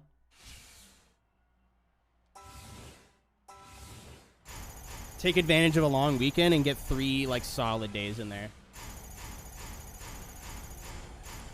Oh yeah, speed we need to win. It's a lot of big money. Round 3. I was ready to be done 20 minutes ago. But I did not want to have to redo the 24 hours of Le Mans. Thank you, Armand. Armand, thank you for just driving in front of me and stopping. Oh, is this the cool San Francisco now? Yeah, buddy.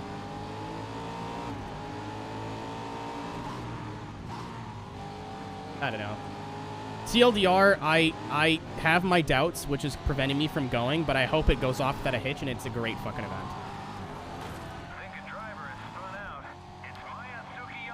For 2 reasons. A, if it makes a shit ton of money, people are going to do copycat events, which means there'll be, like, more affordable, more reasonable festivals happening in the wake of this. Because this... Oh my god, I got damage from that. This blew up online because of the lineup, so... I don't think it'll be Fire Festival, man. Fire Festival was like, you need to camp here. You're stuck here. Like, we're not feeding you. Like, the responsibility of the festival was literally keeping their people alive. And I don't mean like the Astroworld thing. I mean like they had to house them, they had to feed them, or make sure they had access to food. Like, there are so many things they had to take care of.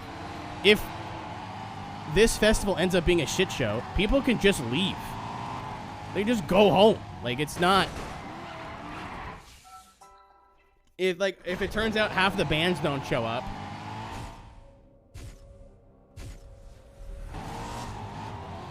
and you're like, wow, this is gonna be shit, and then you're like, all right, cool, let's just go home, I guess, and then you just go home or spend the weekend in Vegas. Like,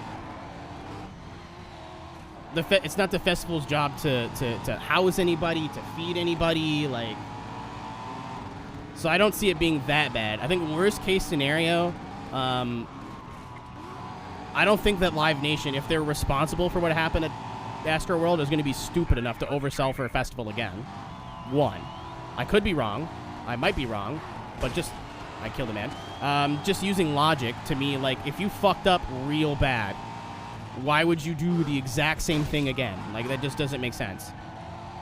2, the worst thing I could see it being is just, like, the bands don't get to play long enough, or, like, it's just kind of a logistical disaster. I don't think people are going to be trapped on a fucking island for 48 hours or, like, whatever. Also, it's not like Joe Schmo putting it together, you know what I mean? It's Live Nation, like one of the biggest promotion companies in North America. So it's not like people are just, like, bands are just going to not show up. There's so many variables that just aren't going to be big deals to me. I don't know. I could be wrong. Could be a massive dumpster fire, but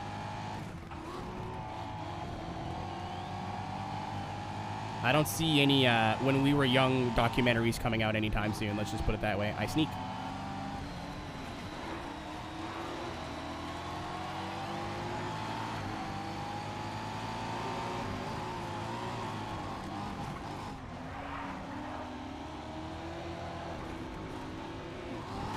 God damn it.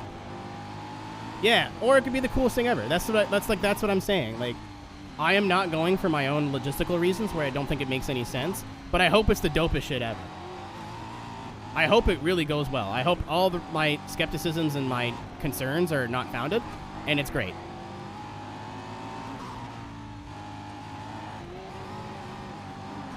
I know the internet's been really doom posty lately, but you do not have to doom post all the time. Nick, we're actually talking about that thing that I commented on. Of how that lady just sounds... I'm fucking dead. That lady just sounds turbo salty. It's like, oh, something went viral. I need to have a negative opinion on it.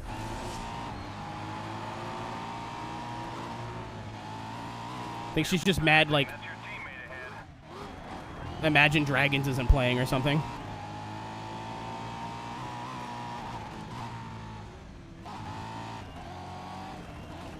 I don't think I'll win on points, so let's restart. I do not want to find out it's a silver medal. I set my friends on fire as a meme said they're playing in the parking lot because they didn't get booked.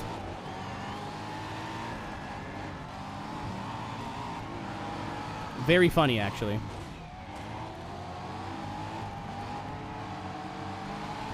Yeah, if it wasn't one day, if it wasn't like $300, I don't know where COVID's gonna be in October, if I'm gonna be allowed to travel or not. So like, there's a lot of reasons, and it's gonna sell out in like 10 minutes. Like, I am not. That is a wall. I am not interested in dealing with that. What's up, Mikal? It was nice until I drove it into a wall. There's too many like factors that make me not want to deal with trying to get tickets, but if it's dope, this could be cool. This could be super fucking cool. So I hope it goes off without a hitch. I hope it's super sick, and then I hope we all go next year. Joe Sampson dead ahead. 30 seconds. Well, like, here's my thing. There's this other super cool festival, right? I don't know if you've heard of it, where bands didn't really have full set times. They only got to play for about 30 or 40 minutes. It was called Warp Tour. So, like, everybody who's pissed off at, like, oh, no, the so-and-so band's only going to be able to play for half an hour. I'm like, that's literally what Warp Tour was. A concert series that defined a generation. Literally what Warp Tour did.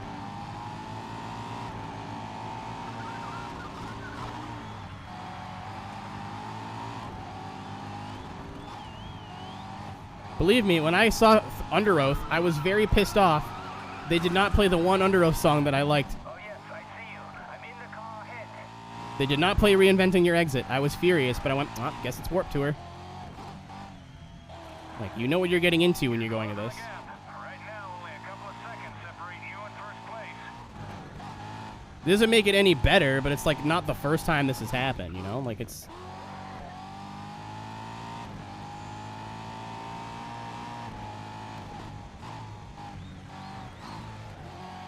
Well, the only difference is Warped Tour has, like, a mix of headliner bands and then, like, bands you've never heard of before that you can... Or, like, that are a little bit more obscure, I should say. So you're like, oh, cool. But even then, like, I missed most of Census Fail because I didn't think they'd be playing at fucking 2 in the afternoon. They fucking played at 2 in the afternoon.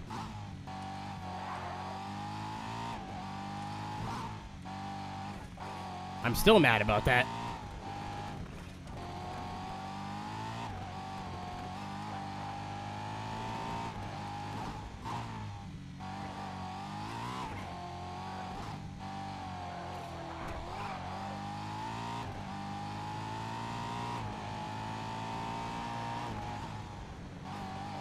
I don't know, my point stands. I think there's very valid reasons to be, like, skeptical. And be like, I don't know about this one. But, like, there's some people that I think just are upset that the lineup got reposted and blew the fuck up, and that they just want to be mad. And that makes me sad. Or maybe they never liked that kind of music growing up. Like, they were Lil Wayne enjoyers. And they're just mad to see a bunch of people that are, like, stoked. No, it crushes me. My thighs.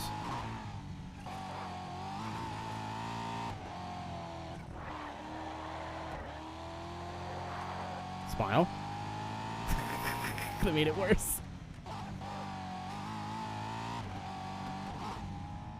Oh, dude. You know what got announced for here? In, like, the spring? Fucking Knotfest? And I was like, sweet, I'll go see Slipknot. But then, like, the people playing with Slipknot, I have no interest in. That's your teammate ahead. Like, I don't really want to go see Cypress Hill, and I don't want to go see Horror with 6s. No offense. Like, I'm sure they're super talented. Like, I know who Cypress Hill is. I've heard Cypress Hill before. Just like, I don't want to see you at a Slipknot show, to be honest. All right, we're doing that one again.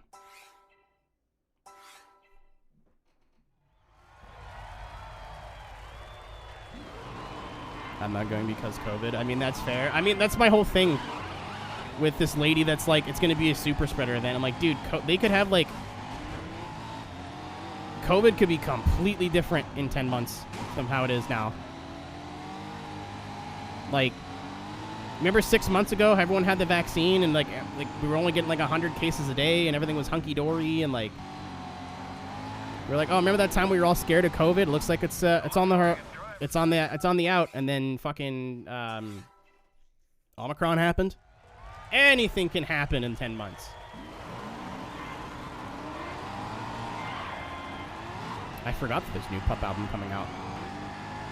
I gotta pre-order it. What's up, Ian? Fuck the Hulk Hogan. I'd rather not, but if I must.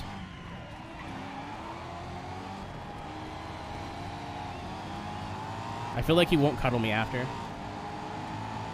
And that's kind of necessary for me.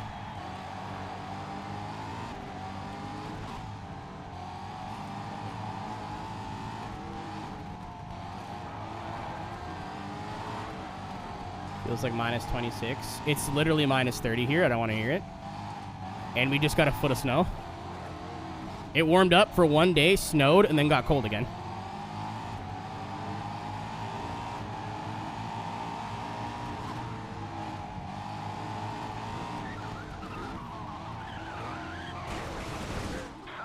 I knew that was going to happen. I think it's Joe Sampson. I just stayed in it.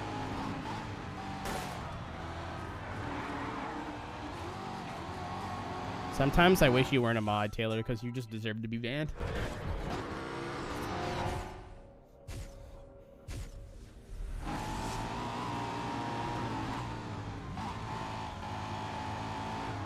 I don't know. You know what you did. Don't play that game. Thing is, wait for summer. Our summers are literally just as bad as yours. Hello? Okay, for right now, I am in the second position.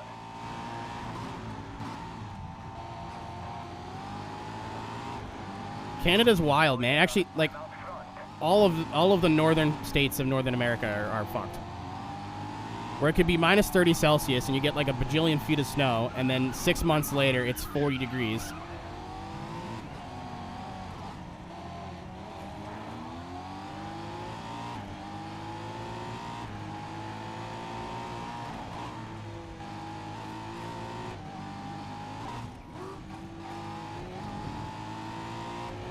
Just buy an AC. I already have a Assetto Corsa. What are you talking about?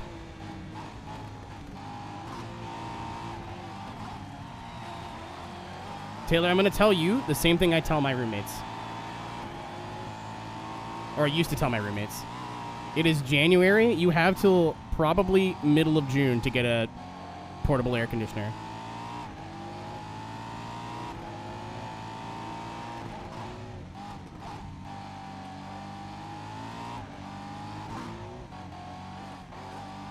My roommates used to be like so upset. My old roommates used to be so upset that I had an AC. I'm like, dude, you spend a month or like 2 months saving money, get one of the little, like, they're not little, but like shitty portable ones that are like $200. You're set. Then when it's hot, you turn it on, and when it's not hot, you put it away. And they're like, nah. And then sure enough, August comes around, and I'm chilling in my well air-conditioned room when it's 50 degrees outside.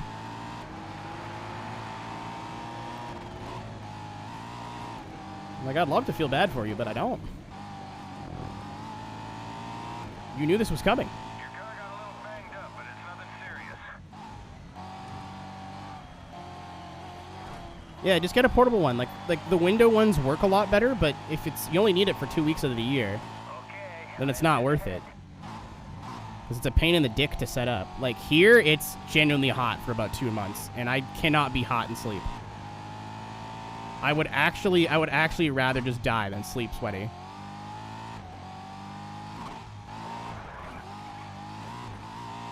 I have never been woken up because I'm cold. I regularly wake up because I get too hot.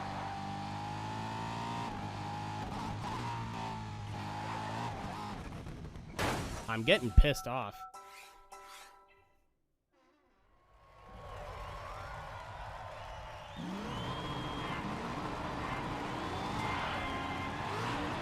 We are confirmed for the 7 a.m. split. I talked to Ryan today. Or yesterday, I think.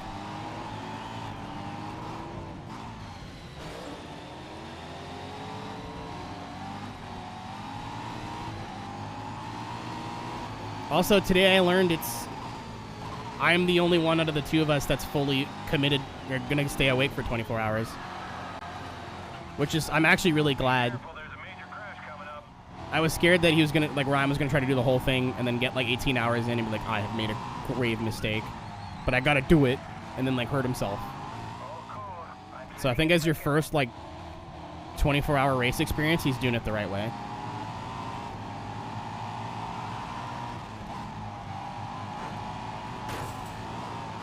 Oh, I got killed. To fucking space with me.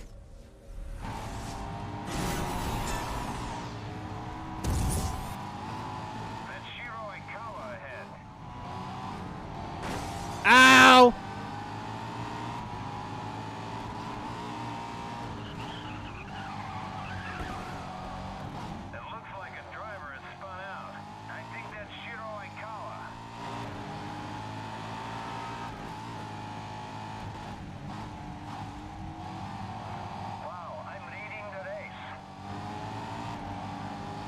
He sounds thrilled. Nice work. You're now in 5th place.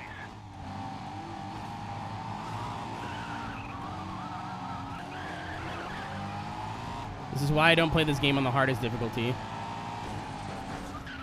Dude, get out of my way, man. So I'll be able to win this race after a couple of retries. But if this was on, like, extreme, I'd be fucked.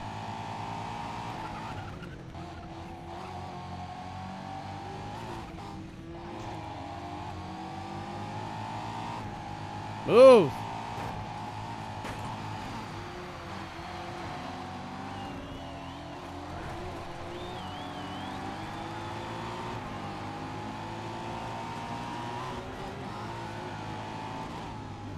I need to go. I'm sorry. I need to win this race to win the championship if it's 3 races. Alright. Time to go. Head down.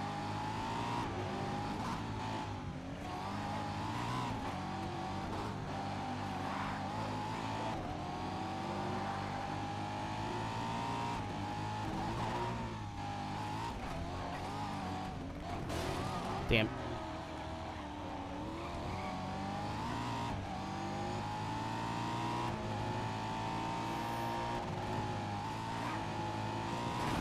I'm not gonna make it. Fuck.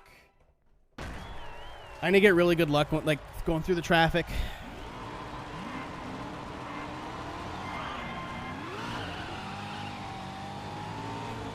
I need all gold, Sanic. I don't know what the tiebreaker is. If my teammate wins this race, that means he won 1 race, came second in 1 race, and then won 2 races and came second. I don't want the silver trophy. For the true 100%, you need to all gold everything.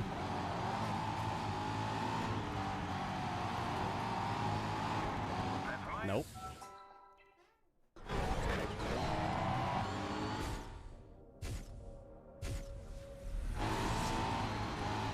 This one championship is taking me 40 minutes. We did Le Mans 40 minutes ago.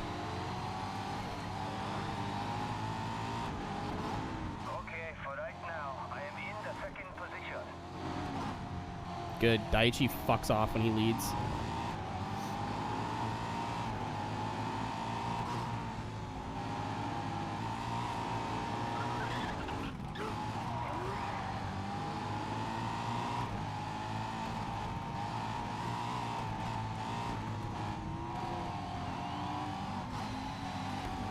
Oh, Daichi killed a man.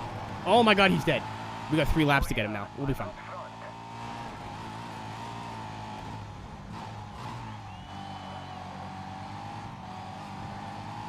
Oh yes, I see you. I'm in the car ahead.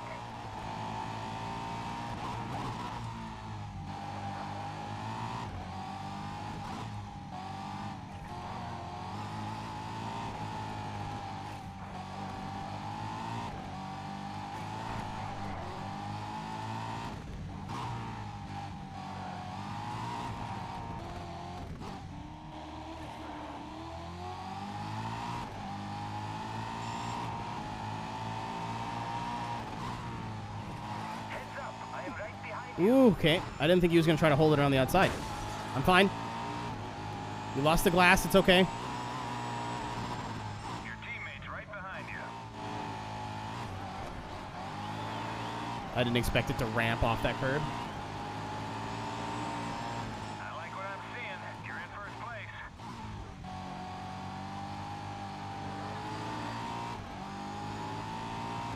place. See you later, nerd.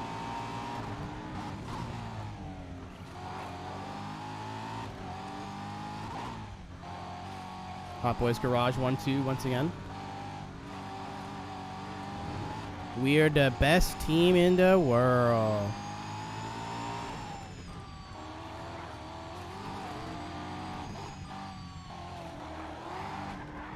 Uh-oh. Uh-oh. Uh-oh. No, no, no, no, no, no. All right. I blocked him with my own stupidity.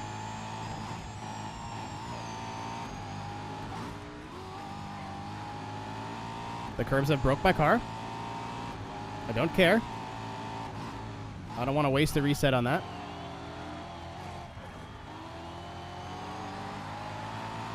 Okay, Spanky. This is your last lap. As it stands, we're looking at a 2-1 finish.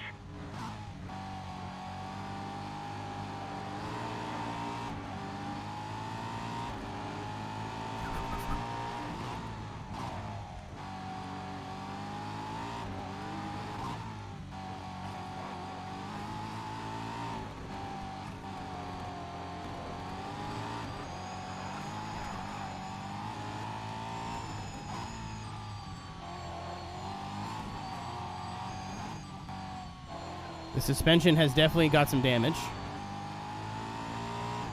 I don't know if the cog is supposed to be transmission, but it feels fine. Guess I'm just going slower. All good.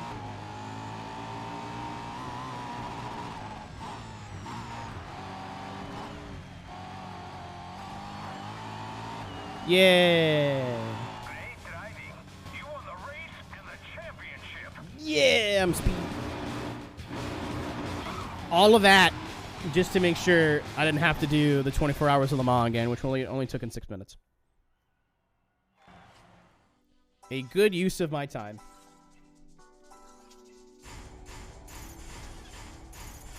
All this was 4 of those was because I had a damaged car. That's hilarious.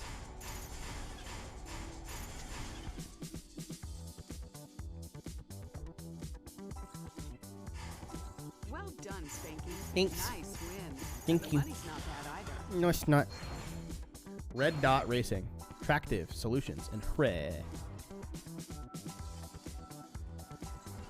We are Spinoord. What's Hre want? First, third. 22 grand for 5th.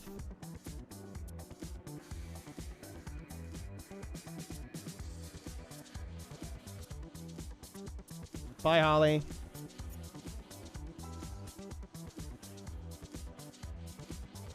It's this weekend. I'm stoked. Like, it didn't take me long to get up to speed. It took me 2 days, and then I was back to it. It's a good thing about using the same car as last year. The only thing that I need to change is probably... I need to work on is I'd like to get a little bit faster. It doesn't really matter, but I'd like to get a little bit quick. High 33s in like 85-degree weather is not fast enough for me. I'd like to go a bit quicker. Anyway, ladies and gentlemen, I am free from my prison. My grid prison.